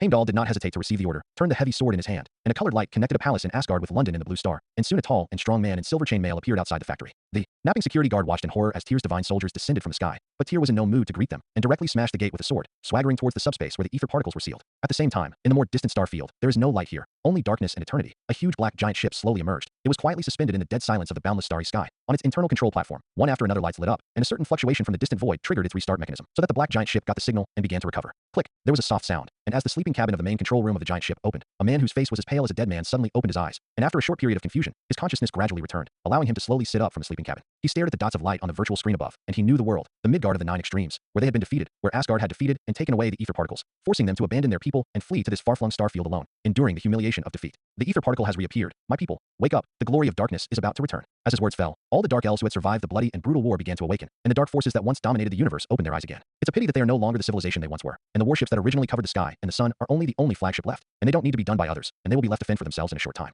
After a brief recovery, the last remaining dark elves gathered on the bridge, their eyes focused on the leader Malekith, the only act of their civilization. Malekith looked at the dark starry sky outside the bridge. The infinite ambition in his eyes rose again. The scars of his past defeat were still faintly painful, but this did not make him give up revenge. Now that the ether particles have reappeared in the world, they have hope. It is time to take back what belongs to them, and let the Asgardians really see what eternal darkness is. But before that, I need fighters who are strong enough. Glancing over the people standing on either side, Malekith shook his head slightly. Although they were all experienced in battles, they were still far from what he wanted, and even the most powerful Argrim, his deputy, was still not enough to meet his requirements. Malekith opened the resource warehouse, looking at the almost empty scene inside. His brain was even more dizzy. Although the energy consumption of these years of sleep has been minimized, but the accumulated consumption of thousands of years is by no means a small amount, and the resources that escaped from the battlefield in a hurry have long been consumed. Eventually, Malekith retrieved a black hedron from the warehouse, the product of the stripping of ether particles, which had been used by the dark elves to create powerful warriors in bulk, but now, there was only one left, which meant that only one of the last powerful warriors would be born among them. Malekith looked at his deputy. Argrim understood that he was ready to sacrifice. If it wasn't for Malekith, he would have died on the battlefield with his compatriots, so he decisively turned to face Malekith. I am willing to sacrifice myself, just like our people, and give everything for you. Poof! The blade pierced through the armor, and without hesitation, Malekith stabbed through Argrim's body, pressed his forehead against Argrim's forehead, and whispered, "You will be darkness, and remain in this form until it drains your life." Subsequently, Malekith sent the hedron into Argrim's body through the wound, waiting for the fusion of the two. He will soon get a good warrior, but this is not enough. There was not only one dark elf back then, but he had no choice. Until then, our enemies will no longer be your opponents. Grim endured the pain, whether it was a wound or a fusion with the cursed stone. It was an extremely painful thing, but he did not hesitate, and said to Malekith with great firmness, "I will destroy their defenses and help you rebuild a new universe." When Elbert walked out of the room, the first thing he saw was a strong man dressed in a style very different from that of modern society, looking at him with a long sword, and the other party's eyes were full of contempt and pride, and there was also a raging fire of war that would not be extinguished. "Human, hand over the ether particles, or I will carry out your death myself." Tyr locked on Elbert for the first time, and there was no other life around, and that was his goal. Then you can try it. From the strong man's dress like Thor, Elbert can see the identity of the other party. It seems that the worst has happened. The Ancient One did not stop Odin from sending someone to intercept him, but it doesn't matter. As long as Odin doesn't come down in person, he doesn't care who is in front of him and what kind of myth is circulating. Without too much nonsense, this god of war in Norse mythology showed his words. Force can always solve the problem, at least the solution itself. Since Elbert is unwilling to hand over the ether particle, then kill him first, and bring the body back to Asgard is the same. Tyr's speed and strength were worthy of his name as a god of war, at least enough to crush Thor at this stage. And as he leaped up, the entire ground shattered in an instant, and the long sword that slashed in midair split the air, and a sharp edge that was impossible to look at swept down. It's too slow. If that's what you're relying on, Odin can collect the body for you. However, Elbert did not move, mocking Tyr's speed mercilessly, and before the god of war could make a complete expression of annoyance, the entire time and space seemed to freeze at this moment, and the speed of the god was activated. Elbert's body bent slightly, and he jumped from the ground like a spring, and punched him in the abdomen against Tyr's slashing blade, and the next moment time returned to normal, and Tyr's whole body flew out, as if he had been hit by a rocket. Elbert was suppressed the whole time during the battle with the Ancient One, so it was completely impossible to see how powerful his power was, but in the face of Tyr, he completely showed how terrifying the power of a punch can be in the case of supersonic speeds.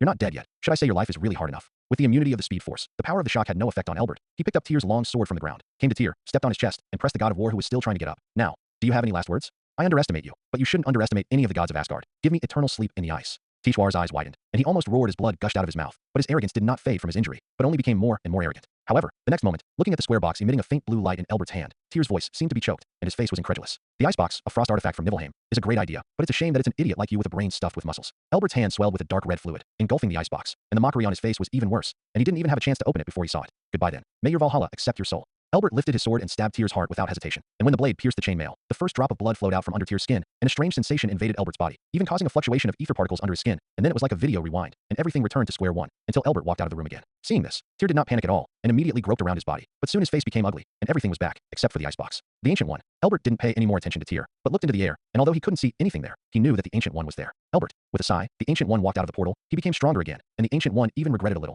Maybe he shouldn't have let Elbert go in the first place. I really didn't expect you to let this barbarian operate in the Blue Star. You are not worthy of the name of the Guardian. Elbert squinted, wary of the Ancient One, while the ether particles and the speed force flowed wildly in his body at the same time. If the Ancient One appeared, then what about Odin? Tyr is the messenger of the god King Odin, and he is not here for war. Gu-E shook his head, seeing Elbert's vigilant posture. She was also quite helpless in her heart. She didn't want to make a move, but Tyr's defeat was too fast. She could let Tyr enter the Blue Star, but she couldn't watch him die here. But I think he just wants to go to war, and you won't be unaware of the power of the icebox. It's a weapon of war, not created to deal with a certain person. Listening to Elbert's words, the Ancient One's face was indeed not very good. Odin did not mention the icebox when communicating with him before, which made her feel that she had been deceived. But this is not the point. No matter what price Odin will pay for this, that is a matter for later. And now the problem is to stabilize Elbert. Isn't the information equal? It seems that I still take advantage of it. From the words of the Ancient One, Elbert knew a lot of things. At least she and Odin were not really wearing the same pants. Otherwise Odin would not have hidden from her that Tyr had brought the icebox. As an artifact of Niflheim, the permafrost, the icebox is not a weapon against a single person. It is a weapon used in Legion wars, and once opened, it will turn the surrounding environment into frozen ground in a short period of time, and the ice giant can be like a fish in water in this environment. Once it is opened, it will be devastating to the surrounding environment. If the Ancient One knew that Tyr had come to the Blue Star with this thing, he would never let him succeed. Otherwise the English Empire would enter the Ice Age, and even if she had the time gem, it would be difficult to deal with. However, this pot can't be thrown to Odin. I believe that if the Ancient One elaborates on how terrible Elbert's speed is, Odin will send Tyr down to die when he is sick in his brain, which is not a situation that ordinary Asgardians can deal with at all. There was a gap in the communication between the two, which gave Elbert a chance. Not only is it difficult for Odin and the Ancient One to ride the tiger now, but he also picked up a cold icebox for nothing, wrapped in ether particles. The Ancient One can't get the gem when he has time, and in his hands, he still wants him to return it. And the fool is talking about dreams, even if it can't be used. It looks good as an ornament. And I have to admit one thing, that is, the icebox is one of Elbert's weaknesses, or one of the weaknesses of the speeder. When the temperature is low to a certain extent, it can even make time and space stagnate, atoms freeze, and the speed force will become slow. Although Elbert doesn't know if the icebox can create such a low temperature, but after all, it is a hidden danger, and it is safer to keep this thing in his own hands. What do you want? He can't die in Blue Star. That will lead to war. Gu-E was helpless, and when she couldn't do anything, she couldn't do anything about Elbert, and Odin, who was also staring at this, also had a helpless look on his face. He had misestimated Elbert's strength, and he had to pay the price for it. No, isn't Thor still in North America? And if Odin doesn't want to lose his son, he has to accept the bitter fruit. A smile appeared on Elbert's face, and since neither of them was going to tear their faces with him, then things would be easy. You're exacerbating the conflict. The Ancient One gritted her teeth. She knew very well that Elbert was just talking. He was waiting for their sincerity. Otherwise Tyr would have to stay today. And what do you want? Elbert shrugged his shoulders and spread his hands, motioning for the Ancient One to come up with a plan. As long as he was satisfied, then it could be treated as if today's incident had not happened. Asgard no longer interferes with the ether particles, and you have Tyr return to Asgard with the ice crate. The Ancient One didn't answer Elbert immediately, but said after an interval of 2 seconds. However, it was obviously impossible for her to satisfy Elbert. Not enough, and the icebox is my trophy, and I am not the vanquished, so why should I hand over what I have in my possession? The ice crate can be given to you, but you can't interfere with Thor. This time the Ancient One was silent for a longer time, but in the end he regressed. Yes, I wasn't going to trouble the prince in the first place, but Asgard has to promise not to trouble me in the future. Take it when you see it. Elbert knows very well that although he has made Odin and the Ancient One compromise, it does not mean that he has the ability to challenge the two of them at the same time. Everything is just because Elbert is barefoot and not afraid to wear shoes, and they want to think too much about things, and getting an inch will only make both sides look bad. Yes, as long as you don't take the initiative to cause damage to Asgard, they won't take the initiative to attack you. This time the Ancient One answered quickly. Obviously Odin also wanted to end this embarrassing negotiation quickly. He had never been so embarrassed in thousands of years. Not only almost killed Tyr, but also fell into the hands of the Ancient One. Who knows when Midgard actually appeared this kind of freak? There are few monsters in the universe that can compete with him. Then make a deal, and you can leave. Elbert glanced at Tyr with contempt. The gods were not known for their name, but for their divine power, and a god who did not match it was a complete joke. What's even more ridiculous is that this group of guys is still high above the gods. If it weren't for Hela who set off Ragnarok and destroyed Asgard, and after a few years of absorbing all kinds of black technology, the humans of Blue Star would have taught them what the authority of the terrifying Homo erectus was, just like European adventurers did to the Native Americans. I'm still saying that. I hope you don't go down the wrong path. Seeing that the rainbow bridge fell a pillar of light and brought it to Tyr, the Ancient One was also relieved and opened the portal to the temple, and then she had to talk to Odin about why Tyr had the icebox. Of course, I've always been on the right path all the time. Seeing Gu-E leave, Elbert smiled. He won this game again. But there will be no next time. The bottom line, this kind of thing will not be infinitely lowered, but one can be 2, not 3. Next time there will be a disturbance. Gu-E is afraid that it will not be so soft. So Elbert will cherish this last opportunity, or don't do it. Or if you want to do it, you will make a big mess in the world at one time. In the solar system, a huge warship hovers in orbit between Blue Star and Mars, and in a unique dark stealth mode. Conventional technology cannot detect their tracks, and as the former owner of the ether particle, the Dark Elves do not just use it. After all, it is a complete civilization, and they have also developed a lot of unique technologies from the study of the characteristics of ether particles, among which dark invisibility is the most prominent one. Even Heimdall's eyes cannot peep into the battleship that enters this state. It exists in reality, but it is also between illusion. The ether is gone. It can't be, said Malekith. His pale face flushed, and he checked the star map in a furious manner, but the results still showed that the signal of the ether particles had disappeared from their monitoring range. For a moment, Malekith's mind turned 1,000 times, but he quickly calmed down. The ether particle could never disappear. Its own existence was equivalent to this universe. Malekith did not believe that anything could wear out the ether particle. Then there was only one explanation. Someone hit him, like the Asgardians did. Who could have done it? Some thief stole the ether particle, but was soon discovered by the Asgardians and resealed it. Malekith began to make up the plot on his own, and if that was the case, it would be troublesome. Don't look at the movie. He dared to attack Asgard directly, but that was because he was sure that the ether particles were there, as long as he was desperate to take it back. It didn't matter if the other Dark Elves died. But the problem now is that if the ether particle is sealed in Midgard by the Asgardians, then he will not attack directly. Unlike Asgard, who has only one main city, the range of Midgard is a little too big for the Dark Elves who now only have one warship left, and if they do not fully control this place at the first time, Asgard may transfer the ether particle, and then there is no idea where it will be placed. Agram. Staring at the blue planet outside the porthole of the battleship, Malekith finally gave up the assault, at least until the whereabouts of the ether particles were determined, and he couldn't startle the snakes. You take people to Midgard to secretly find the whereabouts of the ether particles. You must be secret, and you must not let the Asgardians find out your traces. Yes. Grim fell to his knees on one knee, and loyally drove him to fulfill every order of Malekith. Whether it was his order, whether it was fighting or lurking, he didn't need to ask why. He didn't need to know why. He just had to carry it out. In an instant, several small side-shaped black battleships flew out of the huge cross-like flagship and quietly landed on the outskirts of London without anyone noticing, which was the last place where the ether particle signal appeared. And just when Malekis and the others appeared in the solar system, Albert had already returned to Osborne Industries. And then he was busy. The construction of the Star Laboratory began to progress steadily, and the desperate virus was also rapidly approaching completion after Killian confessed. But it was Harry's side, the progress of research on human fortifiers, which made Albert quite sideways. Perhaps Harry had really inherited Norman's legacy, or perhaps something else was influencing him, and Harry had managed to solve a few problems that had been bothering him for a long time despite his apparent lack of expertise. However, after reviewing the experimental logs, Albert was sure that these were all coincidences, and that a small deviation at the right time and place had turned what should have been a fruitless experiment into a standard studyable sample. Albert wasn't sure if there was a cosmic will behind this coincidence, but for now this was a good thing. The only pity was that coincidences weren't always available, and after a period of rapid progress, the progress of the experiment began to come to a standstill. If it can't introduce new variables, it will remain in this state for a while. But Harry has already made his wish, and in the midst of that unknown coincidence, Albert has decided to keep him in charge of the human enhancer, maybe when. Of course, these are not two big surprises for Albert, whether it is a desperate virus or a human fortifier. As long as it goes on step by step, it will eventually reap the fruits. And what really surprised him was,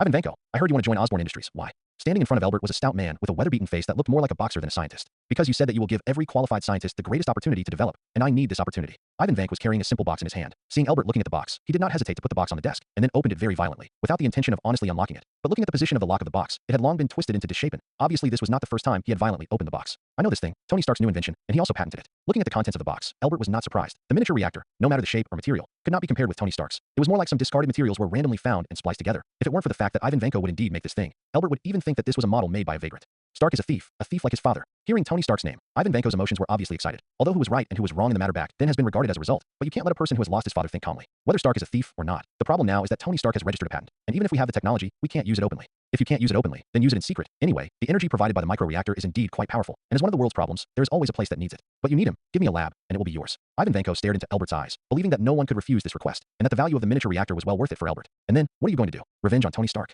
Albert didn't answer Ivan Vanko immediately, although he was a little surprised by his arrival. But some questions still had to be made clear. Let Ivan Vanko take revenge. It would be to shoot himself in the foot, and he was not Justin, who would carry the pot for Ivan. Is it fair that his father took my father's gains and drove him out, and they lived a rich life in an international city, while my father and I were going to live in the slums? Why can't I get revenge? Ivan said with a twist of his neck and a look of hatred. Why can Tony Stark be the brightest light, while he can only be moldy at the bottom of society? I have no intention of stopping you from revenge, but what are you going to get revenge on? Albert fiddled with the reactor and the two flashlight-like things next to him, and said disdainfully, Tony Stark has the best resources, the best economy, the best brains, and the best room for development. But what do you have? Even the technology is backward. Show you something? I hope it won't hit your confidence. With that, Albert turned on the projector, and a video file was opened, showing a picture taken from a fighter jet, a UFO passing at a speed of more than Mach 2. And then the video switched to a satellite perspective, and the true face of the flying object was seen. It was a steel humanoid, and the golden color scheme made it look quite good, but Ivan recognized what was on its chest, the miniature reactor. The next picture is Tony Stark manipulating the steel suit and fighting with a group of terrorists, which is completely one-sided, although he does not have the same experience as in the movie, resulting in Tony Stark not becoming a real Iron Man at all. But as a scientific researcher, Tony Stark needs to have a place to conduct actual combat tests, and these terrorists have become the best targets. Well, what do you think your chances of winning? Cutting off the video, Albert looked at Ivan, who was silent, and seriously, he didn't think Ivan had anything to compare to Tony Stark, and now their skills weren't much different, at least in essence. They were on the same level. But after a while, Tony's steel suit will improve by leaps and bounds, with more efficient use of energy, more variety, and more lethal weapons. And what does Ivan have? A pair of electric whips that can only be used against ordinary people? It's too low, and it doesn't even need Tony Stark's shot. A pair of slightly coordinated soldiers can take him down. I underestimated him, but I would never throw in the towel. After a moment of silence, Ivan admitted that he couldn't do anything about Tony Stark now. Judging from the performance on the video alone, his so-called plan was not even a 10% possibility. He silently closed the suitcase, ready to leave here, but Albert's hand pressed against the lid. Don't leave in a hurry. I'm showing you this, and I'm not trying to belittle your incompetence. You're right. The technology of the microreactor is valuable to me, to the vast majority of people. Albert looked into Ivan Vanko's eyes. He saw confusion and puzzlement. I'm just trying to make you sober up. Don't challenge Tony Stark without your own strength before you have the ability. That will only harm others and yourself. Can you help me? Ivan gave up his intention to leave. He knew he needed Osborne Industries, and after seeing Tony Stark's steel suit, he knew that he could no longer study alone. Then he would never be able to keep up with Tony Stark, let alone take revenge. Of course, an independent laboratory will fully satisfy your requirements, and I will also open up Osborne Industries' secret project for you, and maybe you can find what you want in it. Albert smiled at the success of his plan, and another department head from Osborne Industrial Park was in place. And to get that, you need to show your loyalty to me, to Osborne Industries. So what about your answer? I accept it. I accept it all. Ivan Vanko gritted his teeth and replied with great firmness. I don't care what you want from me. I have only one request: defeat Tony Stark. Chairman, are you sure you want to start the injections directly? I suggest that it is better to do human experiments to confirm it. Osborne Industrial Laboratory. Killian is persuading in a cold sweat. Anyone who is looked at so viciously by 7 or 8 black men in green goblin suits will not feel relaxed. If the experiment goes wrong, Killian feels that he will not see the sun tomorrow. No need. Didn't the report you submitted already indicate that the desperate elixir had been developed? Are you not confident, or are you simply perfunctory to me?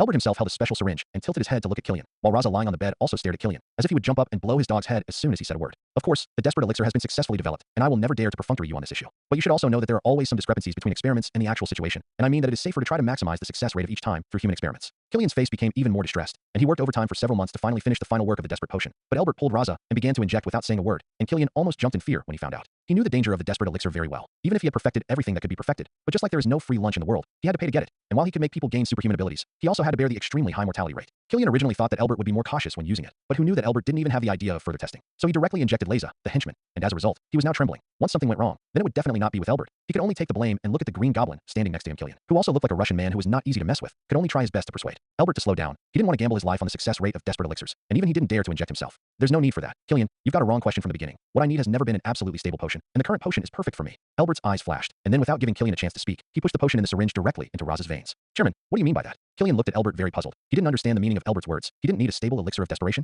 You'll understand later. Albert didn't answer Killian's words directly, but looked at Raza on the laboratory bench who was suffering from the desperate virus and brought about rebirth. His skin turned red rapidly. His skin was like cracked earth, and magma-like blood seeped out of the cracks. It's over. Killian's face is dead. This is the most direct manifestation of a failed injection, and based on previous experience, Raza will be completely reduced to a pool of lava in just half a minute, and his life may end here. Don't be so anxious to judge. Do you think I will be a person who is going to gamble on a vague probability? Seeing Killian's face like a bitter melon, Albert just smiled. He would not gamble on the success rate of a desperate potion. The reason why he started the injection so unprepared is naturally because he has absolute certainty. Although Raza is not his real subordinate, but at least he is loyal enough, and everything is done well, so he can't let him die like this. As the words fell, Albert's right fingertip pressed against Laze's heart, and the dark red fluid poured into Laze's body like a small snake from his hand. And in his amazement, this substance that Killian had never seen before re-established Laze's body system, and the cracked skin began to return to its original shape, and the pain seemed to begin to subside. Killian's surprise grew again, and not only him, Ivan Vanko and the others also stared at the dark red fluid extending from Albert's arm. The condition of Raza just now was dead no matter how you looked at it, but this was the kind of thing that pulled him back from the ghost gate. It seems to have worked. Stand up and give it a try. Retrieving the ether particle, Albert is very satisfied with this. It is worthy of being a gem of reality. It can do much more than what is shown in the movie, as its name suggests. It is the essence of it. Theoretically, it can turn all the user's thoughts into reality, and forcibly reversing the failed result of the desperate potion into success is only one of the small applications. I feel great now, as if I have infinite energy, strength, and... Raza stood up from the test bench, waved his fists in the air with both hands, and made a note. Then turned to a piece of unmanned tempered glass, and the palm of his hand was directly pasted on, and suddenly a blazing light appeared on the contact surface, and the intense heat just blinked an eye, melting the tempered glass that could resist the high explosive grenade into a transparent palm print. Not bad. So who's next? After a short test, except for the lack of obvious growth and speed, Raza has greatly improved in other aspects. So when Albert proposed the next one, Ivan Vanko, who couldn't wait, pulled away Killian, who was still amazed in front of him, and decisively lay on the experimental table. Tony Stark's villa. Potts helped Tony sort out the clothes and wine bottles that were thrown on the ground with a disgusted face. I remember I came to help you tidy up the day before yesterday. What is going on with you? I don't care about the company's affairs. I know how to drink every day. You have never been like this before. Pick up. What's wrong with that? I think it's pretty good. There was a wine burp. Tony didn't care and took another sip of the wine bottle. Watching Potts help him clean up, a tingle flashed in his cloudy eyes. But there were some things he didn't want to say now. It would only make both of them painful. So Tony could only pretend to be relaxed and asked, "What's the matter? Haven't I already entrusted you with carte blanche to handle the company's affairs? I'm already retired.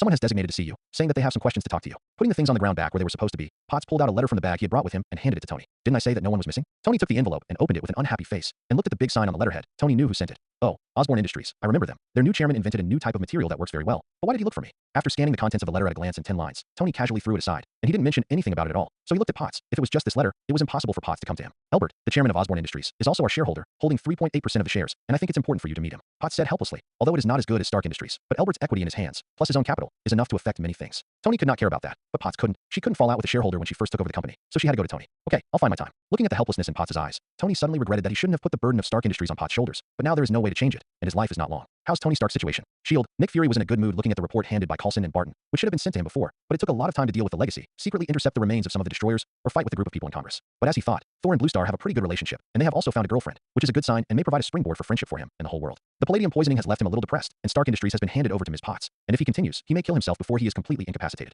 A beautiful figure with red hair stood in front of Nick Fury. As the person who picked up Tony Stark in the Imperial Cemetery, she used her skillful skills to gain Potts' trust, although she did not directly go undercover for Stark Industries, but she would not miss out on what she should know. This unruly prodigal son also has today. Wait, only in the most desperate moments. The light scene is the most dazzling. Continue to monitor his situation. Nick Fury even wanted to clap his hands a little. Tony Stark's personality really made people want to punch him in the face, but he couldn't really let him die. That would be too much trouble. You choose the right time to hand over Howard's relics to him.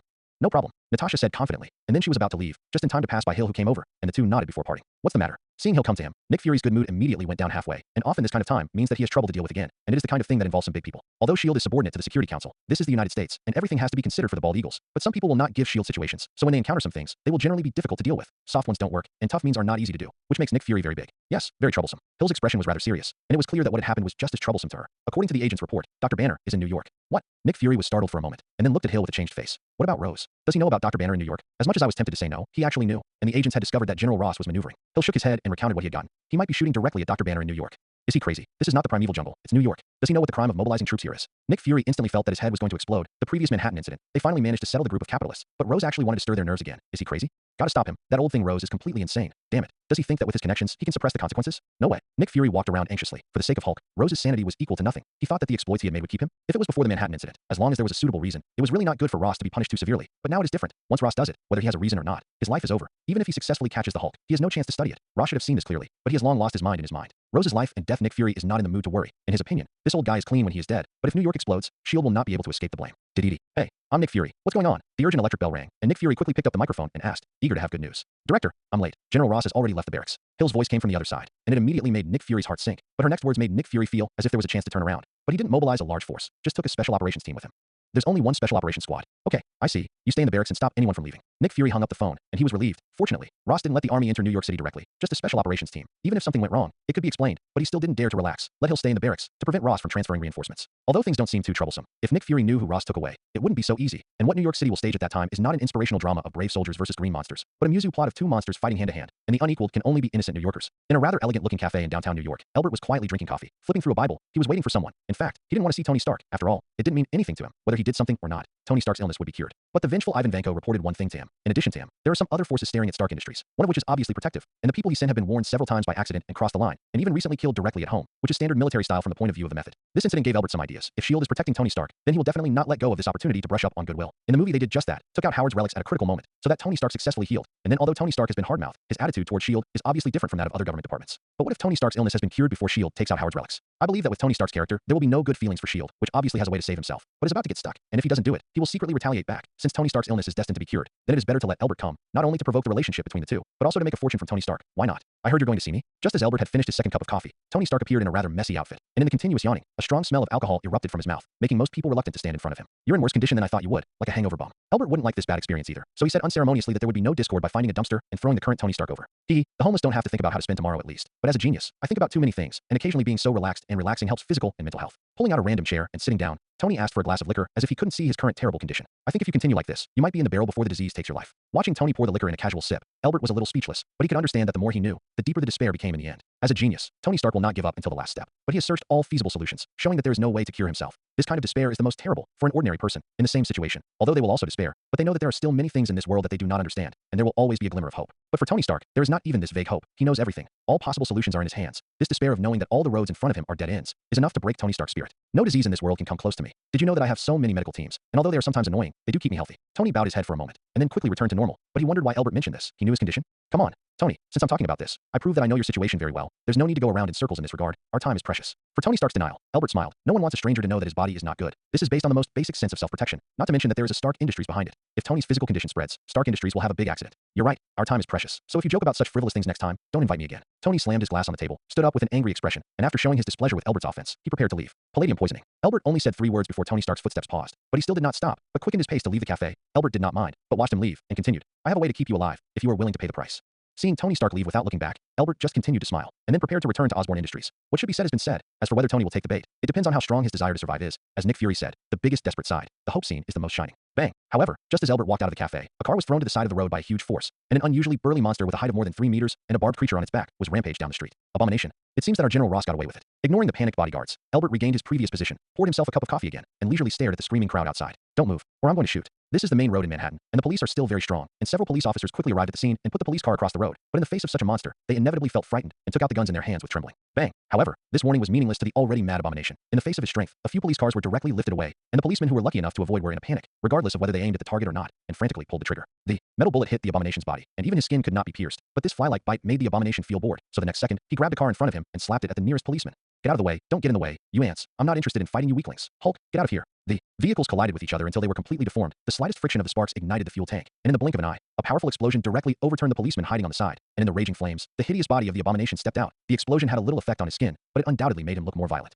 General, what are we going to do? In midair, a helicopter gunship hovered. Looking at the demonic Abomination below, the pilot swallowed his saliva and asked General Ross with a nervous expression, shoot the missile and kill him for me. Rose's face was full of anger. He thought he had controlled the hatred, but like the Hulk, he couldn't control anything. It was like tearing open a bloody scar, which made Rose extremely angry, and he didn't care about anything else. He wanted to erase the shame in front of him. But General, this is a downtown area, and there are still citizens in the surrounding buildings who have not escaped in the event of an accident. Ross doesn't care about anything else, but the driver can't care. Hearing Rose's order, he almost cried. Once the missile is launched here, his life will be completely over. Shut up. I said kill him. Beat him to meat sauce for me. However, Rose did not listen to the driver's words at all, but became even more angry because of his rebuttal, and his bruised forehead rested on the back seat, and Rose roared at the driver. Seeing this, the pilot knew that he could not change Ross's decision, so he could only press the launch button in resignation, and suddenly the missiles on the gunship dragged a long tail flame, and went straight from the rear to the street, and was making a big hate. However, just as the missile was about to hit, Abomination suddenly turned around, and a large hand accurately grasped the missile that was attacking him. A mocking expression appeared on his face, and then the missile exploded, and the flames consumed Abomination. Without waiting for the flames to go out, Abomination jumped out of his own accord. The power of the explosion tore through his skin, but it didn't work. The powerful recovery power allowed this small damage to recover quickly. Abomination showed a hideous smile at the helicopter in the distance, and then twisted the street lamp next to him, held it in his hand, and threw it like a javelin. At this moment, a figure fell from the tall building, and when he got up again, he had turned into a giant with a green body, and he jumped up and grabbed the street lamp thrown by the Abomination, and Hulk entered. In the center of New York, two monsters are frantically using all the weapons they can grab to cause damage to each other. In the face of strong self-healing ability, the brain case that was smashed by the car one moment ago will be restored to its original state the next moment. Injured, recovered, injured again. The scene seems to be deadlocked. But anyone with a discerning eye can see that although he is often fighting back, but whether it is strength or speed, Hulk is much worse than Abomination. As Abomination becomes more and more violent, Hulk also obviously falls into the disadvantage. Although Hulk is difficult to kill, but Banner is different. Continue to consume like this, Hulk may not be able to bear to turn back into Banner. Then he will be crushed by Abomination in an instant. Tony Stark, aren't you leaving? Albert, who was watching the blockbuster with relish, stumbled upon Tony hiding on the side, and several bodyguards kept him in the corner and slowly moved towards the cafe, for fear of attracting the attention of the two monsters. I shouldn't be here today. Finally entering the cafe, Tony collapsed in his chair with relief, unceremoniously poured himself a cup of coffee to suppress the shock, and said with a scared face, who knows where these two monsters came from. He left with his front foot, and the back foot of the Abomination came out to block the road, and finally waited until the missile that Ross ordered to launch attracted the attention of the Abomination, but Hulk also ran out, and the two monsters simply sandwiched Tony and his bodyguard in the middle. But fortunately, both guys were only interested in each other, and Tony was not slapped to death. Contrary to your point of view, I'm glad I'm here today, otherwise I'd have missed out on this live show. Albert pointed to the Abomination and Hulk who were beating each other, only to see that Abomination punched Hulk on the side of the face, and green blood flowed out of Hulk's mouth, which made his expression distort slightly, and the balance of his body was forcibly broken, so that he had to stagger backwards, and then the Abomination as an elite soldier was mercilessly pressed up, and for a while Hulk could only lie on the ground and be beaten.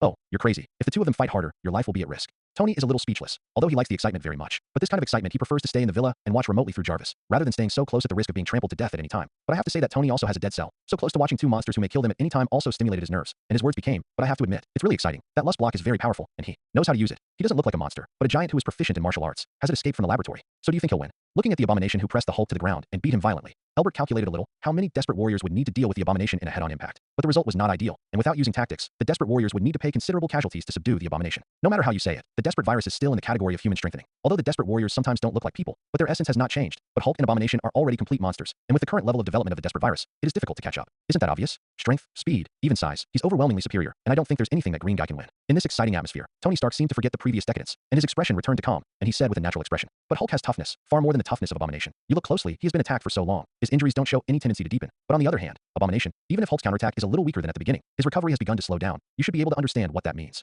Albert can see more clearly than Tony. Hulk has suffered 2 or 3 times as much damage as Abomination, but now Hulk, who is being pressed and beaten, is injured on the same level as Abomination. In the absence of absolute suppressive power, whoever has more resilience is more likely to win the final victory, and Abomination can kill Hulk in seconds. Abomination and Hulk. Do you know where these two monsters come from? Tony's eyes flashed. He didn't care too much about the victory or defeat of the two monsters, but he was more interested in their origins. Listening to Albert, he knew the cause and effect. Hulk, formerly known as Bruce Banner, is a brilliant physicist who was accidentally hit by gamma rays during an experiment, which caused him to develop a kind of mutation that would make him become what he is when his mood fluctuates violently and his heart rate exceeds a certain threshold. As time passed, Hulk's eyes began to turn red, and the raging anger began to burn in his heart. But the Abomination, which was immersed in the thrill of defeating the Hulk, did not notice the change in the slightest. As for the Abomination, he is a special soldier injected with Hulk's serum, but unfortunately, it seems that his abilities are still not as good as Hulk's. Bang! As Albert's introduction ended, Hulk's anger exploded, and the power that was originally inferior to Abomination became extremely powerful in an instant, and Abomination's fist was easily stopped by him. And then, as if it were still garbage, Abomination was thrown out and smashed into a pile of paralyzed vehicles. Wow, what a big reversal. The green guy suddenly became stronger, and this level of strength. Tony looked at the suddenly brave Hulk, secretly calculating the comparison between the steel suit and his combat power, and found that no matter what weapon it is, it seems that it can't cause effective damage to him, and if it is too close, he may even be directly hammered by the Hulk. I may need to develop a weapon specifically to deal with this situation.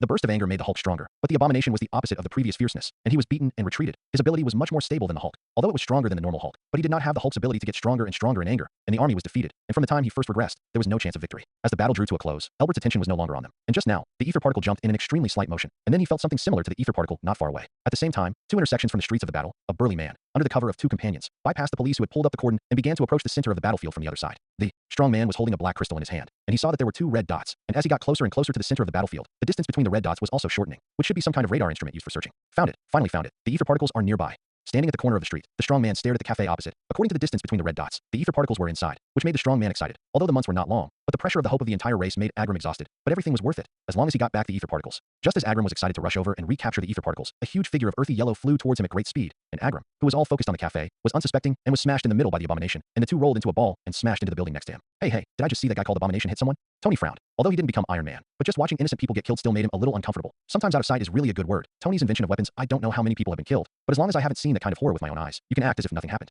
No, it was an equally dangerous monster. Albert grinned. Things were getting more and more interesting. Unlike Tony, who only saw a figure, under his terrifying dynamic vision, he saw a person. At the moment he was hit by Abomination, his body swelled suddenly, and a layer of armor appeared on the surface of his body. Judging from the reaction of the ether particles, the other party should be its former owner, the cursed warrior of the Dark Elf clan. This kind of super strong soldier who is distorted by the reality power of ether particles, and can even completely torture Thor at this stage. Although I don't know why the Dark Elves appear here, but there is no doubt that there will be a good show to watch next. How is it possible? It was obviously a. Just now Tony was a little unconvinced, pointing to the wall on the opposite side that was smashed out of the big hole. But before he could finish speaking, the Abomination was thrown out of it at a faster speed, and a strong man in armor walked out of it, so that Tony had to retract his words, and looked at Agram in amazement. Forget about the 2 monsters before. What is the situation with this guy? It is even more terrifying than a monster? Is that how you want to die, Ants? Agram stepped on the back of the Abomination, and the huge force directly shattered the skin of the Abomination, and the blood rushed wildly, first ravaged by the Hulk, and now met Agram, and the life of the Abomination seemed to have come to an end. Roar. However, Hulk, who was already under the control of anger, didn't care whether he was standing in front of him with Abomination or Agram. He just wanted to destroy everything in front of him, and destroy all the beings standing on the ground, and Agram standing on Abomination was too conspicuous, so Hulk pounced unceremoniously. Bang! Feeling the Hulk's pounce, Argrim decisively gave up his dying hatred, raised his arms and turned around and collided with the Hulk. The two pairs of arms with a slight difference in size collided fiercely, but the result of the wrestling was shocking. What's the matter? Where did this monster come from?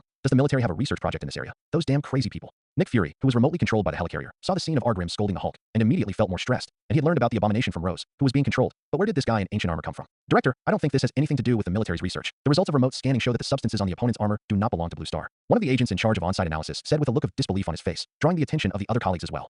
Aliens? Or is it just alien technology? Nick Fury projected the analysis map onto his computer, and sure enough, the results shown on it showed that only about 20% of the matter that made up the armor coincided with the known matter, which was not something on the Blue Star. With contact with Asgard, Nick Fury will not deny the existence of aliens. But are aliens so terrifying? One Asgard is enough, and people still exist in human mythology, and there is evidence to follow. But now the guy who ran out can actually beat Hulk and have the upper hand. If this is the case with other races in the universe, then Nick Fury can consider how to keep Blue Star as low as it should be. I'm sorry, Director, I can't answer your question. Although the armor looks primitive, like a product of the cold weapon age, it actually contains a lot of high-tech crystals, and our technology is difficult to cut into remotely, and all light signals disappear after touching the surface of the armor. The agent who had discovered the problem before smiled bitterly. After the initial temptation, the other party's armor directly blocked all signals similar to it, and they had no way to get any information. Continue to monitor the situation of the battle, record all the data. Nick Fury didn't embarrass the agent. After all, it's the gap in hard power. Even if the agent can be superb, but the technology can't keep up, so he just gave an order to continue monitoring. The other party's current intentions are still unclear, whether it is friend or foe, and you have to contact to know. Now, let the Hulk help them test how strong the other party's strength is. I didn't expect the weak Midgard to have a warrior like you. Surrender. I will give you a chance to share the glory with us. Repelling Hulk's charge again, Argrim said to Hulk with some admiration. Hulk's strength was beyond his imagination, and his growth rate was extremely amazing. At first it was only a little strength for him, but there was no threat. But now, some trembling arms made Argrim have to pay attention to Hulk. He didn't know what the upper limit of the guy in front of him was, but he couldn't continue to entangle like this. The ether particles were here. How could he waste time and Hulk in a pointless battle? Roar. However, only Hulk's furious roar was answered by Argrim, and then Hulk, who had become stronger again, persevered and rushed up, forcing Argrim to have to fight him again. This time Argrim's heart sank completely. Hulk's strength was close to his level, and if he continued like this, he might lose. No, it's impossible. I'm the strongest. How can I lose? Carrying the future of the Dark Elves, Argrim pushed Hulk away. But this didn't work. As long as the anger didn't subside, Hulk's power would continue to grow. Maybe there was a limit to this, but before this line was touched, Argrim had been torn apart. Director, the alien visitor mentions a term, Midgard. The agents who monitor the situation are very good at grasping the point. Because of the Thor incident, basically all agents are forced to read Norse-related mythology. As a synonym for the Atrium world, the name Midgard is quite clear to them. The other party may be related to Norse mythology. Midgard. There are 9 realms in Norse mythology, and Midgard is the Atrium world, that is, the place where humans live, and now the Blue Star. Nick Fury is not sure if this name is unique to the Norse mythological system, or if it is the common name for Blue Star in the universe from the legend of Asgard, a powerful civilization, but at least it can be explained that the other party did not appear out of thin air, and may have had contact with Asgard. However, Nick Fury has a hunch that Asgard definitely knows the guy who fought with the Hulk. This unexplained feeling Nick Fury doesn't like it very much. He doesn't like everything that is out of his control, but this has been happening more and more lately. He knocks on the edge of the table and stares at the corner of the open drawer. Maybe it's time to start him. Director, that alien visitor has been suppressed by the Hulk, and he may be going to lose.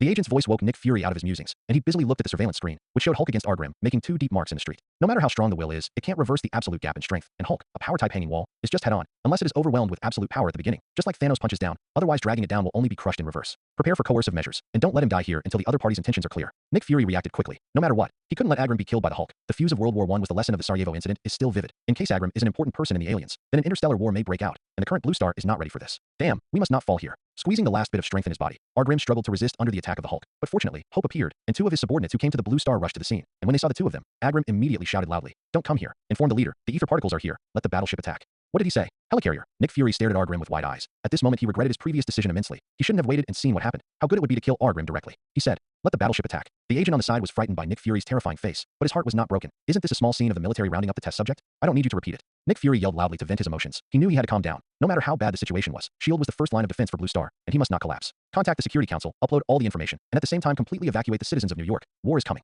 After saying that, Nick Fury ignored the agents who started to get busy, returned to his office alone, took out a copper plate from the drawer that looked quite old, and pasted it on his head, and after a while, a unique feeling of dizziness came, which made Nick Fury's anxious mood relax a little. At least he was not alone now, and this ally was still quite strong. As a sense of rebellion vanished, Nick Fury's figure descended from the helicarrier to a mysterious place, where there was no specific concept of direction, and where various substances called darkness flowed, and he stood in the corner of a huge rock, and on the other side of the rock was the Ancient One dressed in white robes. Ancient One, what kind of place is this? Unlike the sanctuary he had met before, Nick Fury's keen intuition told him that this place was dangerous, very dangerous, and even the Ancient One's body exuded the same deadly danger, and he even suspected that the next moment, the Ancient One would cut off his head with a magic blade. This is the boundary between the Dark Dimension and the Blue Star, and Dormammu has been a bit active lately, so I had to show up here to stop him and prevent him from doing anything bad to the Blue Star. The Ancient One's eyes showed a dark streamer. Such an Ancient One is very weird, but Nick Fury can't control it so much, and now Blue Star may face a devastating crisis at any time. Forget it, I don't know much about you mages, but now you have to come with me. Blue Star is facing a huge threat right now, and we need you. Looking at the boundless darkness of the boundary, Nick Fury subconsciously didn't want to delve into what it meant, and he didn't have that much time to understand. I already know what is happening in New York, and although I can't leave it for a while, my mind is still wandering outside. Gu nodded, indicating that she knew about the crisis that Nick Fury was talking about, but she didn't think it was an unsolvable puzzle. They are dark elves who once ruled the universe, but thousands of years ago, they were defeated by the Asgardian army led by the father of the god King Odin, and now their last remaining members have awakened from the darkness. And in order to restore the glory of the darkness, they want to reclaim the ether particles. Dark elf, ether particle. What is that? I heard that guy shout this term. How can that thing be in New York? Seeing that the Ancient One knew the whole story and was not in a hurry to chat with himself, Nick Fury also relaxed a little. At least this shows that the matter is not as serious as he thinks. But the ether particle has caught his attention, can be regarded as a treasure by such a civilization. If he gets it, what will become of Blue Star? The ether particle is a magical substance that helps the Dark Elves fulfill their desire to render the universe with darkness, and it is the same as the cosmic cube you have collected, which can bring power as well as disaster. As if reading through Nick Fury's thoughts, the Ancient One sighed softly, but quickly returned to his normal tone and continued. A few months ago, Elbert took the ether particles from the seal of Asgard. What? Why didn't you tell me about this kind of thing? Nick Fury jumped up instantly when he heard this familiar name. Enough trouble. But why did it become even more troublesome? Because it's beyond your reach. The Ancient One glanced at Nick Fury. That natural arrogance made Nick Fury calm down instantly. Seeing this, the Ancient One nodded with satisfaction and continued. God King Odin sent an emissary with a box of ice to prevent him from taking away the ether particles, but if I hadn't intervened in time, the emissary would have died at the hands of Elbert. How strong is that messenger? Nick Fury is still a little unwilling. He wants to do more, and for this he needs to recruit some more powerful beings, whether they are good people or people who are walking on the edge of danger. They are all people who can be co-opted. Even if they are pure evil people, they have his use value. Stronger than Thor. The Ancient One directly rejected Nick Fury's idea. Elbert's strength was terrifying enough, and he would never jump into the pit he dug like Thor. Nick Fury was silent, but it was not so easy for him to die. As long as he was still on the Blue Star, no matter who it was, Nick Fury dared to give it a try. In the face of the unknown final crisis, what else should not be tried?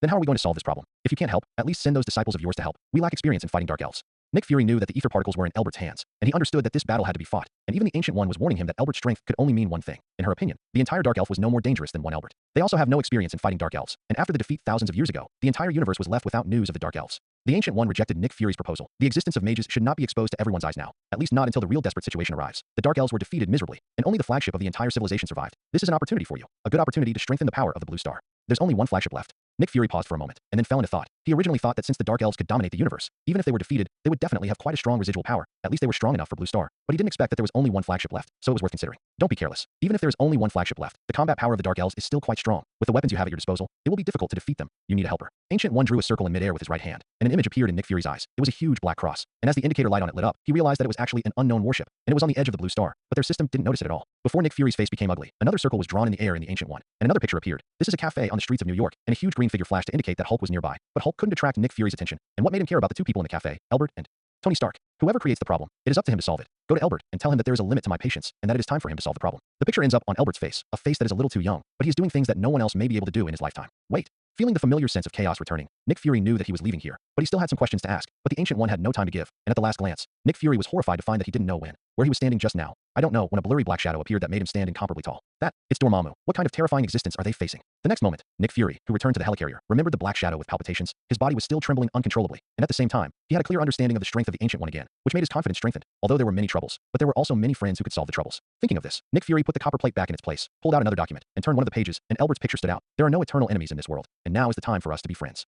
In the outer universe of the Blue Star, Arbram's message was successfully transmitted to Malekith's hands. Looking at the reflashing ether particle signal, Malekith waved his arm excitedly and directly ordered the battleship to march towards the Blue Star. As long as the ether particles were recaptured, this universe belonged to darkness after all. Oh my god, what's that? Is that a spaceship? Do aliens really exist? Is this going to start a cosmic war? What is going on? In his opinion, the sooner the ether particles are recaptured, the more important it is. Otherwise, once Asgard intervenes, things will become troublesome. So after entering the atmosphere, the battleship has no intention of slowing down at all and slammed into the center of New York, making the citizens who have not yet had time to evacuate let out an incredible scream. Damn, how did you come so quickly? Nick Fury walked out of the office, looked at the huge battleship that had landed in New York, cursed secretly, and hurriedly asked the agent next to him, how is the evacuation of New Yorkers arranged? The evacuation has begun, but it's been too short, and there are still quite a few citizens in New York City. The busy agent looked up to answer Nick Fury's question, and quickly continued to coordinate the various evacuation intersections. I can't wait. You continue to coordinate and command, and pick up Natasha for me. Estimating the speed of the evacuation, Nick Fury knew that they didn't have a chance to evacuate everyone completely, so they had to find a way to get rid of the enemy quickly. Director, do you see that black cross in the city center? As soon as the communication was connected, Natasha's slightly surprised voice came, but Nick Fury didn't have time to explain it to her, so he said directly, it seems that you are nearby, which is good. I will give you an address. Go find Elbert, and bring me some words to him.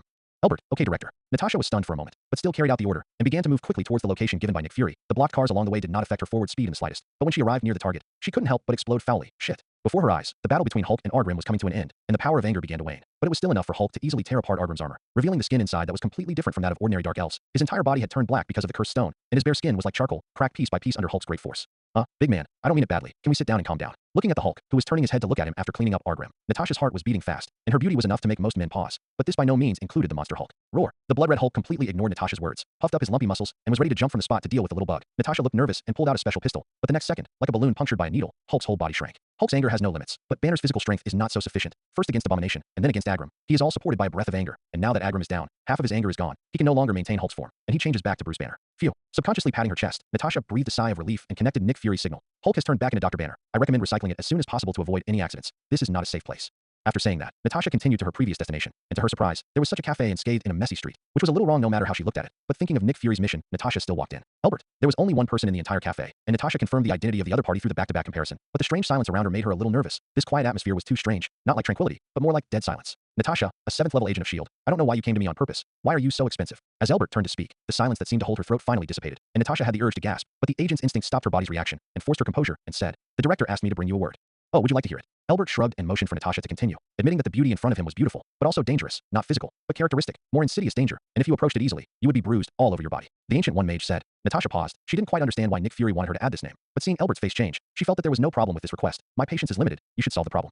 I see. Albert nodded. Some of the doubts were solved, such as why when she first met the Ancient One, her attitude was unexpectedly tough. Think about it. The probability of the Ancient One and Nick Fury being in trouble is almost 100%, and it is not difficult to understand that the two of them colluded with each other. As for the solution to the problem that the Ancient One said, Albert looked up at the window. A large number of side-shaped small spaceships were constantly projecting from the Black Cross battleship, and the Dark Elves were really pouring out. Whoever creates the problem, who solves the problem, the Ancient One obviously doesn't want to carry the pot for Albert, so he directly asked Nick Fury to throw the problem over, and Albert can't help but take it. Who let him still be on the Blue Star now? If the Ancient One doesn't take the blame, the Dark Elves can chase him to death. Who let him hold the ether particles now? It's not that Albert didn't think about it, and directly took the Dark Elves around the world to make things bigger, but unfortunately, a mere Dark Elf didn't even have the qualifications to make a gun, so they had to die directly. It's time to move your muscles, Dark Elves. Albert stood up and picked up the document that was placed on the table, and Natasha saw a Stark Industries logo faintly, but before she could see it clearly, the document disappeared, and then Albert's figure disappeared in front of her eyes. Superhuman? Teleportation? Natasha raised her eyebrows. The news of Albert's suspected superhuman is not a secret at the top of S.H.I.E.L.D. Coulson was dragged to a week's psychological recovery after meeting Albert for the first time, but she was still quite surprised to see this scene beyond her cognition.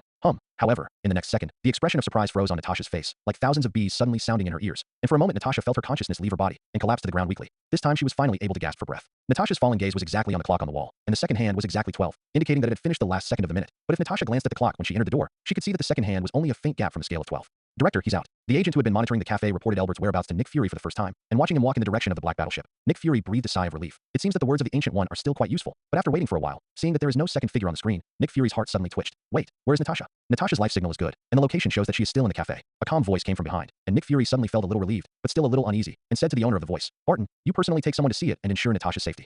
Hawkeye nodded, and quickly left the command room. He didn't care about Natasha at all, and left the helicarrier directly with a few agents to set up the fighter. Seeing this, Nick Fury looked at the screen with confidence. He wanted to see how Albert dealt with the Dark Elves. He could really have such terrible destructive power? However, when Nick Fury turned his head, the first thing he saw was the dull-looking agent, and when his eyes were fixed on the screen, his expression also became dull, and in just a few seconds of his communication with Hawkeye, all the Scythe fighters and the Black Cross flagship, which had been completely scrapped, and the broken Cambridge was drooping in the air and letting out an overwhelmed moan. What just happened? Where is Albert, and who did this? "No, I don't know, Director. We only saw a red shadow, and then it became like this." Awakened by Nick Fury's roar, the agent quickly said truthfully that he hadn't seen anything either. Slow down the video, the slower the better. In an instant, Nick Fury thought of the key. Since what did happen, it should be recorded, but when the video was taken out alone, slowed down to the extreme, and only the red shadows in the sky could be seen, and the sickle fighters that kept crashing in a final freeze frame. Albert was wearing blood-red armor generated by ether particles, stepping on a surfboard of the same material under his feet, and drew a weird smile in the direction of the camera. It was so unchallenging. I thought they would surprise me. A tall building in New York City. Albert looked at his masterpiece with a little disappointment. Sometimes it is not a good thing to be too strong. It will make him feel bored. Maybe it is time to challenge the Ancient One and Odin. Although it may be dangerous, but the harvest will definitely far outweigh the danger. In terms of ability, the Dark Elves are actually not weak, but most of their technology is derived from ether particles, and it is a joke to attack Albert with these things, so he basically just runs, and the speed force wrapped around his body has destroyed everything around him. Let me do the math. Iron Man, Thor, Hulk, Black Widow, Hawkeye, and Captain Rice. Well, the personnel are here. It's time for me to speed up. I believe this plan will definitely be eye-catching, and when it starts to be executed, the whole world will be changed because of it. Looking at the battleship in the embers of the fire, Albert showed a big smile. Just like a battleship, the world could not escape destruction. An attack from the aliens ended in such a hurry. Among the citizens who had not evacuated at that time, many people claimed to have seen a vague shadow, slaughtering those alien warships in a frenzy. But this voice was quickly suppressed. I have to say that in the distribution of spoils, the Bald Eagle's movements were indeed extremely fast, and before other countries put forward the opinions of joint research, the entire battlefield had been cleaned, and only a few symbolic wreckage of the towering battleship fell into the pit. Time is the medicine that heals all wounds, and with the efforts of S.H.I.E.L.D., New Yorkers have returned to their normal lives after a period of time. Strictly speaking, they have not suffered much damage, and the Dark Elves have been leveled by Albert not long after they appeared, and the biggest loss has actually been the Abomination that has completely lost their breath. Here General Ross has to thank the Dark Elves with their involvement. Now the entire American top brass is discussing how to deal with the remaining warships, and they don't bother to pay attention to the harm he caused before. As long as this wave of limelight passes, the Abomination will be coldly treated, and the punishment he received can also be easily settled through the network, which is gratifying. At the end of the whole incident, the worst mood is probably only Nick Fury. Although Albert did not use a killer against Natasha, but the time cage built for the purpose of the experiment still caused a lot of damage to Natasha. At least for a while she must recuperate. Nick Fury understands that this is Albert's warning. The Ancient One can threaten him. See that Nick Fury can't. If there is a next time, I'm afraid that the entire S.H.I.E.L.D. will be wiped out. After seeing how Albert dealt with the Dark Elves, Nick Fury knows very well that S.H.I.E.L.D. has no way to restrain Albert. Is this the power of the ether particles?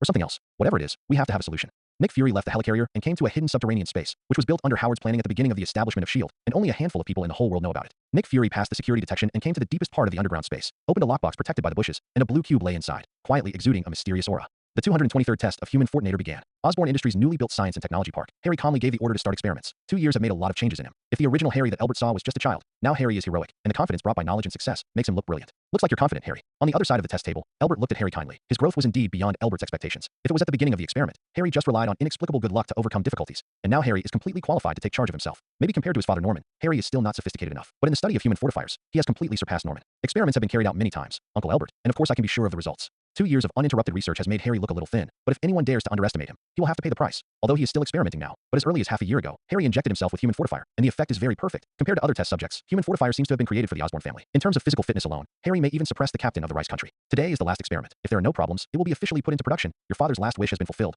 What do you want to do next? I don't know. Hearing Albert's question, Harry didn't know how to answer. Now he was very confused. He never thought of pursuing the end of science, to develop all kinds of magical creations. He just wanted to fulfill Norman's last wish. And now that everything was coming to an end, Harry suddenly felt that he had lost the meaning of life. How about I give you a suggestion? Seeing Harry's confused expression, Albert unsurprisingly took out a gilded envelope and handed it to Harry. Soon, Harry opened the envelope, looked at it for a moment, and looked at Albert in confusion. He didn't feel that he needed to go to college for further study. Rather than go to those boring courses, it was better to learn on his own. It's not for you to study, but for you to experience college life, to meet some friends, or to meet a girlfriend, someone who can be with you for the rest of your life. Albert explained with a smile that after a few years of contact, Albert really thought of Harry as a junior, and he knew what he would do in the future, but at least before the tragedy came, let Harry experience a full life, not spend a lifetime in the laboratory. Harry wanted to refuse, but Albert had already gotten up and walked out of the lab. The results of the experiment were not important to him. He was just coming to see Harry's, that's all. Tell me well, don't forget, I'm your guardian. Seeing this, Harry could only look at the admission letter in his hand with a wry smile. But things are already like this, so try to adapt. Albert is right. He has not been in contact with the outside world for too long. He needs a friend, and the Osborne family can't be left behind. Boss, I met Tony Stark today. Walking out of Harry's lab, Albert is confronted by Leza, who is now the security captain of the new tech park, above board, and not afraid of anyone to find out. If you read a violent novel, go to Felu Novel Network. Oh, isn't that great? You're his savior. Albert laughed, but Leza's face grew even more sad, and it was clear that the meeting between the two was not as pleasant as Albert had said. Don't be kidding. You still don't know what happened back then. Tony Stark has already found out what happened at the beginning, but he didn't give me a good face. Thinking of Tony's murderous eyes, Raza was a little frightened. Even if he was injected with a desperate virus, he didn't dare to jump in front of Tony Stark. It's a monster at all. Every time he captures an image of Tony Stark, it means that his steel suit has been updated again. He is not afraid of being seen at all. On the contrary, he is still using these to promote his strength. Money is good. And Raza is obviously the kind of guy who is intimidated. He's already found out your bottom line. If you want to do it, you won't stand in front of me now. Where is he now? At the Star Labs. Raza can only smile bitterly at this. Tony Stark really didn't want to kill him, but it didn't affect him at all. After knowing that Raza had also been injected with the desperate virus, Tony Stark became even more annoying, which made Raza annoyed. Osborne's new industrial park has not been established for a long time, but the cooperation with Stark Industries has allowed it to grow rapidly, and it has become one of the few emerging science and technology parks in the United States. So it has been rumored that the chairman of Osborne Industries has a close relationship with the chairman of Stark Industries, and even inside news came out not long ago, and the two also exchanged some company shares. For a while, the stocks of the two companies began to rise. After all, Stark Industries, needless to say, Osborne Industries also belongs to the position of the leading boss in the industry. Such a strong combination naturally let everyone rest assured of the follow-up development of both sides. However, in the midst of the good news, there are still many rumors that the two companies are not as friendly as they seem, but more like one coercing the other. But unfortunately, this argument quickly disappeared under the attack of the big fishing boat. Otherwise, Albert might have asked Raza to invite the guy who said this to have a cup of coffee. The two companies are indeed not as harmonious as they seem. After the end of the Dark Elf invasion, Albert took the opportunity to help Tony Stark 907 treat palladium poisoning, and knocked a hard deal from him. Even the technical support of the Science and Technology Park was provided by Stark for free, and now he is the largest shareholder of Stark Industries, except Tony, and he is fully qualified to suppress Tony's actions. And the apparent harmony is just because of the needs of both parties. Wait, Mr. Stark, you don't have access to the main lab according to the chairman's rules. As soon as Albert arrived at the Stellar Laboratory, he heard the security guard dissuade Tony, and he was no longer surprised by this. And every time Tony came here, he was always full of curiosity to go in and have a look. It's a pity that Albert hasn't been open enough to share everything with him, and the two don't wear the same pants. But for some same purpose, they maintain their current status as apparent brothers. Oh, Albert, look at what your security guards have said. I think our friendship has reached the point where it is possible to reveal all its secrets. But what happened today really saddens me. Tony, who still wanted to distinguish between the security guards, saw Albert come in and immediately found the object of complaint. But in exchange for Albert's wide eyes, revealing the secret, then you would let me go to your personal laboratory for a turn, but open Jarvis's core data. Okay, Tony, since you really want to see it, let's come along. Although he was not impressed by Tony's dead face, Albert did not reject his idea of visiting. Firstly, because he was annoyed too much, and secondly, there were some things that were no longer necessary to hide, and even Albert hoped that Tony could contribute to his career. You've actually changed sex? It looks like your research is done. Tony followed with a smile on his face, but he didn't have the enthusiasm he imagined, just said with some surprise. He was not a fool. He had been here 5 or 6 times before, but each time he was sent away by Albert for a reason, and now since he was willing to let himself go in, it was probably that some things that should not be let him see were disposed of, and the rest of the things were really limited in their attraction to Tony. It's not done, but if you're interested, you can also help. While speaking, the two have passed through several safety gates, and came to the core of the entire Science and Technology, ADBA. Park, Shinshin Laboratory, the most eye-catching of which is a huge particle accelerator, which is the heart of the entire park, and the study of microscopic particles can only be regarded as a sideline. It is embedded in the reactor improved by Vank, and provides energy for the entire park all the time. Although it is indeed not as good as Tony in terms of hard technology, but in terms of energy supply alone, Evank is doing well. Aren't you afraid that I'll steal your technology? Tony patted the outer pipe of the particle accelerator with his hand. This thing he could understand just by looking at it, although it was not said that it could be copied directly, but the core principle could almost come up with a design framework as long as he tried a few more times. If you read a violent novel, go to Felu Novel Network. Of course I'm not afraid. I won't be prepared to guard against you if you come in with you, and you've been walking away from me less in the past few years. Albert didn't care about this. The entire Science and Technology Park, except for the Star Laboratory, the other areas were built with technical support from Stark Industries, and the back doors left by Tony were countless, and Albert didn't bother to repair them one by one. So let him touch the technology if Tony wanted to. Anyway, most of him is also used in his steel suit. As long as he doesn't spread it casually, it's not a big deal. After all, even if Albert wants to take care of it, he doesn't have a good way. Just rely on Tony's ability. As long as he knows the technology, a few can't get his hands on it. At most, it is not easy to use it openly. Can the hero's thing be called stealing? Tony resolutely pretended to be stupid when he heard this, looking left and right to observe the surrounding environment. There are not many researchers here, but there is an independent compartment. But there are a lot of people around. Tony leaned over quite naturally and saw a cloud of silver-white substance flowing in the transparent glass case. What is this? One of the hardest known materials in the world, vibranium. Albert said as he looked at the fist-sized fluid in the glass case. This thing is indeed too rare, except for Wakanda and a crow who once stole a part of vibranium from Wakanda. It is extremely difficult to get this thing from other places. It is the current size of Osborne Industries, and in the case of searching with all his might, it has only collected such a little in the world, and if you want to get more, Wakanda is afraid that it is an unavoidable hurdle. The hardest substance in the world? Tony looked at the vibranium flowing repeatedly in the glass case, a little disbelieving. Looking at the equipment around him, the temperature provided was not too high. This degree was melted into a fluid state. How could it be the hardest substance? Do you know Captain Me's shield? Albert smiled. Not many people really know about vibranium. Its source has long been truncated. In the absence of relevant information transmission, even if Tony has Jarvis to help collect intelligence, there is no way to know the existence of vibranium. And it is not the temperature that melts vibranium, but something else, something non-physical. Of course I know. It was given to him by my father. But does that have anything to do with vibranium? Tony frowned. Since the Dark Elf incident, he found that he didn't know more and more things, including what kind of ghost shield that his father once founded with people, and now they rely on Howard's name. But it annoys Tony. The main material of the shield is vibranium, which, when fused with other metals in a magical proportion, forms a completely new material, which the American government calls the original Edelman alloy.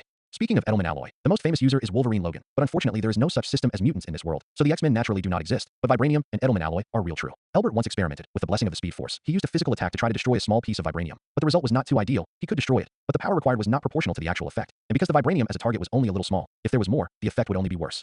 In contrast, the more stable the thing, the more terrifying the blow to it is that the change has a strong defensive power, precisely because its molecules are relatively stationary, so that it almost does not conduct heat and kinetic energy. So all heat and kinetic energy will be swallowed up the moment it touches the vibranium, and once the structure itself is turbulent, the vibranium is not vibranium gold. Oh, it is said that Captain Me's shield is indestructible. So is it also indestructible? Speaking of Captain Me's shield, Tony instantly became interested in the material in front of him. If this is really the case, then his steel suit may usher in a qualitative change. Don't you have Howard's research materials? Albert glanced at Tony. It seemed that S.H.I.E.L.D. had taken over more than just the relics they gave Tony. There were more things, and maybe even everything related to working with the government back then was seized. Nothing in this world is indestructible, but at least on the current Blue Star, there are indeed only a handful of things that can destroy vibranium.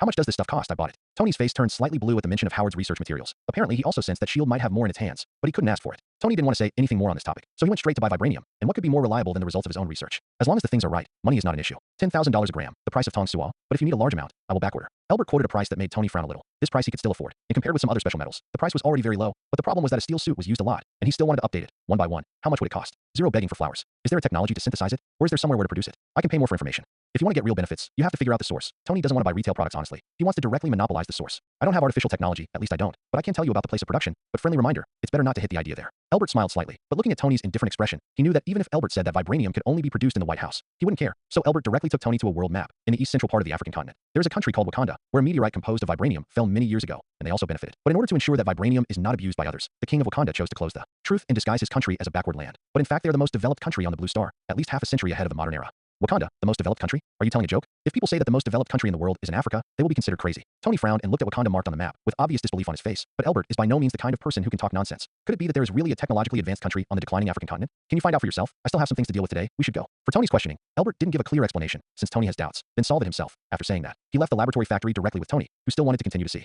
Leaving Tony Stark alone with a full of suspicions, Albert came to a separate space under the Star Lab by himself, and there are many similar places in the entire Science and Technology Park, all prepared for some inconvenient things. After all, Osborne Industries still belongs to Biotechnology Company, Limited, and sometimes it is easy to step on some bottom lines for research, although this kind of problem is acquiesced in the industry, but it is not easy to get it on the surface. Even Dr. Connors also acquiesced to these, and occasionally conducted some overspecification experiments in the park he was responsible for. The underground space of the Star Laboratory is naturally the largest, and at the same time, it is also the most tight, and it is guaranteed to be guarded by a team of desperate warriors of 547 at all times. And if you want to sneak in here without a sound, at least ordinary humans can't do it. As for superhumans, it's easy to get in, but it's not so easy to get out. People brought. Ivan Vanko looked coldly at the man who was unconscious on the wooden chair. Compared with a few years ago, his hair was completely gray, and he tied a skyrocketing ponytail with a strong muscle, but he was dressed as a martial artist. Ulysses Crow didn't die, did you? Grabbed by the unconscious man's head and looked at him twice. Albert stopped paying attention to him, and Crow itself was just an addition to his cargo. No, he was sedated in bed and had to sleep for at least 3 or 4 hours. Under Albert's orders, Ivan Vanko led a team of desperate warriors to raid Crow's cargo ship, and in the face of inhuman forces, these who were just ordinary people had no ability to resist at all, and did not bring any difficulties to the operation except for numbers. What is he going to do? Is it just going to be locked up? Shut it up for the time being. Inject tranquilizers regularly, as long as it makes sure his brain is still working, and then Albert paused and mentally estimated how much Tony Stark's attachment to vibranium might be, and then continued.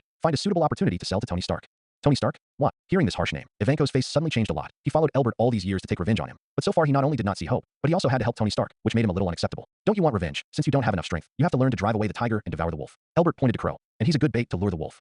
Wakanda, can they deal with Tony Stark? Ivan had known about Crow's information before the operation, and knew that he had stolen a large amount of vibranium from Wakanda, but he didn't know what kind of energy Wakanda, an isolated kingdom, possessed. Of course you can. Otherwise I wouldn't have taken Tony Stark to see the vibranium in the Star Laboratory. Isn't this just to make him sprout desires? Under Elbert's deliberate intervention, the current Tony Stark and Iron Man are far apart. Although they both wear steel suits, Tony Stark is much cold-blooded than Iron Man. He doesn't care about others, he only cares about himself, especially after S.H.I.E.L.D. brushed up on his favor and met Elbert's interception. Tony, who saw S.H.I.E.L.D.'s sinister intentions, is getting farther and farther away from the path of the Avengers. And Wakanda is the first step to continue to intensify the contradictions. Elbert does not deny that Tony is a genius, but it is not an easy task to get vibranium from Wakanda. As early as the last century, countless people coveted vibranium, a treasure from the universe. But how many people really succeeded? Crow is just one of the very lucky guys. He found the right opportunity at the right time. But now there is no same opportunity. Tony wants to get vibranium. He has to do more. The continuous confrontation will inevitably lead to a series of problems. S.H.I.E.L.D. will never sit idly by, and those guys who have long had a peep at Wakanda will also be like sharks that smell blood. They will not give up this good opportunity zero. It's a maelstrom that draws all those who have their eyes on Wakanda, and then sides in front of interest and justice, making this maelstrom even more treacherous, and in turn, swallowing more careerists. As for whether Tony Stark will do anything to Wakanda, Elbert doesn't have to worry about this at all. Geniuses all have a common characteristic. They will be curious. Even if they know that there is a trap in front of them, they will be driven by curiosity and step on it.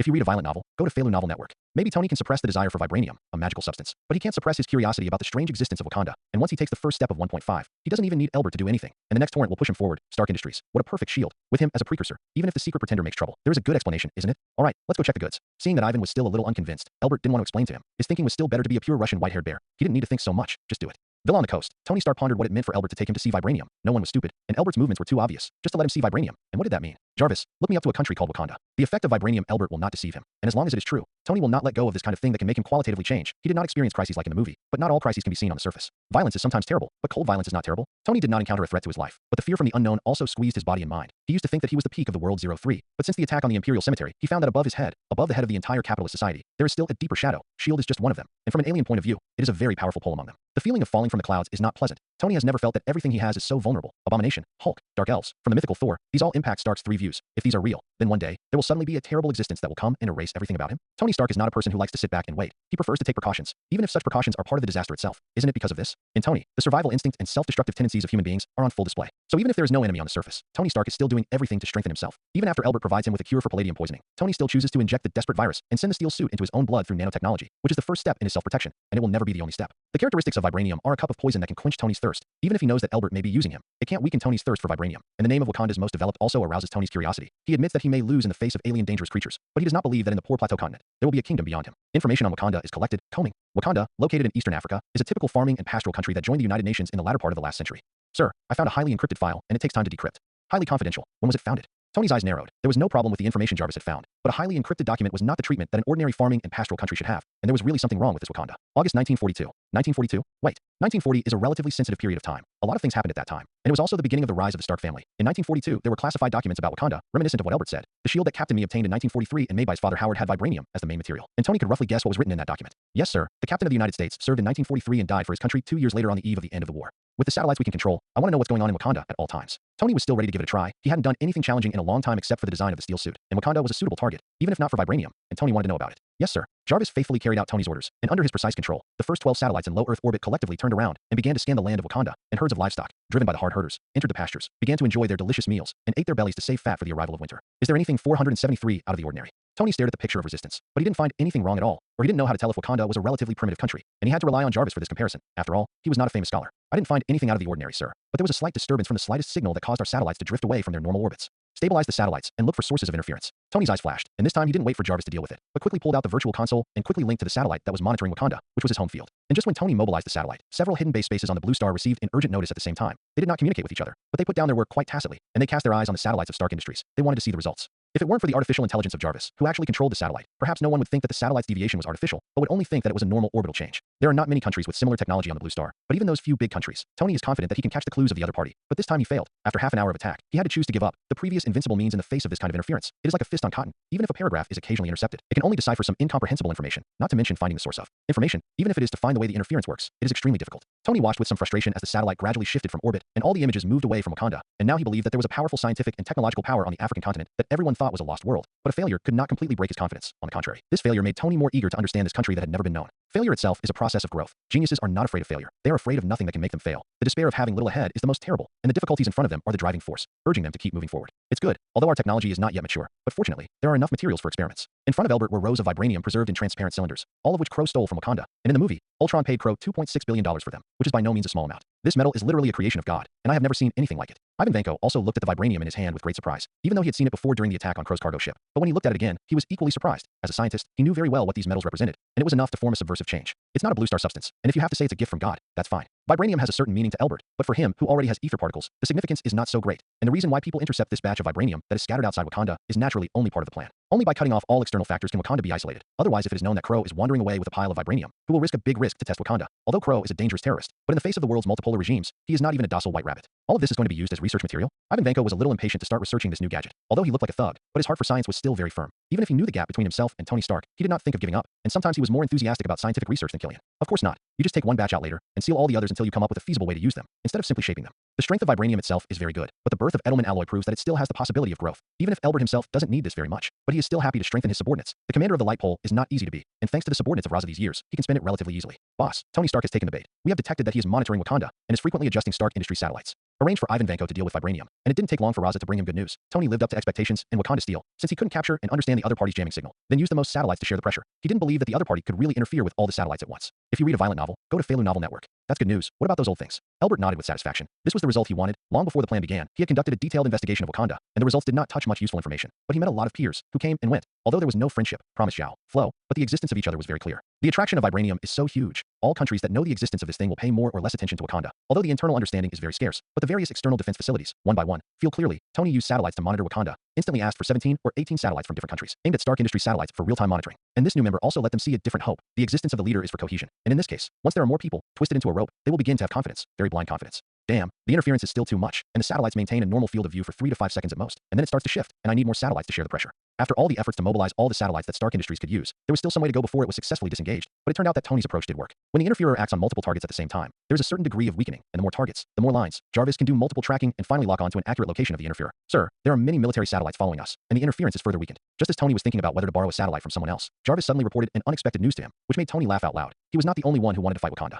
Go ahead, send them a signal. I think we have enough allies. Tony has always been used to fighting alone, because geniuses don't need others to meddle in their own affairs. But to be honest, this feeling is not too bad. People always need the help of friends. 833, especially now when things are difficult. Soon, in the case of sufficient available resources, Tony repeatedly adjusted the arrangement of all satellites. Although the interference is powerful, but in the face of almost all the top power on today's blue star except for Wakanda, it is nothing more than that. Wakanda is half a century ahead of today's technology. But if you take modern military weapons into the battlefield of World War II, you may be crushed. But it will definitely not make the army at that time have no resistance. As long as there is no qualitative change, even Wakanda, it can't be eradicated. Very good, let's see what's here. When the interference is minimized under the monitoring of all the satellites, the whole of Wakanda is on full display, and it has never been exposed to others like this. So even if Wakanda's technology hides it, there are some things that do not stand up to detection. Sir, there is an incomparably powerful energy field, ADCC, that surrounds all of Wakanda, and the power of this energy level has only been recorded in my database once. Jarvis showed Tony a three-dimensional map of Wakanda, and in the part that protrudes from the surface, a huge oval energy field covers the whole of Wakanda, which is both defensive and the best way to hide. Unless this energy field is disabled, no one can really see the whole picture of Wakanda. Is there a record like this? Don't tell me there's another country on the blue star that rivals Wakanda. That's crazy. Tony was a little surprised. He knew very well what kind of power such a large area of energy field had, but Jarvis's answer answered his question in a timely manner. Big Ivan, the largest nuclear bomb released in 1961.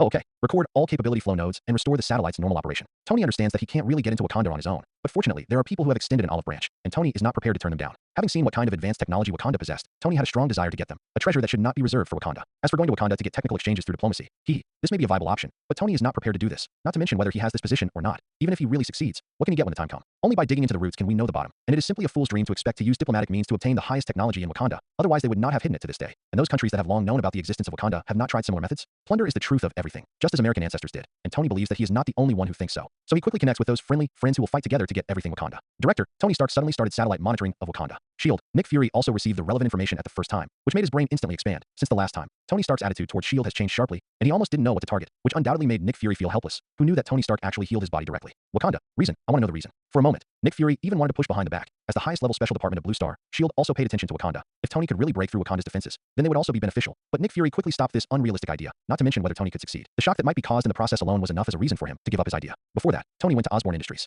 3 words Osborne in advance. He looked helpless. They all knew that Elbert was an extremely dangerous person, but there was no way to target him. Osborne Industries had become a forbidden area over the years, which was undoubtedly a stain that could not be washed away for SHIELD. It's Elbert again. What does he want to do after 2 years of silence? Nick Fury shouted to vent his frustration. SHIELD used to be the highest organizational department of Blue Star. Anyone had to be under their control. Even if it was Tony Stark, they had a way to deal with it. But Elbert broke the rule. Even if they knew how dangerous Elbert was, they couldn't do anything about him. If he could destroy the entire Dark Elves in an instant, could he also destroy them? Keep a close eye on Tony Stark, and if he does something out of the ordinary, stop him. We can't turn the other cheek with Wakanda. Nick Fury said he was tired, but there were things that had to be done for the sake of the stability of the Blue Star, and that Wakanda was one of the most mysterious places on the Blue Star, and that Nick Fury knew what kind of power they had. There is no doubt that if there is a war, they will be a very formidable opponent. Nick Fury does not think that Wakanda is capable of defeating the world, but sometimes it is not that the opponent is inferior to you. You can provoke at will, and the wrath of the Puff can still splash blood in 5 steps, completely angering a country that is half a century ahead of the Blue Star. The price paid must be extremely terrifying. But, Director, you know, Tony Stark won't listen to us at all. Hill shook his head helplessly. Tony Stark didn't have the attitude of S.H.I.E.L.D. at all, not to mention that he might have been provoked by Elbert, and it was not easy to stop him. The Wakanda incident is not a petty fight, and we cannot condone it to undermine international relations. Nick Fury's attitude hardened. The relationship between countries is different from that between people. Although Tony Stark is a little reckless, but he used to know what to do and what not to do. But now he is a little out of bounds. Nick Fury is not sure if this is his own idea, but in any case, this is beyond the normal level. Yes, Director. Hill nodded, then looked at Nick Fury with some hesitation, gritted his teeth, and said, Director, I suggest that you better go for a psychological evaluation. You have been in a bad state lately. Don't worry, I'm fine. It's just that it's been a bit of a hassle lately, so I'll just take a break. Nick turned his back to Hill and looked out of the helicarrier through the one-way glass, where several fighter jets began to fly away, not from S.H.I.E.L.D., but from the American government. After the Dark Elf attack, the wreckage of the battleship was divided, and the United States, as the landlord, naturally took the most, but greed would not be satisfied. And now the American government, which has digested a lot, began to pay attention to other things, and S.H.I.E.L.D. is the first the brunt of it. Explicitly, it was a technical exchange, but secretly he didn't want to get the research results of S.H.I.E.L.D., but Nick Fury couldn't refuse them, so that people from various departments on the helicarrier came up to communicate in 3 days, forcing Nick Fury to come up with something to calm things down. All right then, I'll go to work first. Hill left the office with some doubts. Nick Fury hasn't encountered more trouble, but his mood swings have been too great lately, which is somewhat undeserved. If it is said that occasional emotional out-of-control Hill can be understood, but as an agent, it is still the top kind. Nick Fury should not let his emotions continue to get out of control, but Nick is her boss after all, and reminding is already the best she can do. At the moment when Hill left the office, Nick Fury sat on the chair with his head covered, as if he was enduring some pain, and when he looked up, a black streamer suddenly flashed in his eyes, and he turned around not to see a fighter take off, but to hide the abnormality in his eyes. Zero begging for flowers. After a few minutes, Nick gasped violently and gradually returned to normal, but the bloodshot in his eyes showed that his state was not normal at all. He opened the drawer with some hesitation, looked at a copper plate lying inside, and chose to close the drawer after thinking for a while. Maybe the Ancient One has a way to solve his own problems, but remembering the similar sparkle in her eyes when she first saw Gu-E, Nick Fury finally chose to wait, at least to maintain the status quo until the problem completely got out of hand. Nick Fury's thoughts began to wander. Was the Ancient One really unable to leave because he was blocking Dormammu? Or was she doing it on purpose? She didn't care if New York would be breached, and if the Dark Elves would kill a large number of civilians. Why did she think that Elbert would definitely make a move? Maybe the Ancient One was strong, but Elbert was just as terrible. Maybe the Ancient One just made an excuse at random, and the result was crooked. Elbert really made a move, and she didn't have the idea of protecting them at all. Unwarranted thoughts spread wildly in Nick Fury's mind, and some thoughts that he didn't think about at all suddenly popped up and continued to sprout, eventually forming a deep suspicion of the Ancient One. Yes, let's continue like this. Ha ha. The dark world, an indescribable terrible shadow crossed the dimension. Looking at Nick Fury, who was caught in the inducement of thinking, he smiled excitedly. The Ancient One felt that he could stop him forever, but as the master of the dark dimension, he was omnipresent. As long as there was still darkness, he could reach anywhere, and only a small carrier was enough. It's been more than a month since Tony first spied on Wakanda, during which Tony never stopped probing, and the allies behind him became more and more powerful, and Hill, who was sent by Nick Fury to stop him, quickly couldn't resist the pressure and asked S.H.I.E.L.D. for help. Maybe communicate with Tony, which one is not a big man. The most is at the level of Ross, who cares about S.H.I.E.L.D.'s opinion. Although they will still give some face on the surface, after all, S.H.I.E.L.D. belongs to the Security Council, and in the final analysis, it is still a global organization, and it has the right to interfere with them. But in fact, what should be done can it? If you want to sanction us, you can, come up with evidence. Without evidence, you are slandering, believe it or not. Lao Tzu sued the United Nations to ban 090. In the face of such a fearless attitude, S.H.I.E.L.D. is also the first too big. These are grandfathers. None of them are easy to mess with. Even the system S.H.I.E.L.D. can't get in. What to get evidence? What's more, Wakanda is registered with the United Nations. It is just a third world country. What position does S.H.I.E.L.D. use to stop them? Explain the situation in Wakanda? That will only make this group of guys more blatant. Since it is you Wakanda who is unkind and deceives the world, then don't blame me for being unjust. Therefore, the intervention of S.H.I.E.L.D. is a joke. Theoretically, they are detached and qualified to investigate all people or things that threaten the stability of the world. But that is when others give you face, and others do not give you face. What can you do? Superpower is not a joke, and you are not a joke, and you can only be restrained by S.H.I.E.L.D., and you can't even handle it. And you still want all the Asian, European, and American tripolar regimes to be under the jurisdiction of S.H.I.E.L.D., and you think too beautifully. In this case, Tony Stark is not only low-key on the surface, but also tests Wakanda's energy field almost every day, not only pursuing cracking, but also learning. Wakanda's technology that has appeared in the past half-century is not entirely exaggerated. Even a genius like Tony is hungry to absorb the knowledge beyond his imagination, and then share the essence of it with allies in exchange for greater support. Just the way Wakanda operates energy makes many people feel that this wave is not a loss, so they are even more satisfied with Tony's requirements, and take the initiative to help him stop the investigation of S.H.I.E.L.D., CIA, and other departments. Just a peripheral defense can make them benefit a lot. So what if they can successfully enter Wakanda? As Stark Industries' partner on the surface, as well as the actual instigator of the matter, Osborn Industries is naturally listed as Tony's preferred ally, and Elbert's attitude to this makes Tony a little surprised. You can talk about something, but Osborn Industries is not involved, and we don't want the technology you get, and the whole process is in an OB state. Boss, do you think Tony Stark can succeed? Are we really not going to make a profit? Raza looked at the various information about Wakanda sent by Tony and asked with some itching. This is a good opportunity, and the law is not responsible. Even if something happens, Stark Industries will be on top. Is it possible that Wakanda can still be so mad that it will destroy all the participants? If they really wanted to do this, they would not have cowered in Africa for thousands of years. When did you become so concerned about technology? Elbert glanced at Raza twice and saw that he was a little distracted and knew that he was pushed out of the top cylinder. And it was the real scientists like Killian and Ivan Vanko who really wanted to attack Wakanda, but they were not easy to say, so they let Leza, the confidant who first followed Elbert, probe his tone. Well, I'm not thinking about you, boss. Raza said with a simple expression. He hasn't learned much over the years, but he has learned a lot about the ability of the smiling tiger, and the original fierce face now looks a little kind. But if anyone really judges people by their appearance, they are ready to leave their heads behind zero. Okay, go and tell them that I don't get involved in Wakanda, and I won't stop them if they want to do it alone. Wakanda does have a lot of good things, but it's not a substitute. Albert just wants to have some fun in this quiet life. There is no need to be a clown himself, and he has to risk his life. And you find a time to be sold by Crotoni for a good price. If you read a violent novel, go to Felu Novel Network. Yes, boss. Raza lowered his head and then walked out of the office. He didn't want to pay attention to this matter. After all, technology or something. He really didn't understand. It would be more refreshing if you let him take the lead in the charge. But under the same roof, Killian and Ivan Vanko came to him. He couldn't refuse, and now that Elbert has something to say, he has an explanation. Wakanda. Scold. Elbert looked at the location of Wakanda on the world map and sneered. Fighting against the whole world will inevitably pay a price. If Asgard is not on Blue Star 2.7, it is nothing. But since you are in Blue Star, you still expect to be incognito now. That is to think too much. Leading technology does not mean sitting back and relaxing. This is the Marvel Universe, a world flooded with all kinds of black technology. If you you want to protect Wakanda from being invaded, it is far from enough to rely on an energy field. Now you are just working in secret. In order to look good, everyone will consciously reduce the scope of influence. But once it really makes a big incident, believe it or not, Wakanda instantly became the target of public criticism. The ultimate outcome for the children who swagger through the market with a lot of money is their outcome. Either compromise or be forced to compromise. Unless Wakanda can subdue the vast majority of international powers. But is this possible? Boss, Albert, who was taking a leisurely nap, was woken up by Raza shouting. He opened his eyes with great reluctance and looked at Raza in displeasure, who had hurried in. What's going on? As my subordinate, don't always be reckless. Raza nodded, forcing herself to calm down a bit, but still trotted to Albert and asked a little breathlessly, Boss, have you read the Marvel Daily? Albert frowned slightly, with a bad premonition, and before he could speak, Raza had already handed the tablet in front of him, and a news on the screen that exploded into the universe was eye-catching. Who sent the daily newspaper? Albert's brow furrowed even deeper, the fold of his brow almost enough to kill a fly. Raza lowered her voice and cautiously told Albert, Who else? SHIELD and the CIA are blocked from the periphery, as high-tech countries. How can they sit idly by? Therefore, now it is 03 to use the pressure of public opinion to force back those big countries that want to take advantage. With the pressure of public opinion, Vita is still too young. If those countries were really afraid of the pressure of public opinion, they would not even ignore SHIELD and the CIA. Albert shook his head and smiled, his face showing a little helplessness. However, Vita's move is also a helpless move after using many methods to no avail. You can't just sit and wait for death, right? Its technology is ahead of half of the Marvel universe. But that is also the result of spending a lot of manpower, material, and financial resources of the country. Is it possible that the robbers will take away the good things of our own country? In the past, if you were backward, you would be beaten. But now if you are ahead, you will be divided and invaded? What kind of world is this? I think Weta is now making a useless struggle, and instead of dying, it is better to talk to those countries and sign a treaty. At least it will not end so badly. Raza touched her nose and said. Albert shook his head and expressed his opinion on this. That's not necessarily. People's greed is unlimited. As long as you give him hope, he will intensify his efforts to rob and encroach, eager to pocket all the technology of Vita, and eager to take all the researchers of Vita to his own land. Although Weta's move is not wise, it is at least a statement of his attitude and position. No compromise. This attitude of defending rights to the death should make those countries a little more restrained. Raza nodded as if he didn't understand, and said, What do you think Vita needs to do to save herself? Making allies, of course, asking for help. Albert hit the nail on the head. Weta is a small country, although the technology is top-notch and the wealth is flowing. But the power of a single individual is limited after all, and only an alliance can save it from dire straits. In fact, it was not unexpectedly that Avada had fallen into the situation where he is today. Avada has always relied on its advanced science and technology, looking down on many other countries, and when other countries want to learn from it and improve their own scientific and technological level, it is even more hidden, unwilling to share a little. Now Weta is being bullied. There are very few countries on the same line as it. The big countries are coming to grab resources, and as for the small countries, the bold ones will rush forward and want to get a piece of the pie. The timid should eat melons and the masses, not robbing or helping, just watching the fire from the other side. This state is somewhat embarrassing. Hey, that hot search is gone. When Raza suddenly looked at the screen of the tablet, he found that the hot search that fermented very quickly on the internet disappeared almost with a whoosh. He tried to search for the relevant terms, but found that they were all in vain, and he could not find them at all. Albert's eyes moved slightly, and his body shifted from the boss's chair in front of the desk to the leather sofa on the side, leaning back slightly, his eyelids slightly closed, as if he was tired. Raza was very discerning, and when she saw this, she immediately put away the tablet and said, The boss is tired, right? Wait. Albert's deep, mellow voice rang out in the spacious office. Raza nodded and stood respectfully in front of Albert, bowing her head slightly, bending over, and pricking up her ears, waiting for Albert's command. Always pay attention to the dynamics of Weta and other big countries, and report to me if there is any wind in grass. If you read a violent novel, go to Feilu Novel Network. Yes, boss. Raza bowed her head in response, a fleeting look of complexity in her eyes, and turned to retreat. Before going out, don't forget to close the office door gently. Albert looked at the closed door, the corners of his mouth moving slightly, thoughtful. Although his eyes were closed, his mind was still spinning, thinking about Weta. Such a small country is still a somewhat self-righteous country that does not usually communicate with other countries. Of course, it has self-righteous capital, but it is really not a good strategy to work behind closed doors, close the door, and rarely communicate. Of course, there is a reason for this, and its closed door is not closed as everyone thinks, but to avoid the theft of the country's top secrets. But there are two sides to everything, and the consequence of this is that it has no friends, and now it is in a situation where 170 is isolated and helpless. Even the articles published by the first newspaper in the Marvel universe were all publicized in less than half an hour, and no matter how you searched, you couldn't find any traces. Albert could have sat idly by, but in fact it was none of his business. However, he just sat here without caring about himself, and he always felt a little uncomfortable in his heart. So after thinking about it, he still felt that he should do something. Vita is in dire need of allies now. Maybe Albert can pull a string, build a bridge or something. He doesn't covet Weta's things, but he can't bear to watch such a technological power being carved up, and there is no scum left. As soon as this idea came to his mind, Albert himself was surprised. You must know that when he first crossed into this world, his mentality was completely different from what he is now. At that time, he was not very interested in everything, and he didn't have any big pursuits. At that time, the idea was that if he came, he would be safe, and God gave him a new identity. Let him come to the Marvel universe and live as Albert. Then he would live well, not cause trouble or make trouble, and it would be enough to spend his life in peace. But who knew that so many things had happened later, including the current Weta incident, so that he could no longer be just an ordinary spectator. Albert made a pot of green tea, poured himself a cup, and led it to the floor-to-ceiling window. The freshly brewed green tea is full of white steam, and the fragrance of tea is overflowing. Although the man sipped the tea, his mind was not on the tea. Caroline arrived just in time, and as soon as Albert had finished her cup of tea, she pushed open the office door and walked in.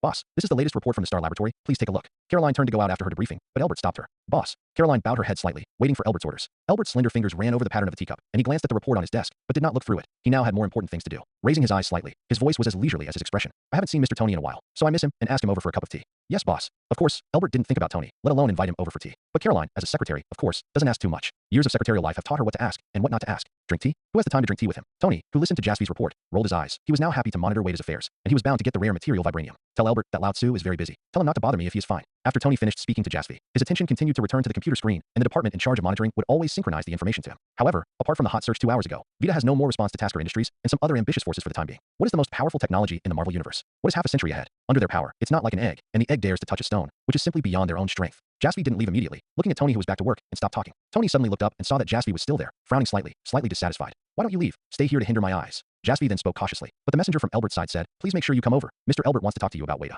Tony was so angry that he wanted to hit someone, and his sharp gaze shot at Jasvy. You can't finish talking all at once? Jaspy lowered his head and didn't dare to speak. The boss has been too irritable lately, so it's better to talk less. As he spoke, Tony picked up his coat on the back of his chair and hurried out the door. When he reached the door, he stopped again and looked back. Are you done talking? Jaspy shook his head again and said no. Tony said coldly. Then don't go quickly. Go down and drive me. Tony's car soon found itself under the Osmond building. The towering building and the bright glass dazzled him. Nasty Albert, why do you have to drink tea at this time? I really don't want to come to this place at all. Tony got out of the car and chattered endlessly. Tutsao is complaining. He is not really reluctant to come. It is a matter of Wada, and he will come if he is reluctant. If you read a violent novel, go to Feilu Novel Network. Caroline quickly picked up Tony and invited him to sit in the reception room. What about Albert? As soon as Tony's ass sat on the couch, he couldn't wait to ask where Albert was. Caroline replied respectfully, Mr. Tony, wait a minute. The boss is still in a meeting and will be over soon. What? Do you want me to wait for him? Tony was so angry that he got up to leave, and Caroline hurriedly smiled. Don't be angry. The meeting will be over soon, and the boss will be over soon. Tony suppressed his anger and sat back on the couch in great displeasure. About half an hour later, Albert finally appeared in the reception room. Osborne's boss is really busy. As soon as he saw Albert come in, Tony twitched the corners of his mouth, and there was a deep displeasure in his tone. Albert smiled slightly and walked in unhurriedly. Mr. Tony, have you been waiting for a long time? Do you want tea or coffee? Tony rolled his eyelids and said in a cold voice, I don't like tea. I don't like coffee. I'm only interested in Vita. Despite Tony's no, Albert leisurely went to make a pot of tea, poured a cup for the guest across from him, and poured himself another cup. Let's be more direct. You talked to me about Wada. Do you want to get a piece of the pie too? Tony directly pushed the cup of tea away in front of him and looked at Albert fixedly, with a smile on his face. I'll just say, how can you be so kind to tell me that Vita has vibranium? You just want it, and you can't afford to take it. So take me out of the way, right? Listening to Tony's words, Albert just smiled slightly, took a sip, and then spoke unhurriedly. Tony, you misunderstood me. Humph. Tony snorted coldly. Don't pretend in front of me. You are a person, looking dignified, but you actually have a bad stomach. When Albert heard this, he couldn't help laughing out loud, and took 2 more sips of tea before he said, those things you did were too quiet. I knew all about them. Without waiting for Albert to finish speaking, Tony just rushed to say, SHIELD and the CIA know, the whole world knows. Do you know what's so strange? Albert put away the leisurely demeanor just now, looked at Tony seriously, and said in a serious tone, you yourself covet Wada's technology, and you also unite with so many other forces to illegally occupy it. You, okay, will destroy a high-tech country. Humph, humph. Tony snorted a few times, with a disapproving face. The weak eat the strong, natural selection, and the winner is king. Navita can't withstand the destruction, a small country, but it has so much energy alone, it deserves to be a minister. Albert frowned. You've forgotten your original intention. Tony laughed a little sneeringly. My original intention is to be the strongest in this Marvel world, at all costs, not afraid of all means. Albert silent. It worked and it worked. The power of the agitation he used against Tony was far greater than he expected. Now Tony's inner greed has reached its peak. Although I am hegemonic, I also understand that good things are meant to be shared by everyone. Albert, we've been working together for so long, and Wada deserves your piece of the big cake. Tony said. Albert shook his head and said without thinking, thank you, but I don't need this cake.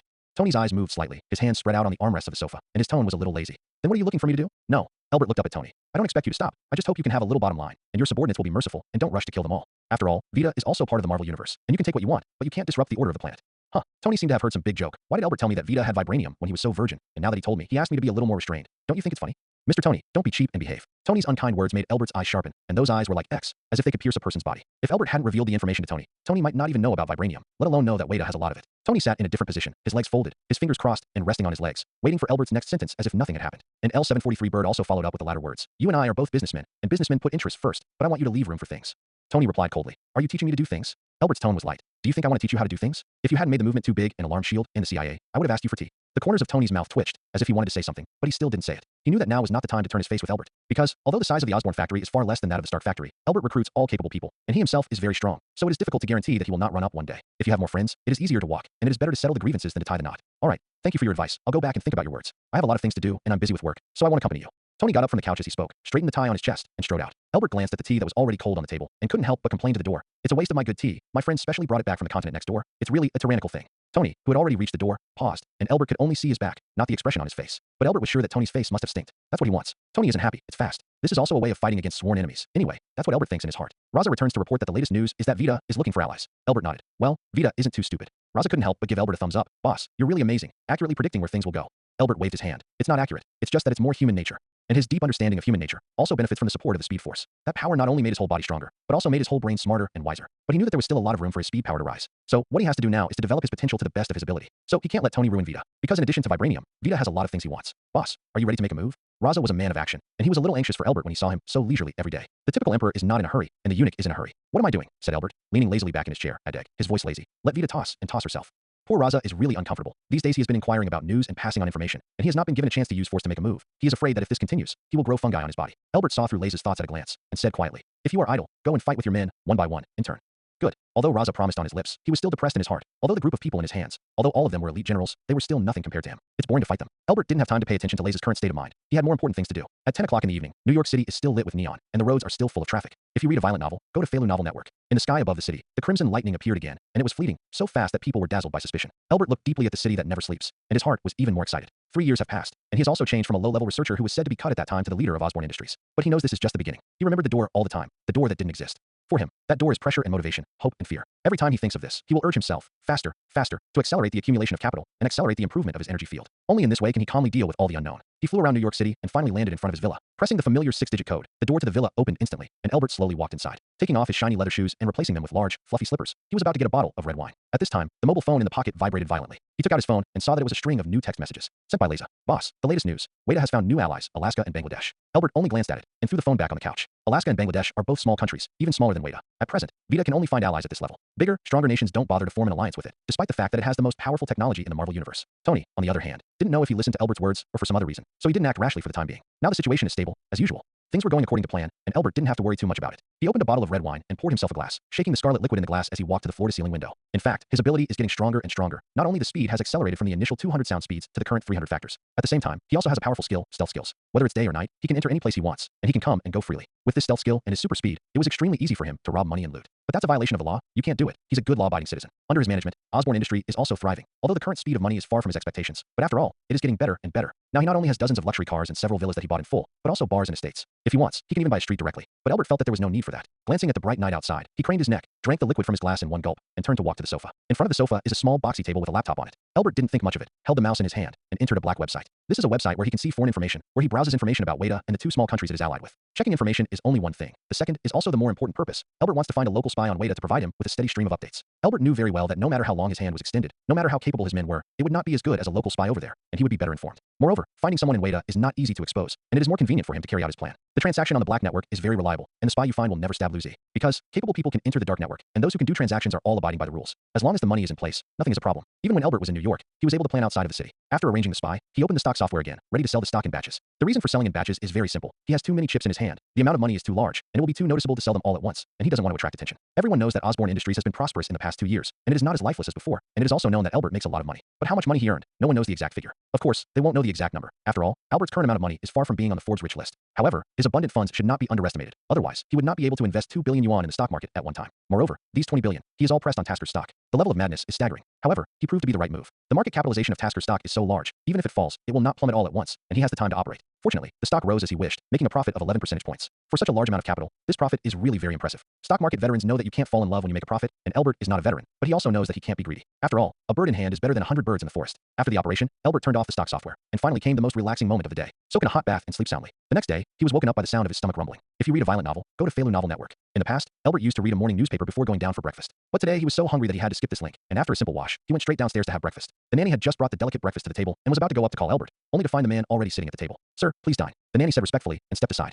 After breakfast, Albert walked out the door, and the driver had already driven over and was waiting there. Sitting in the car, Albert realizes one thing. He seems to be hungry especially easily, since he has one more stealth skill. 0 begging for flowers. In addition to having to eat a late-night snack, he woke up earlier than usual in the morning from hunger. Fortunately, it didn't affect him too much, and he didn't think it was a bad thing. He got so much, he should exchange something. What's more, becoming a foodie is not a bad thing. The direction of the luxury car is not the headquarters building in Osborne, because today is not a working day. Today is Saturday, and it's Albert's day off. The place he goes to now is a Manhattan restaurant. New York is a city full of hidden dangers, but also bustling and lively. In other cities, at 8 o'clock in the morning, the doors of the shops are still closed. But in New York, as soon as the sky is dark, you can see them all. The door of the store is wide open, and the owner and staff are welcoming you with the most warm smiles. That's why there are so many places to stay, but Albert chose New York. The city is lively, vibrant, hopeful, and ambitious. Albert had rarely come to the restaurant before, because the food did not tempt him much, and he was not willing to waste even the little time he spent eating if it were not for the sake of life. After becoming a foodie, he began to catch a cold on what he ate. At the same time, he was surprised to find that the intake of good food helped him replenish his energy. Not the kind of energy that maintains the body's functions, but the kind of energy that enhances his body's superpowers. Of course, the food that can enhance his physical superpower is not ordinary food, but food from all over the world, and it is an unusual food. The Manhattan restaurant is the largest food import restaurant in New York and even in the United States. Albert eats what is in this restaurant, which helps him evolve. In addition to food, he discovers that some rare metals can also help him evolve, such as vibranium, which is abundant in Weda.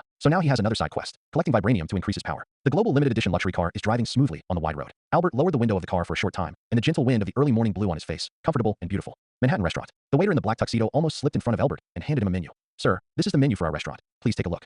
Albert nodded slightly, took the menu, and began to order. Unlike other restaurants, the signature dishes on the menu of Manhattan restaurants are never fixed, but change almost every day. Because his family's cuisine is not the food cuisine that is commonly seen. Eating here, there is only what you can't think of, and there is nothing you can't see. Albert is tall and handsome, and because he is a frequent visitor to the New York Daily News, he attracts frequent attention from the people around him as soon as he sits down, including many young and beautiful women. Albert had long been accustomed to this. He is not interested in beautiful women, only 363, in evolution and making money. Because of his identity, there are few women who dare to come over and talk to him, which is also very good, and he is happy to be idle. The meal was quickly served, a dish that Albert had never seen before, but it was not so strange that it was appetizing. Albert picked up his chopsticks and began to feast. After enjoying this whole table of food, it was already 11 o'clock. Albert instructed the driver and drove back to the villa. After getting up from the lunch break, he drove to the Star Laboratory without a driver. It's a day off for all of Osborne, but Connors doesn't have a day off. He's a workaholic. Not to mention the usual rest days. Even if it is a New Year's holiday, he can forget to sleep and eat for work. "Boss." Seeing Albert come in, Connors stopped what he was doing and got up to greet him. Albert waved his hand, motioned for him to sit down, and said, "It's okay, I'll just come and see, and you can go on with your work."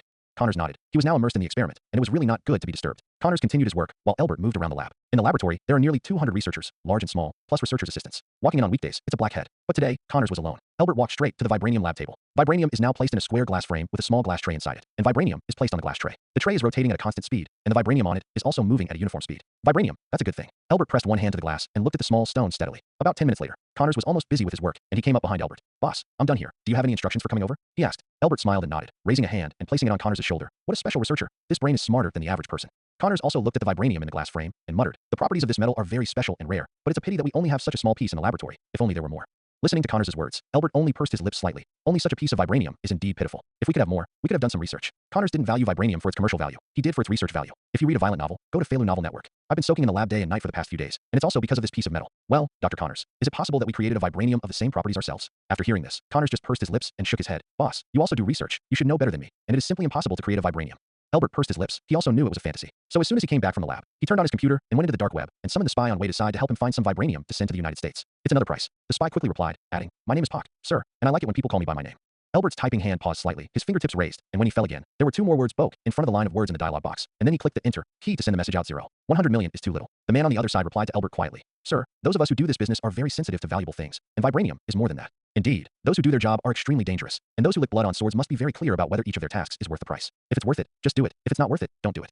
If it's worth it, they will do it if they gamble their lives. It's not worth it. How many billions don't do it? Okay, 150 million. Elbert was also generous and cheerful, and after only thinking for a moment, he decided to add half to the other party. Okay, deal. There was no wave on Pak's face. He deserved this price. "Boss, do you think the spy can bring you vibranium back?" When Raza asked this question, although it was a question sentence, the tone was a little sour. Obviously, he is a capable leader under the boss, and he has recently been injected with new energy, not to mention that it is not a problem to fight 1 against 100, with 1 against 1,000, or with 10,000. But why is it so big as looking for vibranium, that Elbert doesn't look for himself, but for strangers who are thousands of miles away, have never met before, and don't know anything? "Raza, I know what you're thinking." Looking at Raza with a worried look, he explained, "I didn't let you go to Where because you have been by my side 5.1. There are too many people who know you, and you rush to Wada, which is easy to expose. Secondly, you don't know the environment and situation over there, and you have to find out the background first, which requires a lot of time and energy. However, finding someone directly in the local area is very conducive to the completion of the task and the progress of my plan.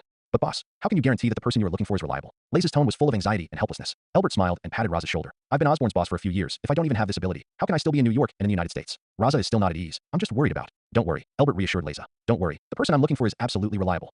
"Is I reliable?" Raza pursed her lips, her tone becoming more and more sour. Laza's appearance made Elbert cry and laugh a little. "Laza, you don't want me to coax you, do you?" Raza listened to Elbert's words and instantly blushed. No, boss, I didn't mean that."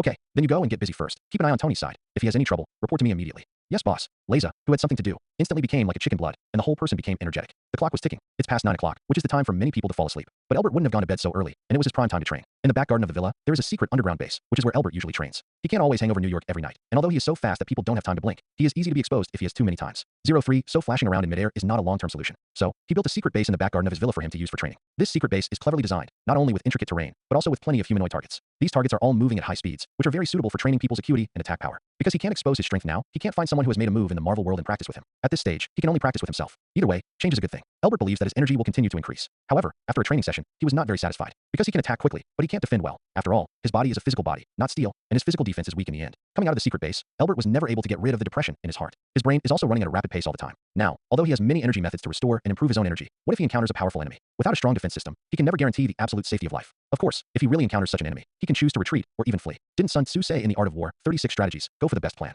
Elbert is not stunned. He knows how to judge the situation. He will not take the egg to touch the stone without his own strength, and he will not fight hard. After all, because of the momentary desire to win and lose, the heroism of sending thousands of miles to people's heads is so stupid that it can't be more stupid. Isn't there another saying that says, stay in the green mountains, don't be afraid of no firewood? It's not your opponent now, then I have a next time, a next time, a next time, 1,000 tempers, continuous evolution, and one day I can defeat my opponent. But having said that, anyone knows that it would be great if you could defeat the target in one go, without retreating, let alone dodging. Elbert looked down at his body, thinking that if its defenses increased, he would be able to attack more violently, without having to worry about defense. While Elbert was meditating, a purple light suddenly appeared in front of him. This light, bright and evil. It's the door. The door that didn't exist has reappeared. Elbert couldn't hide the excitement in his heart, and he couldn't wait to go to the door, and even his mind was much clearer. If you read a violent novel, go to Feilu Novel Network. Standing in front of that door, Elbert's whole body was covered in the mysterious purple light. This door, while making Elbert excited and joyful, also made him feel complicated. He knew that he had a strong connection to the world outside the door, and this door was the link that connected him and the key to his ability to improve. His abilities are far from being developed, and if they can be fully developed, he doesn't dare to say that Marvel is the first. But when something terrible happens, self-preservation is no problem. Just as Elbert was brainstorming, the purple light from the door in front of him suddenly turned into a bright light, and the light was so strong that people had to close their eyes. When I opened my eyes again, the door was gone. But Elbert clearly felt that the strength of his body had changed. To test his thoughts, he looked up at the night sky. Sure enough, the distant star is no longer something that only blinks in his eyes, but a bright planet. Yes, he has clairvoyance. These thousands of miles of eyes instantly swept away his depression tonight. He was starting to feel confident again, and everything was going in the direction he wanted. Excited, Elbert couldn't sleep at all, and he came to the secret base again. Flying, jumping, attacking, these most basic skills training, he didn't leave any behind. A humanoid target in front of him slammed into it, and Albert swung it with a fist, and the target instantly turned into powder. Not only that, but the remaining energy of this punch rushed straight forward, knocking a hole in the wall in front of him. Albert withdrew his fist, blew, and then looked at the hole in the wall, and couldn't help but pout. He's super powerful now, which is of course a good thing, but if he doesn't control it well, it will also cause a lot of trouble. Looking at the pair of powders on the ground, Albert secretly said to himself, it seems that 423 will have to train more diligently in the future. In the future, I will take half a day off every week, and on Saturday's rest day, I will leave half a day to train, and continue to evolve and improve myself. Making money, training, evolving, and constantly strengthening yourself will become Albert's daily routine in the future. On the other side, Tony is sitting in full swing to grab the vibranium plan. Albert's words could only delay Tony temporarily, but they could not make the ambitious man restrain himself. No, the initiator was already discussing with Rose and the others, and the group spread the map on the table, and the location of Vita on the map was circled with a red pen. Where in Weta is there the greatest possibility of vibranium, where the military defense is the weakest, and where is the most suitable for people to live in? They all investigated it clearly. Now I just want to swallow Vita in one bite. Weta, a self-confident and conceited, pitiful little country, was arranged plainly. Mr. Tony, you said that this Albert told you such an important news that Vita has vibranium, but he himself did not have the slightest idea of asking Vita for vibranium. You say, does he have any conspiracy? Rose's questions and concerns, Tony didn't think about it. However, after thinking about it, he didn't come up with a reason, so he simply didn't want to. Now, getting vibranium is the big thing she wants to think about. Now that Rose brought it up again, Tony felt more and more that something was wrong. Forget it, whatever his purpose. Anyway, Vita is already under our surveillance now. The vibranium of Weta must be ours. Tony's eyes were glazed, and he spoke confidently, making no secret of his ambitions. Ross held his chin with one hand, looked at Tony, and said, Mr. Tony, did you say that we should send someone to spy on Albert to see if that guy is going to do something? Tony waved his hand. No, I saw him 2 days ago, and he doesn't want to be part of us. That guy isn't interested in vibranium? Tony's words made Rose a little unconvinced. Albert was not such a pure-hearted person. Of course not. Tony denied almost a second. Not participating in our plan doesn't mean that Albert is not interested in vibranium and Weta. He has his own plans, I think. Albert's plan was to use Tony to make the way. There is no such thing as a free lunch, and Tony has received important news from him, so he naturally has to pay something to be fair. Albert's eyes were vicious, and possibilities were as he expected, and even a little unexpected. Every link in his plan, everyone involved in the link, did not pull his crotch. And Bach is the biggest help in Weta's link. Boss, there's someone from S.H.I.E.L.D. over there. Albert had just turned off his computer screen, ready to make a cup of coffee and enjoy the lazy afternoon. As a result, Roz's words made him lose interest in an instant. Looking at Leza, Albert rubbed his eyebrows and asked, people from S.H.I.E.L.D., Director Nick Fury wants to invite you over for a cup of tea. It's funny. Albert couldn't help but laugh. Lately, I've either invited someone to tea, or someone else has invited me to tea. Drinking tea every day, I will also get tired. Okay, boss, I'll just go out and tell him. You're too busy to have time to go over and have tea with their director. Raza said as she turned to leave the office. Leza, wait a minute. Albert called out to Leza. Go and tell him that I'm going to be there at 5 o'clock in the afternoon, but I don't drink tea, I drink coffee. Raza, the current Raza is really a bit of a second monk. He is confused. He doesn't know what his boss is thinking. He is obviously very annoyed by the people of S.H.I.E.L.D. But why did he agree to go to the appointment? Boss, my subordinates are stupid. I wonder if you can tell me why you agreed to go to the appointment. Albert put his hand on Raza's shoulder and smiled slightly. Nick Fury has something to ask me. I'll go see how low he can put his posture. Oh, I see. Raza patted her head in realization. I see. The boss wanted to see Nick Fury's helpless appearance. Albert pursed his lips and smiled. Exactly. Raza said secretly in her heart. The boss's belly is dark, and it is also terrifying. Be careful when you say bad things about me. I can hear you. Albert raised his chin and said lazily. Raza chuckled in her heart, and was a little nervous and incoherent. Boss, you. Can you hear me? Albert pressed his eyebrows and said faintly. I can't hear you. You say that I have a black belly. This is the little trouble caused by superpowers, being too deaf and clear-sighted, and even occasionally being able to hear the voices of others. Although most of the time it is good, but it is inevitable that there will be times when it is not so good. But as soon as he said this, Raza became a little frightened, and in the future, he had to control himself more and reduce his mental activities. Boss, then I'll go out first. Raza felt that he couldn't stay here any longer, and he was afraid that he would accidentally slander something in his stomach and be heard by his boss. Okay, you go get busy. In fact, Albert himself is a little depressed, because he still can't control the skill of listening to other people's hearts, and only occasionally can hear the voices of people whose abilities are below him. If you read a violent novel, go to Feilu Novel Network. Too many skills are not a good thing. It is better to concentrate on cultivating 1 or 2 skills, which is a better practice. 5 o'clock. Albert turned off his computer, got up and left the office, heading to S.H.I.E.L.D. for an appointment. Boss, do you just need me to follow you? Raza asked respectfully as she opened the door to Alberta. No, I don't. Albert replied lightly. Just let me go with the two of you. Nick Fury won't eat people. Good. Raza nodded. Even if Nick Fury can eat people, he has the ability to protect his boss. The pure white Maybach drives on a wide, flat road. Sensing that the speed was a little fast, Albert, who was taking a nap with his eyes closed, said lightly, Leza, you don't have to be so fast, just drive at normal speed. Good boss. Raza nodded in response. But in less than 2 seconds, he couldn't help but ask the question in his heart. Boss, we said we would arrive at 5 o'clock, but we didn't leave until 5 o'clock, and now the speed is not fast. Well, Nick Fury sighed. It's fine, minor problem. Albert looked nonchalant. Let him wait. He wants to find me, and I have to go there in person. I am willing to go to the appointment, which is already very face-saving for him. Let him wait for an hour. It's nothing. That's right. Albert nodded in agreement. Let's drive slowly. Anyway, the boss is not in a hurry, and he, as a subordinate, does not need to be in a hurry. S.H.I.E.L.D. In the reception room, Nick Fury had prepared his steaming coffee and paced around the reception room, but Albert was nowhere to be seen. This, Lily is good. Evil guy hasn't even come to attack. Nick Fury was a little angry, seeing that the originally steaming coffee had cooled, and he felt like he had been teased. Mr. Nick, Albert is here. When Nick Fury was a little impatient, he finally heard a report from his subordinates, and the expression on his face was not so ugly. And when Albert arrived in the reception room, Nick Fury's whole face changed completely, and he became smiling and enthusiastic. Mr. Albert, I thought you weren't coming. Thank you. Thank you. Looking at Nick Fury of the smiling tiger, Albert just raised his eyes lightly and said, Mr. Nick, I came all the way and was a little thirsty. Where's my coffee? That cup is cold just now. I'll make you another one. Nick Fury is still smiling very friendly. Albert knew that Nick Fury's courteous actions had a deep purpose behind them, but he didn't take the initiative to ask, and if the other party didn't say, he wouldn't ask, and drink coffee quietly first. Nick Fury sat down across from Albert and sipped his coffee quietly. The two were silent for half a minute. In the end, of course, it was Nick Fury who was the first to break the silence. He didn't beat around the bush either, and got straight to the point. Mr. Albert, I'm not going to beat around the bush with you. In fact, I invite you here today for the sake of Weta. As expected, Albert didn't have much expression on his face. Wait a thing. It seems that it is your S.H.I.E.L.D. redirect, so it's not my turn to interfere. Before Nick Fury could say what he wanted, Albert had already rejected him first. This move preemptively made Nick Fury a little overwhelmed. Ahem. Nick Fury cleared his throat and said to Albert in a kind voice, Mr. L, I didn't let you meddle in this matter. I just wanted you to help me persuade Tony. Albert pursed his lips and subconsciously refused. I'm not good at persuading people to do this kind of thing. Nick Fury had long known that Albert was not so easy to talk and was ready to be rejected, so when he heard this, his heart did not fluctuate too much. Mr. L, you know, the situation is very bad for Wada. We're all part of the Marvel Universe, and I think you'd like to see international peace too. Nick Fury intends to show affection and reason for Albert. Albert just spread his hands and looked helpless. I really have more than enough heart and no strength, and I can't help it. Albert, you don't think that's going to work. We still have some friendship between S.H.I.E.L.D. and the military, so if you can help me with this, I'll help you say a few more good words to the military and get them to give you more orders. Albert pursed his lips, feeling a little amused. But, Mr. Nick, you don't seem to have that much face. In addition, we don't need outsiders to meddle in our Osborn affairs. In a word, Nick Fury's face was blue and white for a while. I'm done with my coffee, and it's time for me to go. Albert put down the empty cup and got up to leave. Nick Fury didn't keep him either. The people had already made it very clear just now. There was no need for him to be shy and beg in a low voice. As soon as Albert left, Hill ran in and scolded with his neck thrown up at Dab. This Albert really doesn't know what to do. Give him a chance to owe a favor. He still doesn't appreciate it. Nick Fury's face was also ugly, and he ran into a wall on Albert's side, and he didn't know how to solve Vita's matter now. That small country complains to S.H.I.E.L.D. every day, but they have not been able to give a satisfactory response, which will make people criticize and scratch their feet. Got Nick Fury now a head too big. And Albert, he doesn't care how big Nick Fury's head is. They S.H.I.E.L.D. can't do it themselves, and they still want to trouble him, but they don't have any doors. In the car, boss, I have another question for you. Raza thinks he is a smart man, but in front of Albert, he always feels that his IQ is not enough. Say, Albert spat out a monosyllable faintly. Raza paused before asking. What I want to say is, boss, since you don't want Tony to make too much trouble, why don't you cooperate with S.H.I.E.L.D.? But I don't want Tony to stop. Albert replied lightly. Moreover, we Osborn are still working with Tasker, and mixing with Nick Fury is tantamount to openly opposing Tony and Tasker, which is not good for us, and I will not do anything that is not beneficial. Once again, Raza learned. So there's a reason why Albert can become the boss. With this smart brain, what will not succeed? However, he still felt that the few hours of his time today were a bit wasted. The boss can use this precious time to do more useful things. But instead, he chose to go to S.H.I.E.L.D. for a cup of coffee. Boss, is the coffee good? Leza, who has always been serious, rarely teased Albert. If you read a violent novel, go to Felu Novel Network. In response to Leza's teasing, Albert responded with a smile. It's delicious. The next time I have a chance, I'll let you try it too. Okay, that's looking forward to next time. Raza laughed. Albert was in a good mood today, and when he returned to the villa, he changed into a swimsuit and went for a hearty swim. The more powerful his energy becomes, the slightest carelessness can cause great damage. With a wave of your hand, the pool can set off stormy waves, and with a flick of your finger, you can break the pool apart. In fact, at the beginning, he really didn't control his power at all, and during that time, he was demolishing almost every day. So at that time, he lived by himself, and there was no home-based nanny at all, no driver, and no security guard. Because he was afraid of making some trouble, if someone saw it, his identity would be exposed. It wasn't until later, when he could slowly control his power, that he dared to hire nannies, drivers, and security guards to come in. And his villa is no longer so deserted. After swimming, Albert went to the top floor under the hanging garden, sat on the big sun lounger, drank freshly opened red wine, ate snacks, and watched the stars twinkle in the night sky. At this moment, it is really extremely comfortable and comfortable. When he was done, he was going to train at the secret base again. But before training, he wanted to go out for a walk. As soon as I walked out of the villa, a woman blocked the door. This woman is none other than Natasha from S.H.I.E.L.D. Seeing Natasha, Albert couldn't help frowning. Nick Fury asked you to come? Natasha shook her head. No, I'm here myself. After hearing this, Albert's brow furrowed even deeper. What are you doing here? I have something I want to talk to Mr. Albert. Natasha said with a smile on her lips. I'm sorry, I'm not interested in talking to you. Albert said as he walked past the woman and was about to leave. Albert. Natasha called out to Albert. I want to talk to you about Vita, about vibranium. Albert paused, but did not turn away, but turned his back to the woman. Seeing Albert stop, the corners of Natasha's lips lifted slightly. How is it? Are you interested now? Albert turned around and faced Natasha, his expression becoming serious. I'd like to ask, are you here on behalf of S.H.I.E.L.D., or are you representing yourself? Of course, on behalf of myself. People die for money, birds die for food. I should always seek benefits for myself, Natasha said. Natasha's appearance makes people feel wrong. Although it is not wrong to say that people should work for their own interests, her identity is too special. So Albert feels that things are not so simple. Albert, don't doubt me. I'm here today for myself. Seeing Albert's skeptical look, Natasha explained with a smile. Then I'm afraid I'm going to disappoint you. I'm not interested in Wada's business, so I don't have anything to talk to you about.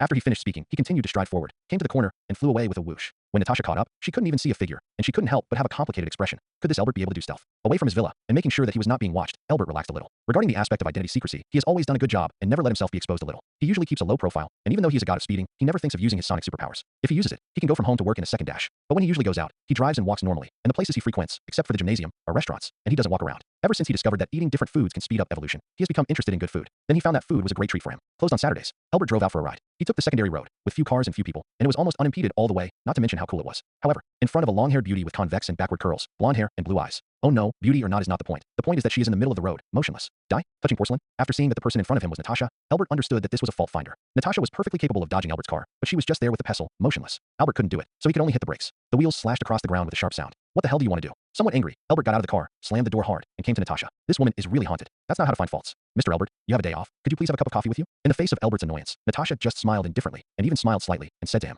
don't be so hostile to me every time. I swear, I didn't come to you with the slightest malice. I really just wanted to talk to you. Natasha came to Albert. It was true that it was not at the behest of S.H.I.E.L.D., but she also had an impure purpose. Based on the evidence she had, she suspected that the man in front of her was from another planet and had superpowers, and she wanted to find out the truth. Meeting and talking directly is the fastest and most useful method. The more you talk, the more loopholes the other party has, and she doesn't believe that she can't find out something. But what a shrewd man Albert was, and he was so careful and cautious in ordinary times. Now, how could it be possible to expose himself in front of a S.H.I.E.L.D. person? Miss Natasha, your attitude now is not like the attitude of wanting to have a good conversation with me. The other party found fault first, and there was no need for Albert to be polite to her. Natasha smiled. I'm sorry, my attitude is not rude, but I can't help it. Otherwise, I wouldn't be able to stand here today and talk to you properly. However, after the woman apologized, she changed her style and took out a dagger and put it against Albert's neck. The blade was sharp and cold, and in the face of Natasha's pitch-black pupils, Elle already understood what the other party was going to do. I didn't expect to be so careful, but I was still targeted. Natasha's move was to test whether he was a superpower. If you read a violent novel, go to Felu Novel Network. Looking down at the dagger, Albert made a surrender gesture and said, Miss Natasha, if you have something to say, don't draw your sword if you don't agree. Natasha's eyes were like knives, and she was silent. Whatever you want, money, fame, status, I have it. I can give it to you. Albert's tone of voice was full of flattery. Natasha looked at Albert's tone and demeanor, and she was completely a shrewd businessman. But when it comes to superpowers, he doesn't seem to be quite like him. For a while, she was also a little confused. 0 for flowers 0. But her confusion only lasted for 2 seconds, and her mind quickly cleared up again. In an extreme crisis, no one will even want their lives in order to hide. Now is the best time to test. Thinking of this, her hand holding the dagger increased her strength, and blood was already oozing out of the man's neck. Albert was terrified and shouted urgently, Don't. Have something to say. The sword couldn't hurt Albert's inside at all, so he had nothing to fear. Since you want to make a play, then do a full set. Bang. The knife that was originally against Albert's neck was withdrawn by Natasha and turned in a second, slamming it on the ground of the road. When I looked closely, the dagger had been inserted into the concrete road, and only a small hilt could be seen, exposed on the ground. And Albert, looking frightened, touched his neck with palpitations. It's okay. I'm still alive. Immediately reacted, angrily yelling at Natasha. You are such a crazy woman. I didn't want to do anything. I just played a little joke with you. Okay, you can go now. Natasha said casually. Listening to the other party's fluttering words, as well as the casual look, Albert burst into a rage. I almost died just now. This kind of joke is not funny at all, is it? You shield people don't take other people's lives seriously. Natasha didn't pay any attention to Albert. The disappointment in her eyes was a little hidden. He stooped down and pulled out the dagger that had been inserted into the ground, and walked away without looking back. Natasha's figure had vanished, but Albert searched for it with her energy, and she hadn't left. Sure enough, she still didn't give up. She was betting that Albert was the one she was looking for. However, Albert didn't give Natasha a chance. He got straight into the car, started the engine, and sped away. When Albert's car disappeared at the end of the road, Natasha emerged from the woods. Now she had to believe that Albert was not a superpower. Superpowers are also living people, and in the face of danger to their lives, it is impossible not to resist a little. An L's performance is the performance of an ordinary person from beginning to end, without the slightest superpower. Alas, Natasha sighed softly. Unless the other party's acting skills are superb. But no matter how she thought about it, she didn't feel like the other party was acting. She put a knife to the other party's neck, and he didn't say that he would call the police. This reaction is very much in line with the performance of a businessman or even a wealthy man. In vain, Natasha's mood couldn't be more depressed. But what made her even more depressed was that when she got home, Nick Fury came to her. Natasha, tell me the truth. What did you do to Albert today? It turned out that Albert was already in the FBI at this time, and he harshly accused Natasha and S.H.I.E.L.D., saying that they don't treat people as human beings. He also pleaded with the police officer to call the shots for him. 460, Natasha pouted. This Albert is still the owner of a big factory. He is so petty. When she put the knife against his neck, his flattering appearance was simply a model in the industry. But she didn't expect that this person would turn around and go to the FBI to complain, which is really boring. I just wanted to test if he was a superpower. Natasha said lightly. And what about the results of the temptation? It's not. Natasha replied in the affirmative. Okay, then you don't need to observe him. It's really unnecessary to waste time on this person. Good. Hanging up the phone, Nefer was also a little disappointed. S.H.I.E.L.D. is now in short supply of helpers, and they spend a lot of money and energy to train agents. But the ability of the highest-ranking agents of S.H.I.E.L.D. is less than 1,000th of that of superpowers. If they can recruit superpowers under their command and protect humanity, the daunting task of protecting humanity will no longer be daunting. However, no matter how anxious it is useless. Now Nick Fury can pray for that dangerous day. I hope their superheroes will appear soon, and together with them, they will work together to protect humanity and protect the planet. The other side, in the FBI police station. After taking the note, Albert finally had a smile on his face after sitting in his modified supercar. Nick Fury, you guy, you want to fight me? You're still a little tender. Of course, it's not that Albert doesn't want to protect humans, but if he is a superhero, he will be very tired. Before something terrible happened, he wanted to live the life of an ordinary person and be a happy little millionaire. Because of Natasha, his plan for today's ride was cancelled, and he had to be scheduled for next week's rest day. Instead of going to a Manhattan restaurant, Albert went home and told the cook at home to cook it. I have to say that everyone he hired back is capable. For example, the housekeeper who is responsible for purchasing ingredients. What Albert wants to eat, he can buy it back after a few turns. Enjoying food and getting an energy boost at the same time is one of the great joys of life. After eating and drinking, Albert got down to business. Turn on the computer, enter the password, enter the dark web, and you're done. Albert and Pac have an agreed time, so every time Albert enters the dark net, Pac is online. Boss, I found vibranium. However, Wade sent men to guard it so tightly that not even a single fly could fly in.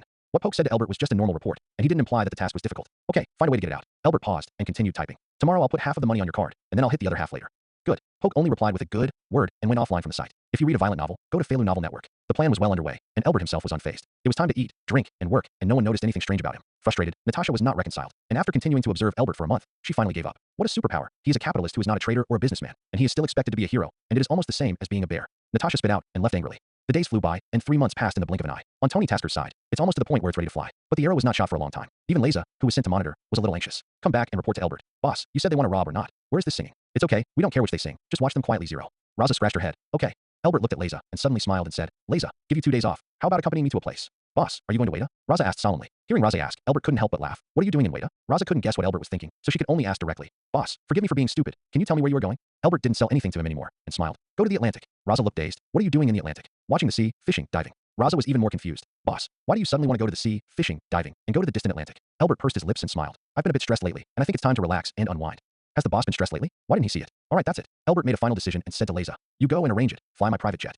Good. Since it was something that the boss had already decided, Raza didn't plan to ask more. Anyway, it's time to travel, so why not? After the matter of going to the Atlantic was raised to 0.4 steps, the rest of the process was swift and smooth. During this time, Albert worked his defensive skills and went diving in the Atlantic, purely to test his own physical defensibility at this stage. Without any precautions, Albert just said a word of flesh and dived directly to the deepest part of the seabed. The water pressure in the depths of the ocean is extremely harsh, but he found that he can breathe in the water. It's just that this ability can only last for 3 hours. When the 3 hours were up, he had to return to the surface. Raza is the only human who knows that Albert has superpowers. There was no need for Albert to hide it from him. After all, there were many things, and he had to ask Raza to help him. What's more, Raza is also a person who has been injected with energy, and he is not in the same team as ordinary people. Raza has always admired Albert and is Albert's #1 fan. Now I saw Albert diving underwater for 3 hours before he surfaced, and I couldn't help but admire. Boss, you are really amazing. I thought you had become a fish. Albert gave Raza a blank look. Okay, let's go, let's eat. The great thing about being in the Atlantic is that you can always eat the freshest seafood meal. As he was gulping down squid, Raza on the other side suddenly exclaimed, "Boss, look." As he spoke, he handed the phone to Albert, the latest message from his subordinates. Tony Task, who has been inactive for a month, has appeared in Vita. Interesting, really interesting. Albert looked at his phone with interest, and soon after he received the news, the media soon came out to report on it. Now the internet is full of news about Tony's presence in Weta. This Tony finally can't hold his breath anymore. Raza looked at Albert with a look of good play.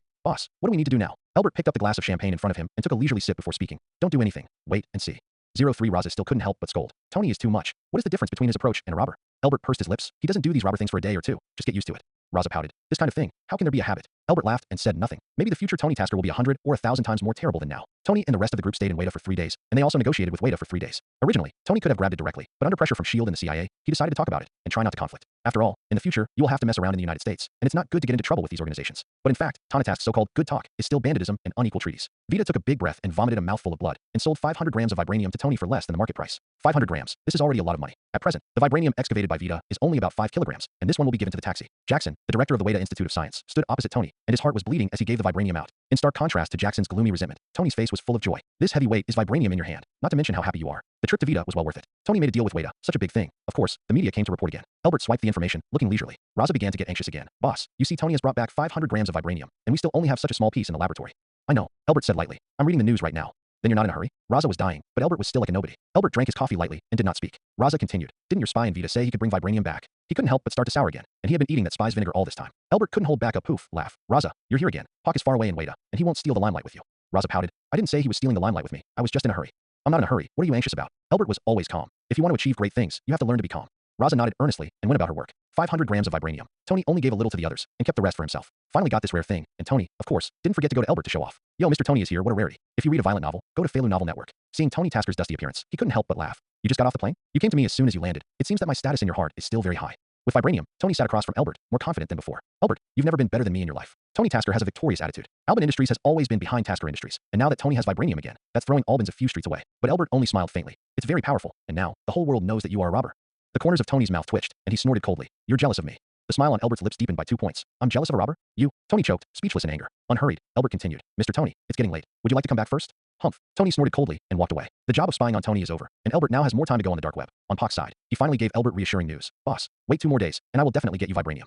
"Good. 570 inch." Albert smiled with satisfaction. Everything was going well, and the next thing he had to do was to keep evolving himself and increase his energy. But in addition to going well, he can't help but sometimes worry that he, a superpower, has appeared early, so Iron Man will soon appear. Who will be Iron Man in the Marvel world? Albert thought about it, and all he could think of was Tony Tasker. Tony, the embodiment of evil. He came back from Vita this time and got vibranium, which means that he will soon get superpowers. When the time comes, the whole of New York, and even the whole of America, and even the whole of Marvel, will be in chaos. At that time, the Marvel Universe entered the first stage it should go through. Naturally, Albert won't interfere with these, and he can't interfere with them. These are all things that this planet should experience. What he could do was to keep refining his cultivation and calmly deal with the danger when it came. And Tony, he has to go through that before he can really grow up. As for whether he can change his mind and be a new man, it depends on his own creation. Anyway, no matter what the outcome of the others is, Albert just needs to know how to go on his own path. He doesn't want much. There is only one. To live in peace in the Marvel Universe. And Albert's normal performance also made Nick Fury completely believe that he was not a superpower. Natasha is also dead, just an ordinary person. It is really a waste of her time and energy. The spy Pac was very powerful, saying that it would be 2 days and 2 days, and he really got the vibranium back. How can something so important be delivered to the United States? Albert sent Raza to Weta to hand over and bring vibranium back. Raza was very excited. He had long wanted to see with his own eyes what this spy that Albert valued very much looked like. As a result, the other party came with a hat and a mask. "Why, don't you dare to show your true face?"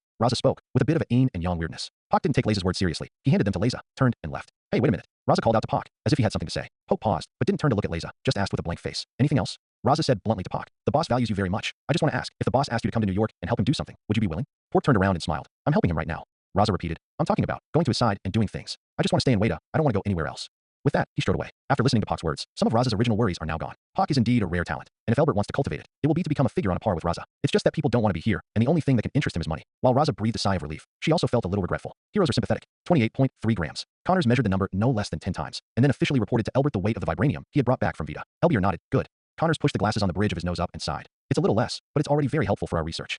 "Okay, then the research will be left to you. Just research. Don't put too much pressure on yourself." In fact, Albert doesn't have much hope for the creation of vibranium right now, and it doesn't matter if it can be made or not. He didn't want to put too much pressure on his team, and he didn't want to put too much pressure on himself. However, the pressure from the outside world still came. Raza hurriedly reported, "Boss, Tony Tasker, there's going to be a press conference."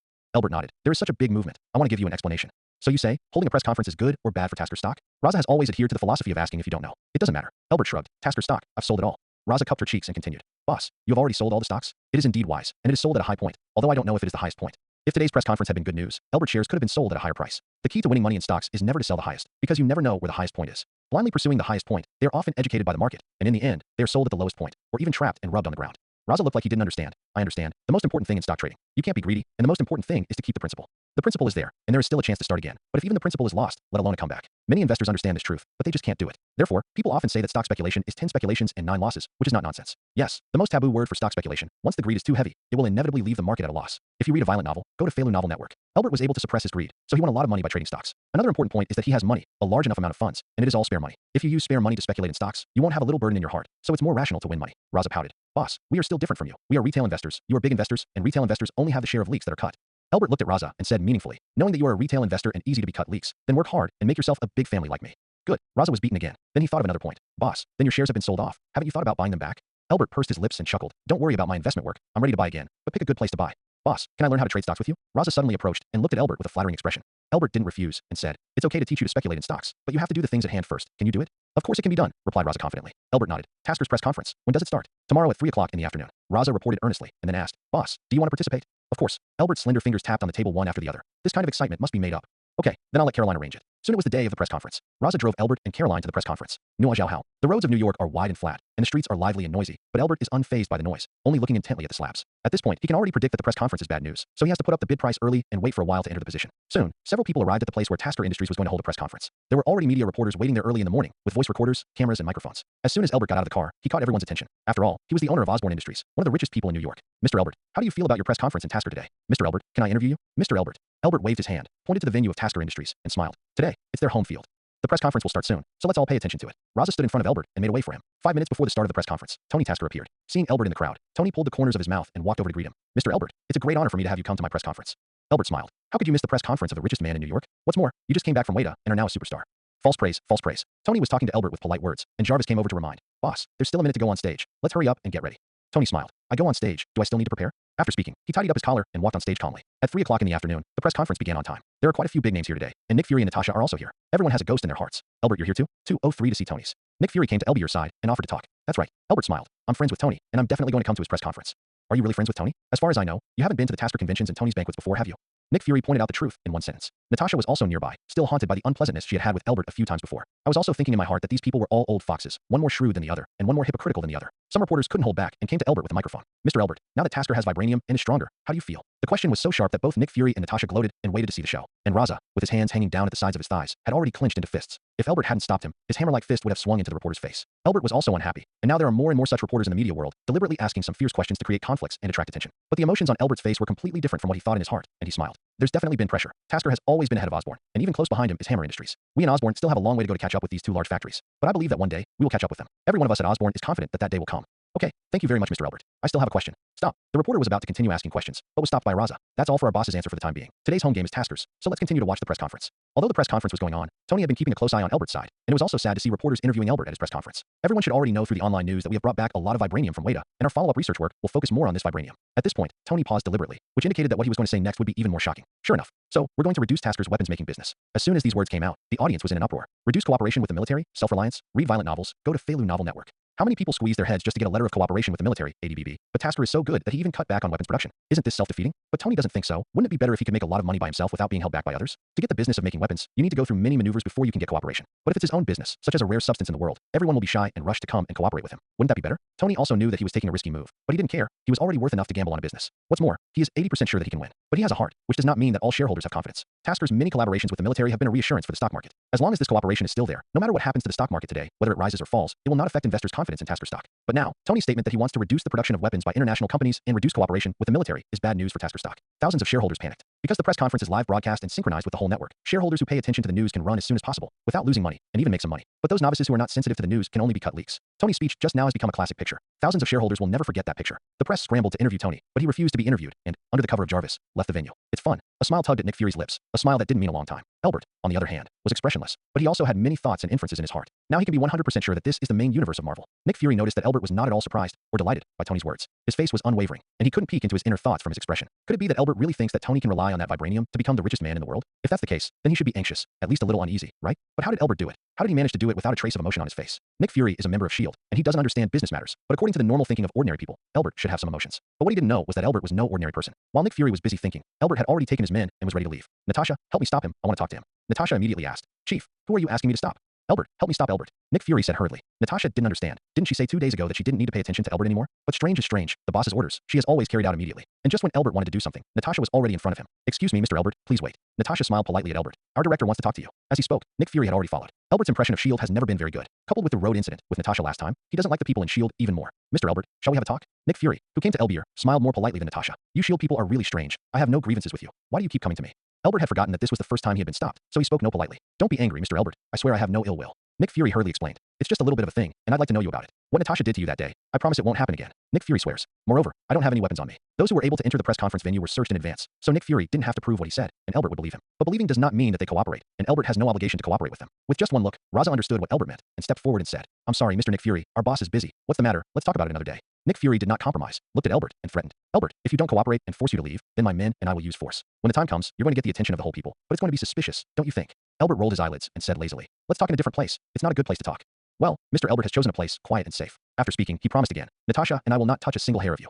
Now they are short of people in S.H.I.E.L.D., and there is no progress in saving the planet. He just discovered that Albert is a person with strong psychological qualities, which is one of the traits that superheroes should have. Of course, this trait alone does not prove that Albert is the superhero. So Nick Fury needs further proof. Even if there is only a 1 in 10,000 chance, he has to confirm it. It's not for nothing that Albert is being targeted by them. After all, in just a few months, the triple jump of identity was completed. In just 2 or 3 years, he has become a wealthy businessman in New York. The previously lifeless Osborn industry, under his leadership, has been smooth sailing and all the way to Changhong. There is also an indescribable aura, which is not an ordinary aura, but more like an energy field. Only people with deep internal strength can feel it. Sometimes, though, it can be a delusion. Because I want a superhero too much, it is not impossible that psychological suggestion will give people the illusion. But Nick Fury knows that he won't let go of any possibility. No one who has a chance to be a superhero. In fact, Natasha doesn't approve of Nick Fury's approach, and Albert may be a little different, but he is not just or kind at all. How can such a person be a superhero? But she could only slander this, and she didn't dare to say it in front of Nick Fury. Raza, find a place. After Nick Fury had said so much, Albert said this lightly to Raza. Raza was next door to the venue and found a private room in a hotel. Come to the hotel. Nick Fury was a little surprised, but also a little happy. Mr. Albert is planning to have a meal together? It's not. Before Nick Fury could finish speaking, Albert spoke. I'll give you 10 minutes. If you have anything to say, I'll have a meeting later. Good. Nick Fury smiled. That's a long story short. At the press conference, Tony announced that he would be working less with the military, so you should be happy to hear that. Zero begging for flowers. But I may venture to ask, why are you indifferent? Don't you think this is great news for you? Also, the press conference just now was bearish for the stock market. I want to know, have you bought Tasker stock? Nick Fury poured himself a glass of water, and instead of asking the questions he really wanted to ask, he tentatively asked Elbier special questions. 3 questions were thrown in a row, but Albert still showed a blank face. On the other hand, Raza on the side looked a little unsightly. This Nick Fury really can't figure it out. He thinks this is their S.H.I.E.L.D. territory. What about the interrogators? Although Albert had no waves on his face, he was already thinking in his heart. No wonder this S.H.I.E.L.D. can stand. Nick Fury's vicious eyes are really not something anyone can have. The reason why he was targeted was also because of Nick Fury's sharp eyes. If Albert hadn't been so outstanding in these 3 years in New York, Nick Fury wouldn't have set his sights on him. However, he was so good that they had to wonder if he was just a businessman. I've been guarding Osborn for so many years, and I've never seen any strong winds and waves. If I don't even have the ability to be surprised at this point, how can I still be the boss of Osborn Industries? Mr. Nick Fury, do you say yes? Nick Fury threw out such a question, and Albert just stopped back with a few words. Nick Fury continued to ask tentatively. Of Tasker stock, there's a buy? Albert said honestly. So, such a big bad news now. I've already sold out, and the good and bad have nothing to do with me. At this time, Raza reminded him, Mr. Nick Fury, there are 3 minutes left. Okay, I have one last question. Nick Fry paused. I want to ask Mr. Albert, why are you buying Tasker stock? Albert is a wealthy businessman, and he never buys stocks in a small way, but always in a big way. Isn't buying Tasker stock equivalent to inflating the stock price of the rival company? What's in it for himself? The tenet that I have always believed in is, do what is good for you, not what is not good for the other person. Tasker stock is so good, why don't you buy it? Even if Tony is my competitor, as long as it allows me to make money and make a lot of money. Who do I care whose stock he is? Albert shrugged and said disapprovingly, Albert, Mr. Nick Fury, it's 10 minutes up. Sorry, our boss is going to a meeting. With that, Raza helped Albert to his feet and left the box. Did you hear that, Natasha? He said he had sold Tasker stock before the press conference. Nick Fury looked in the direction of the box door, thoughtful. Natasha nodded. Yes, I heard that. That's what Albert just said. 397. What do you think? Nick Fury asked Natasha what she thought. Natasha frowned slightly, thought for a moment, and seemed to dare not speak. I don't know. I don't think Albert is a simple person, but I can't find a trace of evidence to prove that he is really not simple. Nick Fury pursed his lips and smiled. As long as it's human, it will show clues, and Albert will do the same. But what if he's not human? If Albert is a creature from an alien planet, he has a higher level of intelligence and abilities, so it's really not easy for them to find out what clues. I also think that he may not be a human on our planet, and superpowers have a not simple identity background, so just check it out. According to what Albert just said, the stock was sold before the press conference, and it was almost sold at the highest point. Is it his innate godlike thinking, or is it a superpower that will have such a vicious vision beyond ordinary people? Natasha was a little puzzled by Nick Fury's back and forth. Director, didn't you let me not have to spy on him before? Before was before, now is now. Nick Fury said, don't let go of the slightest possibility. Maybe he's really the guy we're looking for. Natasha pouted. I'm just afraid of putting too much energy into him, and it turns out that it doesn't, and then I miss out on the real superpower. You don't have to think about it so much, just do what I say. Nick Fury reiterated again. Okay, director. Natasha nodded. No more. In the car, there were only Albert and Raza. Raza saw Nick Fury's temptation just now and asked, Boss, are they suspicious of you now? Albert spread his hands. Obviously, they do suspect me. Suspect that I am a superpower. Raza wrinkled her eyebrows. Boss, are you exposed? Albert pursed his lips. It's not revealing. It's just that Nick Fury's eyes are too vicious, and his agent Natasha is not a fuel-efficient lamp. Isn't it going to be a hassle to be targeted by them? Said Raza worried. Yes, it's going to cause some trouble. But it's not a big deal. They don't have evidence now, and I'm a careful person who won't let them find out. Raza frowned, and suddenly thought of something, and proposed to Albert. Boss, do you need me to distract them? With a wave of his hand, Albert vetoed Raza's proposal. No, you're my person, I can't distract them, and if I find that you're not normal, they will still suspect me. What then? Raza was still worried. Don't panic. Albert looked calm. They have been investigating for so long before, and they haven't found a reason, and in the future, I won't let them find out anything. Let's spend it slowly, and see who can consume whom. Raza nodded, and the boss said not to worry. Then there really is no need to worry. If you read a violent novel, go to Failu Novel Network. Boss, I have one more question for you. Say. Isn't it self-digging that the Tasker industry has been booming and has always relied on military manufacturing, and now that they have reduced their cooperation, isn't it digging their own graves? Why did Tony Tasker do this? Not to mention Raza, the entire American people can't figure out why. Those retail investors who have become leaks because of bad news can't figure out whether this Tony Tasker has been kicked in the brain by a donkey. Actually, Tony's operation, I can understand it. It's good to cooperate with the military, but after all, you still have to rely on others. Tony is a once-in-a-century genius who has repeatedly created world-renowned cutting-edge technology, his epic-making technological products, and has been feeding Tasker ever since. Now with vibranium, he's confident in himself. As he himself said, there's an 80% chance of winning. There are still 20% uncontrollable factors, and then it is up to fate. But with his current assets and status, even if he loses the bet, it won't have much impact on him. It's a big deal to recreate a Tasker, or say goodbye to business and enjoy life. He has a way out, human can give it a go. As for those stockholders, whether they live or die, Tony never cares. Besides, that's what this market is. Those retail investors, even if they are no longer in Tasker's stock, will inevitably be in other stocks. Albert's words benefited Raza a lot. He is deeply aware that he still has a lot to learn. Luckily, he met a wise boss. Arrived at a fork in the road. Boss, are you going back to the villa or to the Manhattan restaurant? Asked Leza. Let's go to the restaurant. This press conference is a bit long, and I'm hungry. Albert said. Good. At the green light, Raza turned the steering wheel and turned the luxury car into the right lane. Manhattan restaurant. As usual, Law ordered 5 separate dining rooms for Albert. That's right, he eats alone, and he also prefers to be in a separate box. There were too many people in the hall outside, it was too noisy, he was not used to it, and he did not like it. After the waiter had finished serving the meal, Raza retreated to the door of the box, waiting for orders. But Albert called him in. Leza, come in and eat together. Standing by the doorframe, Leza poked his head in. Boss, I won't eat it, you eat slowly. Albert was upset. I'll come in and eat when I tell you to come in. Where's all this nonsense? How can I finish eating so many dishes? No boss, it's an order. Okay. Unable to resist the hospitality, Raza had no choice but to go in and sit down at the table. Eat. Seeing Raza sitting at the dining table, but not moving his chopsticks, Albert couldn't help but speak, urging him to pick up the dishes and eat. Okay, then you're welcome. Raza laughed. You're welcome, there are so many dishes, and it's a waste if you can't eat them all. Albert emphasized. And you'll have to help me get rid of them. Good, said Raza and feasted. Having eaten and drunk, Raza sent Albert back to his villa. Albert's villa is cleaned by servants every day, the windows are bright and clean, and there is not a trace of dust on the floor. He took the elevator up to the second floor. Sitting down on the large couch in the living room on the second floor, he felt the remote control and turned on the TV. Now on TV, almost every channel, the news of Tasker's press conference is broadcast. Almost every reporter and host of the report said that Tony was crazy and couldn't tell the situation. Stocks is a kind of thing that will be affected by fundamentals and news, both up and down with a bet of 0-3 points, not just by analyzing those red, green, and green columns. You can get the correct answer. Stocks, either up or down. It's like doing a multiple choice question with only A and B options, true or false, with a 50% probability? Of course not. If you want to make a profit, you need to continue to rise, not a certain point of rise. It is very simple to want a certain point to rise, but it is not easy to continue to rise. So, unless you encounter a daily limit. Otherwise, you can only hold the stock for the rest of your life. And when you hold the stock all the time, it's easy to get trapped, because you don't know when the bad news will come. Today's press conference was a bombshell for Tasker's stock, blowing up the stock market. Albert opened the stock software, and sure enough, it was all green. Tasker's stock almost fell today, but fortunately, it did not fall to the limit, giving many investors a chance to escape. But there are also many new leaks that are reluctant to run, so they hold them tightly and wait for them to rise one day before selling them. People have a loss aversion, and they must make a profit before they come out. And the result is that they are getting more and more trapped. There are even some people who hold the stock and hold it, not waiting for the stock to rise again, but waiting for it to be delisted. Here at Tasker, though, these loss-averse ones are likely to be the winners. While everyone was selling stocks like crazy,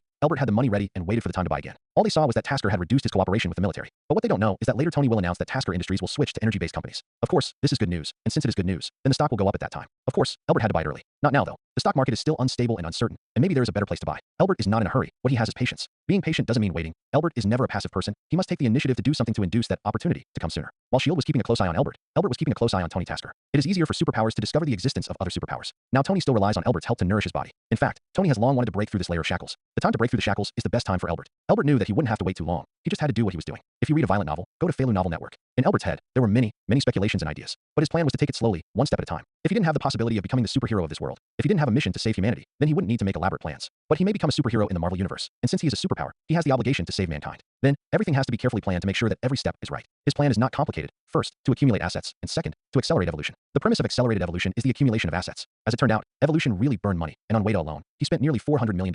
However, the saying, money can make the devil grind, is really true. The rare treasure vibranium in the laboratory, after all, was bought with money. Including Tony Task, he also bought vibranium with money, but the robber bought more vibranium with less money. The other side, Tony Tasker has also returned to his quarters. Over the years, Tony has bought a lot of estates, all of which are changed to live in. If you are happy today, you will live in this manner, and if you are not happy tomorrow, you will go to live in that manner. Those who really can't live in it will be rented out, and will receive a large amount of rent every year. It's a lot of money, so people are very confident in saying those things at today's press conference. Jarvis, help me find out what Albert has been up to lately. As soon as he returned to the Manor studio, Tony instructed Jarvis. Tony felt that Albert was a little strange. Vibranium was such a rare thing, he couldn't be rare. But his eldest 567 had brought vibranium back from Vita, and everyone else was vying to get a point. But this Albert didn't do it. There's vibranium in Albert's lab, and this Tony knows it. But he also knows that a little vibranium, to use the most popular analogy, if it can be eaten, is not enough to stuff the teeth. So, what the hell is this Albert doing? Seeing Tasker Industries getting bigger and bigger, and getting farther and farther away from their Osborne, as the boss of Osborne, won't he panic? When Tony Tasker doesn't know what his opponent thinks, he will have a little uneasiness, and this slightest uneasiness is enough to make him uncomfortable. He's a man who is used to being in control, so he has to ask Jarvis to find out for himself. And even if he can't find out what Albert's plan is, he needs to know what the other party is doing. Okay, boss. Jarvis earnestly agreed, and walked straight out of the studio. Tony didn't believe that Albert was such a man who was willing to fall behind. However, after many investigations, Jarvis, who was sent out, brought back only information. Albert worked diligently every day, and when he was in a good mood, he would go to a Manhattan restaurant for a big meal. His itinerary is almost home and company 2 points in one line, or home, company, Manhattan restaurant 3 points in one line. Manhattan restaurant. Tony Tasker listened to Jarvis's report and couldn't help but be interested in this Manhattan restaurant. Albert only goes to Manhattan restaurants to eat. Jarvis nodded and said, yes, if Albert goes out to eat, he only goes to the Manhattan restaurant. If you don't go out, you'll be the cook at home. Tony Tasker frowned slightly, holding his chin with one hand, as if he was a little puzzled. Boss, do you want to keep watching? Seeing that Tony Tasker didn't speak again, Jarvis took the initiative to ask. Tony Tasker waved his hand and said, no need to monitor, 2 points in one line, 3 points in one line, there's nothing to monitor. Jarvis scratched his head. Boss, what are we going to do now? It's time for dinner, go eat. Go to dinner. Oh good. Boss, where would you like to eat? Manhattan restaurant. Tony Tasker blurted out. While Tony Tasker is spying on Elbert, Elbert's side is also spying on Tony Tasker. Tony went to the Manhattan restaurant and had dinner. Raza returns and reports the news to Elbert. Hearing the news, Elbert smiled playfully. He has become a stalker, paying so much attention to me, and going to a Manhattan restaurant in person. Boss, are you going to Manhattan now, or are you going to eat at home? Asked Leza. Just eat at home. Elbert replied. After eating, Elbert's inner energy field seemed to be stimulated, and he didn't want to sit and watch the news or other quiet activities now. He wants to do some intense exercise now. So what should we do? After a moment's thought, he thought of a stimulating exercise. Drag racing. In the evening, at sunset, it would be a cool thing to drive a multi-million-dollar luxury car on the highway of New York. As soon as he said he would do it, Elbert immediately went to the garage to pick up the car. Among the many luxury cars, he chose the Maybach that he had personally modified and drove on the wide and flat highway. Usually when he sits in a car, he always has a driver, but in fact, Elbert is very good at driving, and drag racing is not a problem at all. It's not that there are no other cars on the highway, but Elbert always dodges perfectly and gets through. The Maybach seemed to have a life, seeing the seams and needles, flying eaves and walls, crisp and neat, and the owner of the car next to him was dumbfounded. Racing on the highway? Once again, Tony was shocked that this Elbert was very laid back. Jarvis, what the hell is that Elbert guy thinking? Tony asked Jarvis. Jarvis shook his head. I don't know. How could he possibly know? He's not the roundworm in Elbert's stomach. Forget it. No matter what he is, with that kung fu, I might as well do a few more research. Tony said, turning back to his lab. Boss, there's good news from Dr. Connors. Elbert wanted to race a few more laps, and when he heard the news from Leza, he just wanted to go back to the Star Lab and see for himself how the experiment went. Okay, I'll go to the lab right now. With that, Elbert turned around and drove in the direction of the Star Laboratory. Connors, as always, stayed in the lab on Saturdays and days off to concentrate on his experiments. He has made it his mission to develop a substance like vibranium. So in fact, when he stayed up late to do experiments, he was not sleepy at all, but full of fighting spirit. No, the experiment has finally made new progress. Dr. Connors, it's got to be you. Elbert walked over and excitedly patted Connors on the shoulder. Although it is only a small progress, it is a big step forward for the entire vibranium experimental research. I'll do the next experiment with you. Seeing the progress, Elbert was also excited, and he couldn't sleep at all, and studying with Connors was his best choice. Elbert did what he said he would, and sure enough, he spent more than a week in the lab. During the week, he certainly didn't forget to keep an eye on Tasker's stock. The day after the press conference, Tasker's stock plummeted, and by now it was down almost 30%. The scariest thing is that people don't know that this may not be the lowest point. It can be described as falling endlessly. Almost overnight, the huge Tasker lost nearly 30% of its market capitalization, which is truly terrifying. Few of the investors who bought Tasker stock, except for Elbert, made money. The news broadcast on the internet also said that Tony Tasker was stupid and wanted to ruin Tasker Industries. If you read a violent novel, go to Failu Novel Network. Not only the media, but also ordinary people, especially the leaks who bought Tasker stock, have spoken out against Tasker Industries and Tony. Just because of a press conference, just because of a self-righteous decision, it led to a lot of scolding. Boss, you said that Tony Tasker will not regret doing this. Raza couldn't figure it out like everyone else, but it didn't matter. If you didn't understand it, just ask the boss Elbert. What is there to regret? Elbert said lightly. Tony is Tony, not anyone else, and he would never do anything he regretted. Even if you find out that it is wrong later, won't you regret it? Raza asked. Yes. Elbert replied categorically. Tony Tasker has a cost of trial and error, so he's headstrong. It's all other people's business, so we don't have to worry about it. Just do our best. Yes, boss. In fact, Tasker has reduced cooperation with the military, and the biggest beneficiaries are Osborne Industries, as well as large industries such as Hammer Industries, which compete with Tasker. But Elbert was not happy. Tony did not need the help of the military, indicating that he was getting stronger and stronger. Tony's words are getting stronger and stronger. Does it mean that the Steel, Shinli Zhao, hero is about to appear? Elbert is not afraid of the appearance of Iron Man. He is afraid of Iron Man appearing too soon or, because the current self is not strong enough, he may not even be able to protect himself, let alone protect the human beings on the whole planet. Now under his command, the only generals he can use are Raza and Connors, and in order to defeat Iron Man, he has to continue to recruit talents. The power of one person is limited, but the power of a group of people is unlimited. Back at home, Elbert continued to cultivate and evolve. While developing a vibranium counterpart, Elbert also gave Connors an important task, to build a warplane. Connors confidently agreed, claiming that he would only need to give him 10 days. 10 days later, the fighter plane must appear in front of Elbert. Connors named the fighter plane that was about to be built, and it was called Kunpeng 1. He never disappointed Elbert, and 10 days later, he really built the Kunpeng fighter. The fighter was built, and the next step was the test flight phase. Eager to try, Raza introduced herself to Elbert Mao. Boss, leave the task of test flight to me. Elbert had always believed in Leza, and seeing that he was so positive, of course he did not refuse, and gave him this task. Thank you, boss. Raza was very happy, changed into equipment, and sat in the driver's seat of the Kunpeng #1. The test flight was a success. The fighter was comfortable to sit on, and it was very smooth to fly. Raza didn't want to come down in a car, and if it wasn't for Elbert's order, he could have been flying in the sky for a day. Reluctantly getting off the plane, Raza was still a little unsatisfied. Boss, this fighter is so good. Do you want to go up and sit down? I'll be the pilot. Raza obviously wanted to take this opportunity to sit on the Kunpeng #1 and walk around a few more laps. Elbert saw Leza's thoughts, nodded and smiled. Okay, I'll try it too. So Elbert sat in the back seat, Raza sat in the driver's seat, and the two had another pleasant flight. However, at this time, Tony Tasker's side already knew about the existence of Kunpeng #1. When Jarvis reported the news to Tony, Tony couldn't help frowning. And build a plane 257? Tony Tasker became more and more puzzled by what this Elbert was up to. Jarvis thought for a while and said, it should be for the military. They built it, tested in advance, and see how the quality is? Tony felt that things were not so simple. This Elbert is very scheming. You continue to help me keep an eye on it, and report me in time if there is any trouble. Good boss. These days, Elbert is already thinking about letting Connors build the Kunpeng 2, but seeing that he was too tired and hard during this time, he still didn't bring it up immediately, waiting for next month. In addition, he had another plan in mind at this time, and if it succeeded, this plan would catch Tony Tasker off guard. Since Tony likes to spy on his whereabouts so much, he gives Tony a big surprise. With this in mind, he once again opened the familiar stock software. The stock market in the past few days has been pretty good, and many stocks have risen. However, Tasker's stock is still bleak, and it can even be said that it is a little green in the red. Elbert's heart fluttered a dag, and with a tap of his finger, he added to his position again. After adding this position, he also put up a lower price to see if he could wait for a better buying point. If he could buy it all, he would have bought nearly $5 billion in Tasker stock. With these shares, Elbert can have a good talk with Tony Tasker when the time comes. Oh my god, Tasker stock has dropped by almost 40 points, and if it goes down again, it will be cut in half. Raza came in with the papers, saw Elbert looking at the stocks, and gossiped over to take a look. As a result, I saw that Tasker stock was still falling, and I couldn't help but scream. Elbert looked back, glanced at the gossipy Leza, and asked him, did you enter? Raza shook his head. I'd better forget it. Just that little money. It's not enough to eat fried snails, let alone stock trading. Albert smiled and continued to look at his stock. He has a unique view of the stock market, a vicious eye, and there are many good votes in the stock market, but Albert only bought Tasker stock. Why does he have a soft spot for Tasker? Of course, there's a reason for this. Boss, the annual charity evening in New York is coming. Do you want to attend? As she spoke, Raza took out an invitation and put it in front of Albert, asking him if he wanted to attend. In fact, he asked symbolically that the boss would not attend the charity evening in previous years, so he felt that the boss would not attend this year's charity evening. But unexpectedly, Albert actually picked up the invitation, looked at it carefully for a while, and said, "Go." Well, Raza suspected that he had misheard. What did the boss say? Did he say he was going to a charity party? Impossible, right? Boss, you're going to participate. Raza asked again in disbelief. Why can't I go to the event? Albert asked Raza rhetorically. Yes, you can. Raza felt confused, but what the boss said was what it was. It's good that the boss is willing to go to the charity evening this year, and he can also follow him to meet the world. So that's the benefit of being a big name assistant. Albert knew that Tony would definitely go to the charity evening, and he was most enthusiastic about this kind of banquet and party. You can take advantage of the opportunity of business communication to have fun. Albert had always known that Tony had a sassy side. As for Albert himself, he just wanted to tell Tony important news at the evening. Boss, what important news do you want to tell Tony Tasker? Laze's curiosity was piqued by Albert's words. You'll know when the time comes. Albert and Raza sold off. If you read a violent novel, go to Failu Novel Network. Boss, you're still selling it to me. Raza pouted because of Albert. His heart was tickled. Albert smiled. I can't tell you yet. Go make me a cup of coffee. Okay, Raza laughed a little and went to make Albert coffee. New York's charity evening was held as scheduled, and it was not so much a charity evening as it was a gathering of the upper class, an exchange meeting for business bigwigs. Albert rarely attends such occasions, and he would not have bothered to come if it weren't for the news to Tony Tasker. So, in fact, he was a little lacking in interest. Raza, on the other hand, was excited because he hadn't been to a banquet for a long time. This is the ball of the rich. There are rich sons who are suave, handsome, and dashing, and dressed in expensive suits. And there are also young and beautiful, sexy, and charming rich ladies in luau skirts. Albert and Raza stayed in the corner, just not wanting to attract attention. Tony Tasker has always been high profile, and this time he also made a high profile appearance. And as soon as he appeared at the venue, he attracted everyone's attention. Tony Tasker is here. Someone whispered. The celebrities couldn't hold back their excitement and exclaimed, Tony is so handsome. Raza stood beside Albert, a little unconvinced. Boss, I think you are much more handsome than Tony. Albert just smiled faintly. I don't compare this with him, and my existence is not to make those women like. It's too superficial to be high profile in order to attract the opposite sex. Albert is not a superficial person. Tony Tasker is mingling with a group of handsome men and women, chatting and laughing. As soon as Albert stepped out of the corner, he was also targeted. Many business tycoons came to greet him and toast. Albert echoed absent-mindedly, his attention on Tony Tasker's side the whole time. Albert wanted to talk to Tony Tasker. He wanted to know how much the other party knew about him, and he also wanted to know more about the other party's dynamics so that he could plan what happened next. However, he was restrained by these business tycoons, lowered his head and drank half a glass of red wine. And when he looked up again, Tony was no longer visible. So Albert had to go to Rose first and ask Tony about it. But this Rose is very cautious and his mouth is very tight, and it is in vain for Albert to try to get something out of his mouth. The two chatted about some painless topics, and they both laughed perfunctorily. At this time, Tony Tasker reappeared in the crowd. Albert's dark eyes flashed, and he seized the opportunity to come to Tony's side. Mr. Tony, a toast. Albert raised his glass, ready to clink glasses with Tony. With a polite smile on his face, Tony Tasker raised his glass and clinked glasses with Albert. Jess, let's talk somewhere else. Albert pointed to a spot in the corner and spoke to Albert. Alberton nodded, but said, I'm so handsome. Everywhere I go, it's a big deal. As soon as the words fell, a beautiful woman came over to say hello. Tony, we have a drinking party tomorrow. Will you go? Tony waved his hand. I've been drinking a lot tonight, and I can't afford to drink again tomorrow night. After hearing this, the beautiful woman couldn't help but laugh out loud. Tony, you're laughing again. Who in our circle doesn't know that you are not drunk with 1,000 cups? Tony glanced at the beautiful woman and said, next time, next time, next time, next time. The beauty didn't dwell too much, said, I must come next time, and left to talk to other handsome guys and beauties. Well, this is not bad, right? Would you like to introduce you to each other? Tony looked at the bewitching back of the beautiful woman just now and teased Albert. No, no, no. Albert repeatedly refused. You don't need to introduce me. I'm not interested in beautiful women, only money. Tony Tasker sneered. Also, you're only interested in making money. I forgot. When you reach your position, what kind of beauties do you want? Where do you need me to introduce them? Albert shook the scarlet liquid in his cup and said, we're not going to talk about beautiful women today. I want to talk to you about money.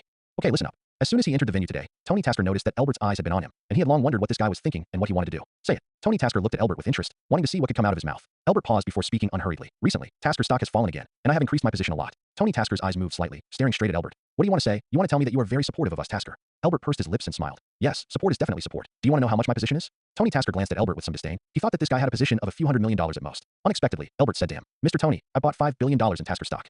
What? $5 billion? Hearing this, Tony Tasker's eyes widened like brass bells. You guy, why do you buy so much? Albert drank the little wine left in his glass before he said unhurriedly, of course, I want to be on your Tasker Industries board.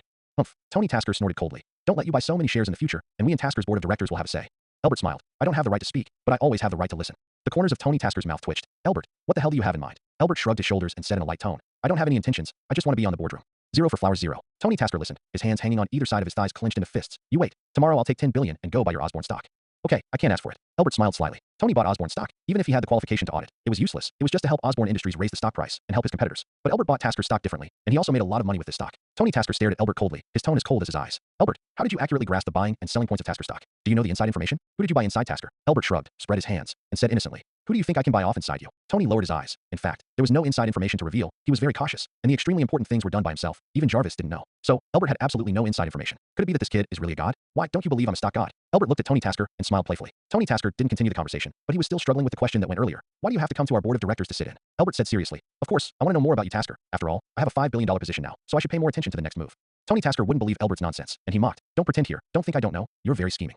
Where? I obviously don't have any intentions. Albert explained. But Tony Tasker was already enraged. Albert, you're provoking me. You wait. I have a way to cure you. We'll see. Albert gladly accepted the war letter. Okay, let's wait and see. The evening is not over yet, and Tony Tasker has already left first, which is a rare phenomenon. Boss, was he mad at you? Raza looked at Tony Tasker's back in the distance, a little unclear. Just now, the boss was in the corner with Tony, and he didn't know what the plot was, so now he was in a daze. Albert smiled meaningfully and asked Leza, want to know what I told Tony? Of course I want it, boss. Tell me quickly, otherwise I'll be itching in my heart. Albert handed the glass to Raza and ordered, then go and pour me a glass of champagne first.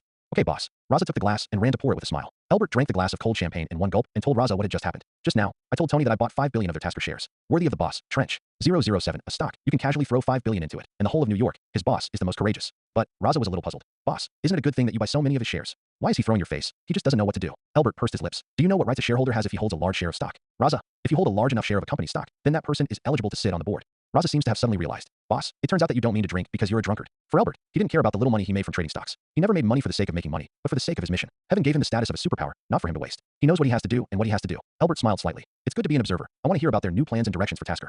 Raza couldn't help but cover her mouth and laugh. Boss, you're so shrewd. Actually, what he wants to say is that the boss is really cunning. Albert smiled and patted Raza on the shoulder. Then learn more from your boss.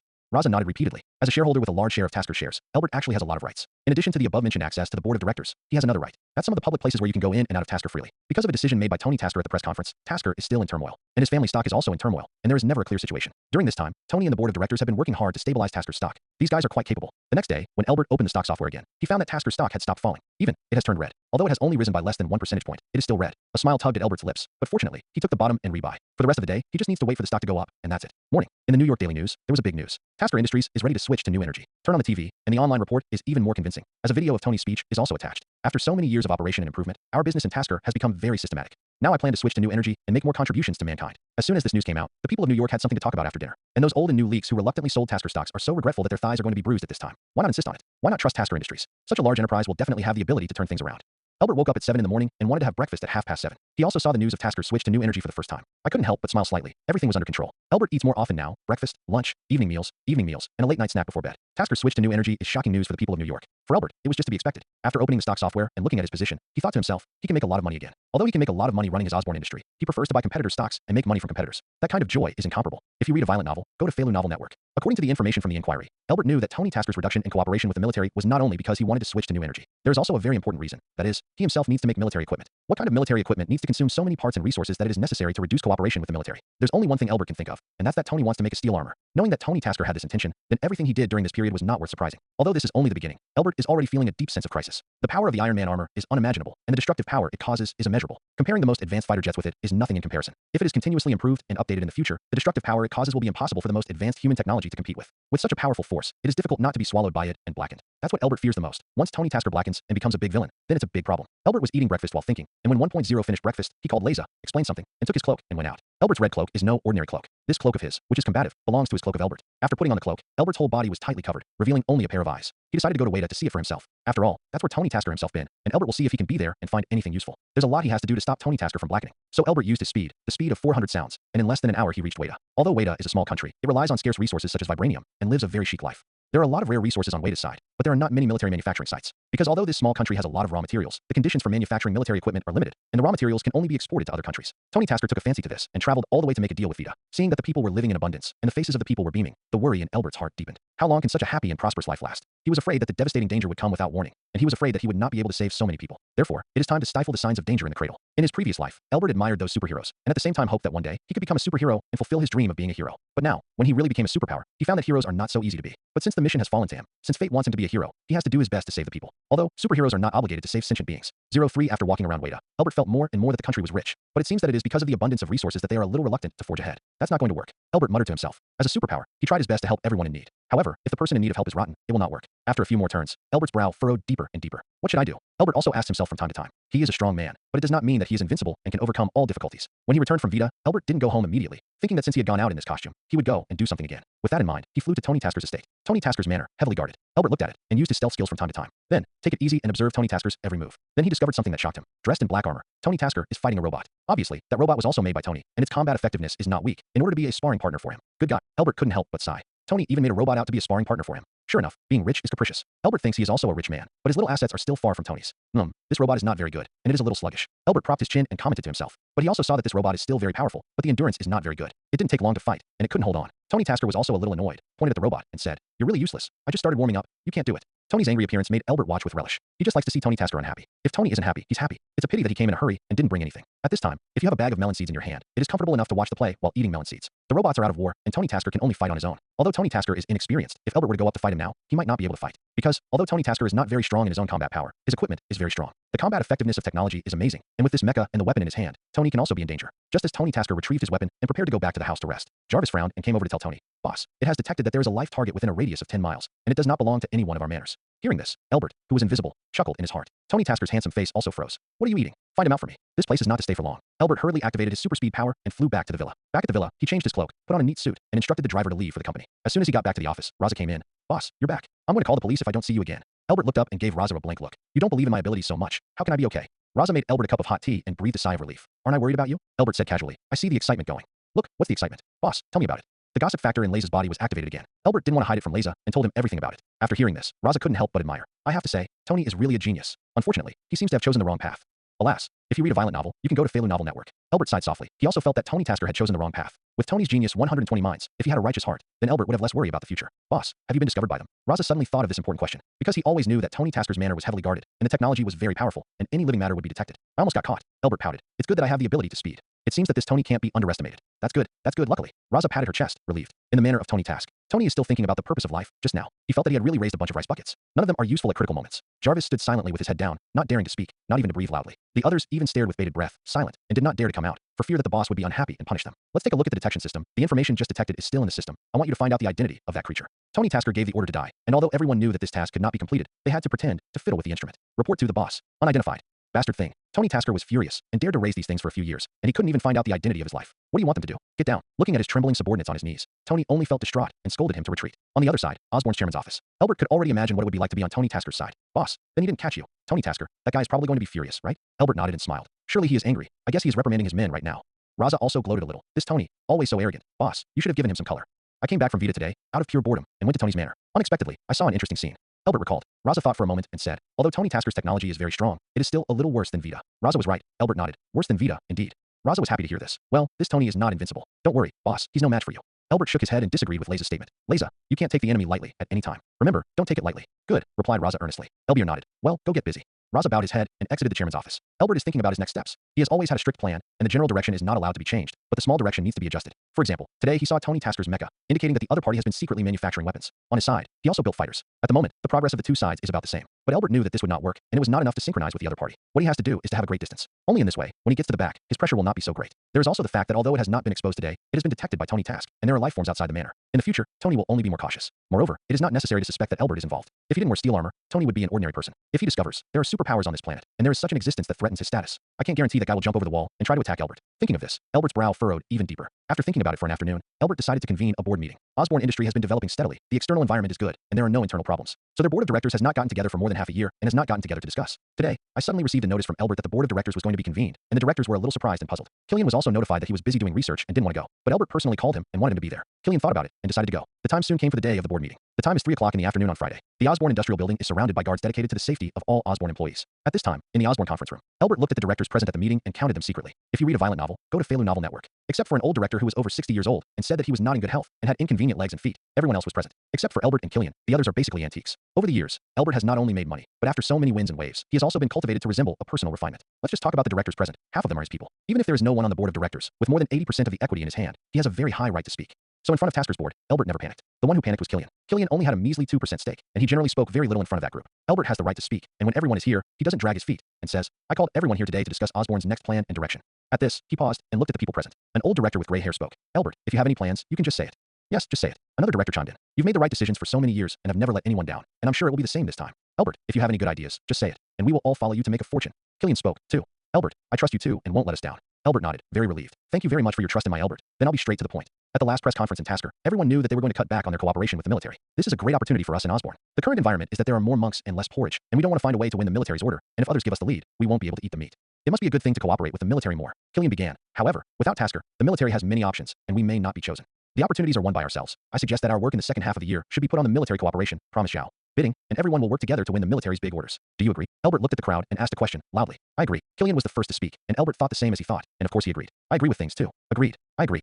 Albert's proposal was unanimously endorsed by the board of directors. This means that Osborne's work in the second half of the year will mainly focus on discussing cooperation with the military, and Albert will also lead his staff and do all their best to win large orders from the military. Yes, that's right. The current situation is indeed that there are more monks and less porridge. But Albert believes that the monks who work hard and rush to the front will definitely grab the porridge to eat. Coming out of the conference room, Albert's mobile phone in his pocket rang. It turned out to be Tony Tasker's call. Albert was a little surprised. Just as he was hesitating whether to answer, a message came. Albert, answer the phone. Albert tugged at his lower lip, smiled, and picked up the phone unhurriedly. Tony Tasker on the other end said in a bad tone, "We Tasker are going to hold a board meeting, and with these stocks in your hands, I have the obligation to inform you." "I see," Albert noticed, and the smile on his lips deepened. Unexpectedly, his qualifications as a board observer would come in handy so quickly. Pursing his lips, he said into the microphone, "Have something important to discuss?" Tony Tasker looked a little impatient. "Listen up, Albert. I don't want you to come at all. I'm just following the rules. I'll just inform you." After speaking, he hung up the phone with a snap. Albert pursed his lips and shrugged his shoulders, so angry. Tony Tasker didn't like him on the board so much, so he was going to show up, and he wanted to deal with that guy. Tony Tasker is angry almost every day these days. First of all, when I was practicing that day, a life form that didn't know the identity of 037 popped up. Secondly, it is the guy Albert, who bought a lot of Tasker stock, and now he's going to sit on the Tasker board. However, what Tony doesn't know is that the protagonist of these two things that makes him angry is Albert. Fortunately, he didn't know, and if he knew, he would probably vomit blood. In terms of strategy, Tony Tasker still can't beat Albert. In addition to Albert, the powerful shareholders under Tasker Industries have received notices from Tony one after another. As Raza came in with a hot coffee, Albert said nonchalantly, "Tony just called me and asked me to attend the boardroom." After a pause, he continued, "Leza, do you say, do I go or don't go?" "Of course you're going, boss. Haven't you always wanted to know what's going on for Tasker?" Raza was jubilant when he heard this, and the boss attended Tasker's board of directors, and he had to off Tony. He's like looking at Tony Tasker's angry boss and not being able to beat the boss. Albert raised his finger and pointed. You like to gloat." Raza covered her mouth and snickered, and retorted, "Boss, what about me? Aren't you also gloating?" Albert glanced at Raza and said angrily, "You are getting more and more unruly. Hurry up and get to work." Raza smiled, said yes, and exited the office. After Raza left, Albert went to the Stellar Laboratory. Tony Tasker has already built a mech, and he can't sit idle. He can't sit still. But when he reached the door of the laboratory, he stopped. He asked Connors to build the Kunpung 2 fighter, and now he wants to build a mecha? I'm afraid that not only Connors, but the entire research and manufacturing team will be overwhelmed. But he was in a hurry and couldn't wait. After some serious consideration, Albert decided to take it himself. It's been a long time since I've devoted myself to research and manufacturing, and when I go to the lab with his researchers, Albert feels quite passionate. Because of Albert's arrival, the researchers in the laboratory are more motivated and hardworking to work. "Boss, you're so busy. Just leave the matter of building mecha to us." Seeing Albert come to the lab in person and do research with everyone, Connors was a little embarrassed. "It's okay. I'm familiar with this. You guys are responsible for helping me build a fighter. If you read a violent novel, go to Feilu Novel Network." Albert said to Connors with a smile. Good. In fact, Connors liked Albert's presence in the lab because he could discuss and communicate with him if he was there. At this time, it is not only the relationship between superiors and subordinates, but also the exchange between two researchers who love research. Alpha, their intelligence and wisdom, through communication, will collide with a deeper, ideological spark. Albert actually knew very well that in a short period of time, Osborne's industrial volume and output value would not be able to catch up with Tasker. But he never wanted to soar into the sky, and what he always believed in was steady and steady. Moreover, the purpose of making money is to promote evolution, and this is the core. After more than 10 days of hard work in the laboratory, he finally built the mecha he wanted. As soon as the mecha was created, Albert called Raza to test the mech's combat effectiveness. Raza is very happy with this kind of task, and with the convenience of work, she can also feel the majesty of wearing a mecha, so why not? Albert fought a few rounds with Raza in the mech, and each time within 3 moves, Raza was defeated. Albert frowned and shook his head. No, the combat effectiveness of this mecha is not good. It has to be improved. Raza took off the mecha and pouted and said, "It's not the mecha's problem. It's my problem, fighting with you. It seems that I'm too weak." Albert still shook his head and took the mecha in Laze's hand with a resolute attitude. "This is my armor. I will use it in the future, and it must be further modified." With that, he plunged headlong into the laboratory again. After 3 days and 3 nights of continuous rotation, the mecha was finally transformed. It is also a person with superpowers like Albert who can withstand 3 days without eating, drinking, or sleeping, and then successfully transform the device. If I were someone else, I'm afraid I would have fallen in the laboratory long ago. Even Connors, a conscientious workaholic, sleeps at least 4 hours a day. In his words, if you don't sleep, your brain will strike. And anyone who does research needs a very clear mind. Albert took the modified mech, put it on Raza again, and duel him. Raza replaced with a modified mech, and although he still lost to Albert, he was able to take a few more moves. Albert's brow furrowed, and he walked over and patted Raza on the shoulder. "Good performance. This mecha, I'll give it to you." "Ah, boss." Raza was a little flattered and a little ashamed. "This mech is too precious for me to accept." Albert smiled. "Leza, I designed this mecha to give it to you. Give it to me." Raza was surprised and incoherent. "That's right. You are my right-hand man," said Albert, "and I will arm you as well as myself. Only in this way can we face the unknown with confidence." Raza was very moved. The boss looked up to him and was willing to arm him with this mecha, which was a great honor for him. "Boss, thank you. Don't worry. I will not be alone in your trust." "Good." Albert was relieved, patting Raza on the shoulder and saying, "I'm optimistic about you." Time flashed, and it was the weekend again. Because he worked too hard some time ago, in addition to the fixed rest day on Saturday this week, Albert also gave himself an extra day off. "I was also closed on Sundays, and I didn't go to OSS the group. However, the 2 consecutive days off did not disturb his biological clock. He still gets up at 7 o'clock on time, eats breakfast, watches the morning news, and exercises in the morning. In the afternoon, Albert drove alone to the metropolis. He went to a lot of restaurants in Manhattan, and he wanted to change places to eat today, so he found one in the Met. After drinking and eating, he went back to the villa. This is where the day's training begins. It's very boring to practice alone. Laze's combat effectiveness is relatively limited. Although he put on the mecha and was able to fight a few more rounds, he couldn't achieve the effect that Albert wanted after all. Tony Tasker used a fighting machine to aid training, and Albert clenched his fists, and he couldn't let it go. As a result, the task of building a fighting machine was sent down to the Star Laboratory. The Kunping 2 fighter has just completed this experiment. The researchers at the Star Lab have been tired enough lately. Fortunately, Albert is a very human boss. Considering the heavy workload and pressure of the researchers during this time, he offered a new salary and benefits. During the 3 months of building a fighting machine, the salary is doubled, and at the same time, a benefit for foreign travel is given at the end of the year. From the time Albert gave him 3 months, he knew that there was not just one, but several fighting machines to be built. And that's exactly what happened. Albert gave the order to build at least 3 or more fighting machines. Connors, who was the head of the laboratory, gladly accepted the order. Obviously, he is very confident, and a few fighting machines are not a problem for him. Of course, the prerequisite for completing the task on time is that the laboratory staff work together and work hard. In addition to the aforementioned double salary and year-end travel, Albert also instructed Caroline to send afternoon tea to the Star Lab every day. With such a thoughtful and considerate boss, there is no researcher who is unwilling to work hard. Albert only appears in the lab early on. He remembered a formidable opponent, Dr. Crocodile. Based on Dr. Crocodile, he designed an S-level training opponent, and then gave the design to Connors. Except for Dr. Crocodile, the rest is left to Connors to play freely. Connors, who got the design draft, couldn't help but exclaim, Perfect, so perfect. In his opinion, this training opponent designed by Elbert is simply a perfect existence. If it could be successfully manufactured, he couldn't imagine how powerful the crocodile fighting machine was. The pressure was on the lab, and Elbert himself was not idle. In addition to eating and drinking tea, he did not forget to study combat weapons. No matter how powerful a fighter is, a powerful weapon is indispensable. A good weapon can make the fighter have a higher combat effectiveness. Elbert knows this. Let's start with the combat steel knife. Elbert muttered to himself, took out his notebook, and drew a realistic design for his imaginary steel knife. Combat weapons, unlike combat machines, consume so much raw materials, time, and effort. It only took Elbert half a day to create the steel knife on the blueprint. But weapons often don't work satisfactorily all the time. When Elbert was testing the steel knife with it, he found that the steel knife was not very damaging. Now the time has come. Elbert stepped out of the secret base and looked out the window at the sky. The moon is bright, and the stars are scarce, and tomorrow will be a good day. With a long sigh, he turned and went back to the secret base to continue his work. While transforming the steel knife, Elbert couldn't help but smile. If you read a violent novel, go to Feilu Novel Network. I'm a workaholic like Dr. Connors now. However, it turns out that the productivity of workaholics is very high. Elbert quickly got his hands on the modified steel knife. As soon as it was transformed, he couldn't wait to test it again. Then Elbert was convinced by himself.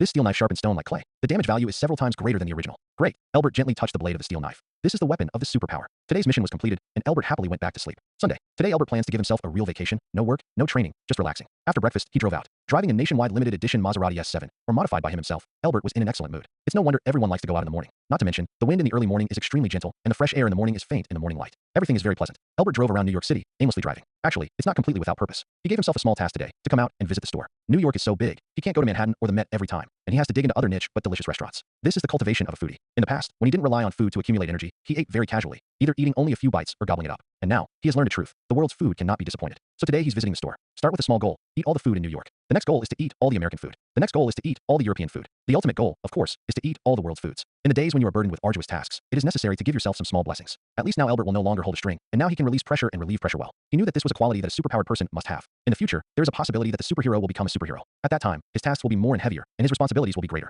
Sir, please come in. Seeing Elbert strolling through the door, the enthusiastic restaurant manager took the initiative to greet him and call him to come in for dinner. Elbert raised his wrist and looked at his watch. It was past 12 o'clock. It was time for lunch. He nodded, took off his sunglasses, and walked inside. Elbert was a frequent figure on television and in the New York Daily News, so the manager recognized him at a glance.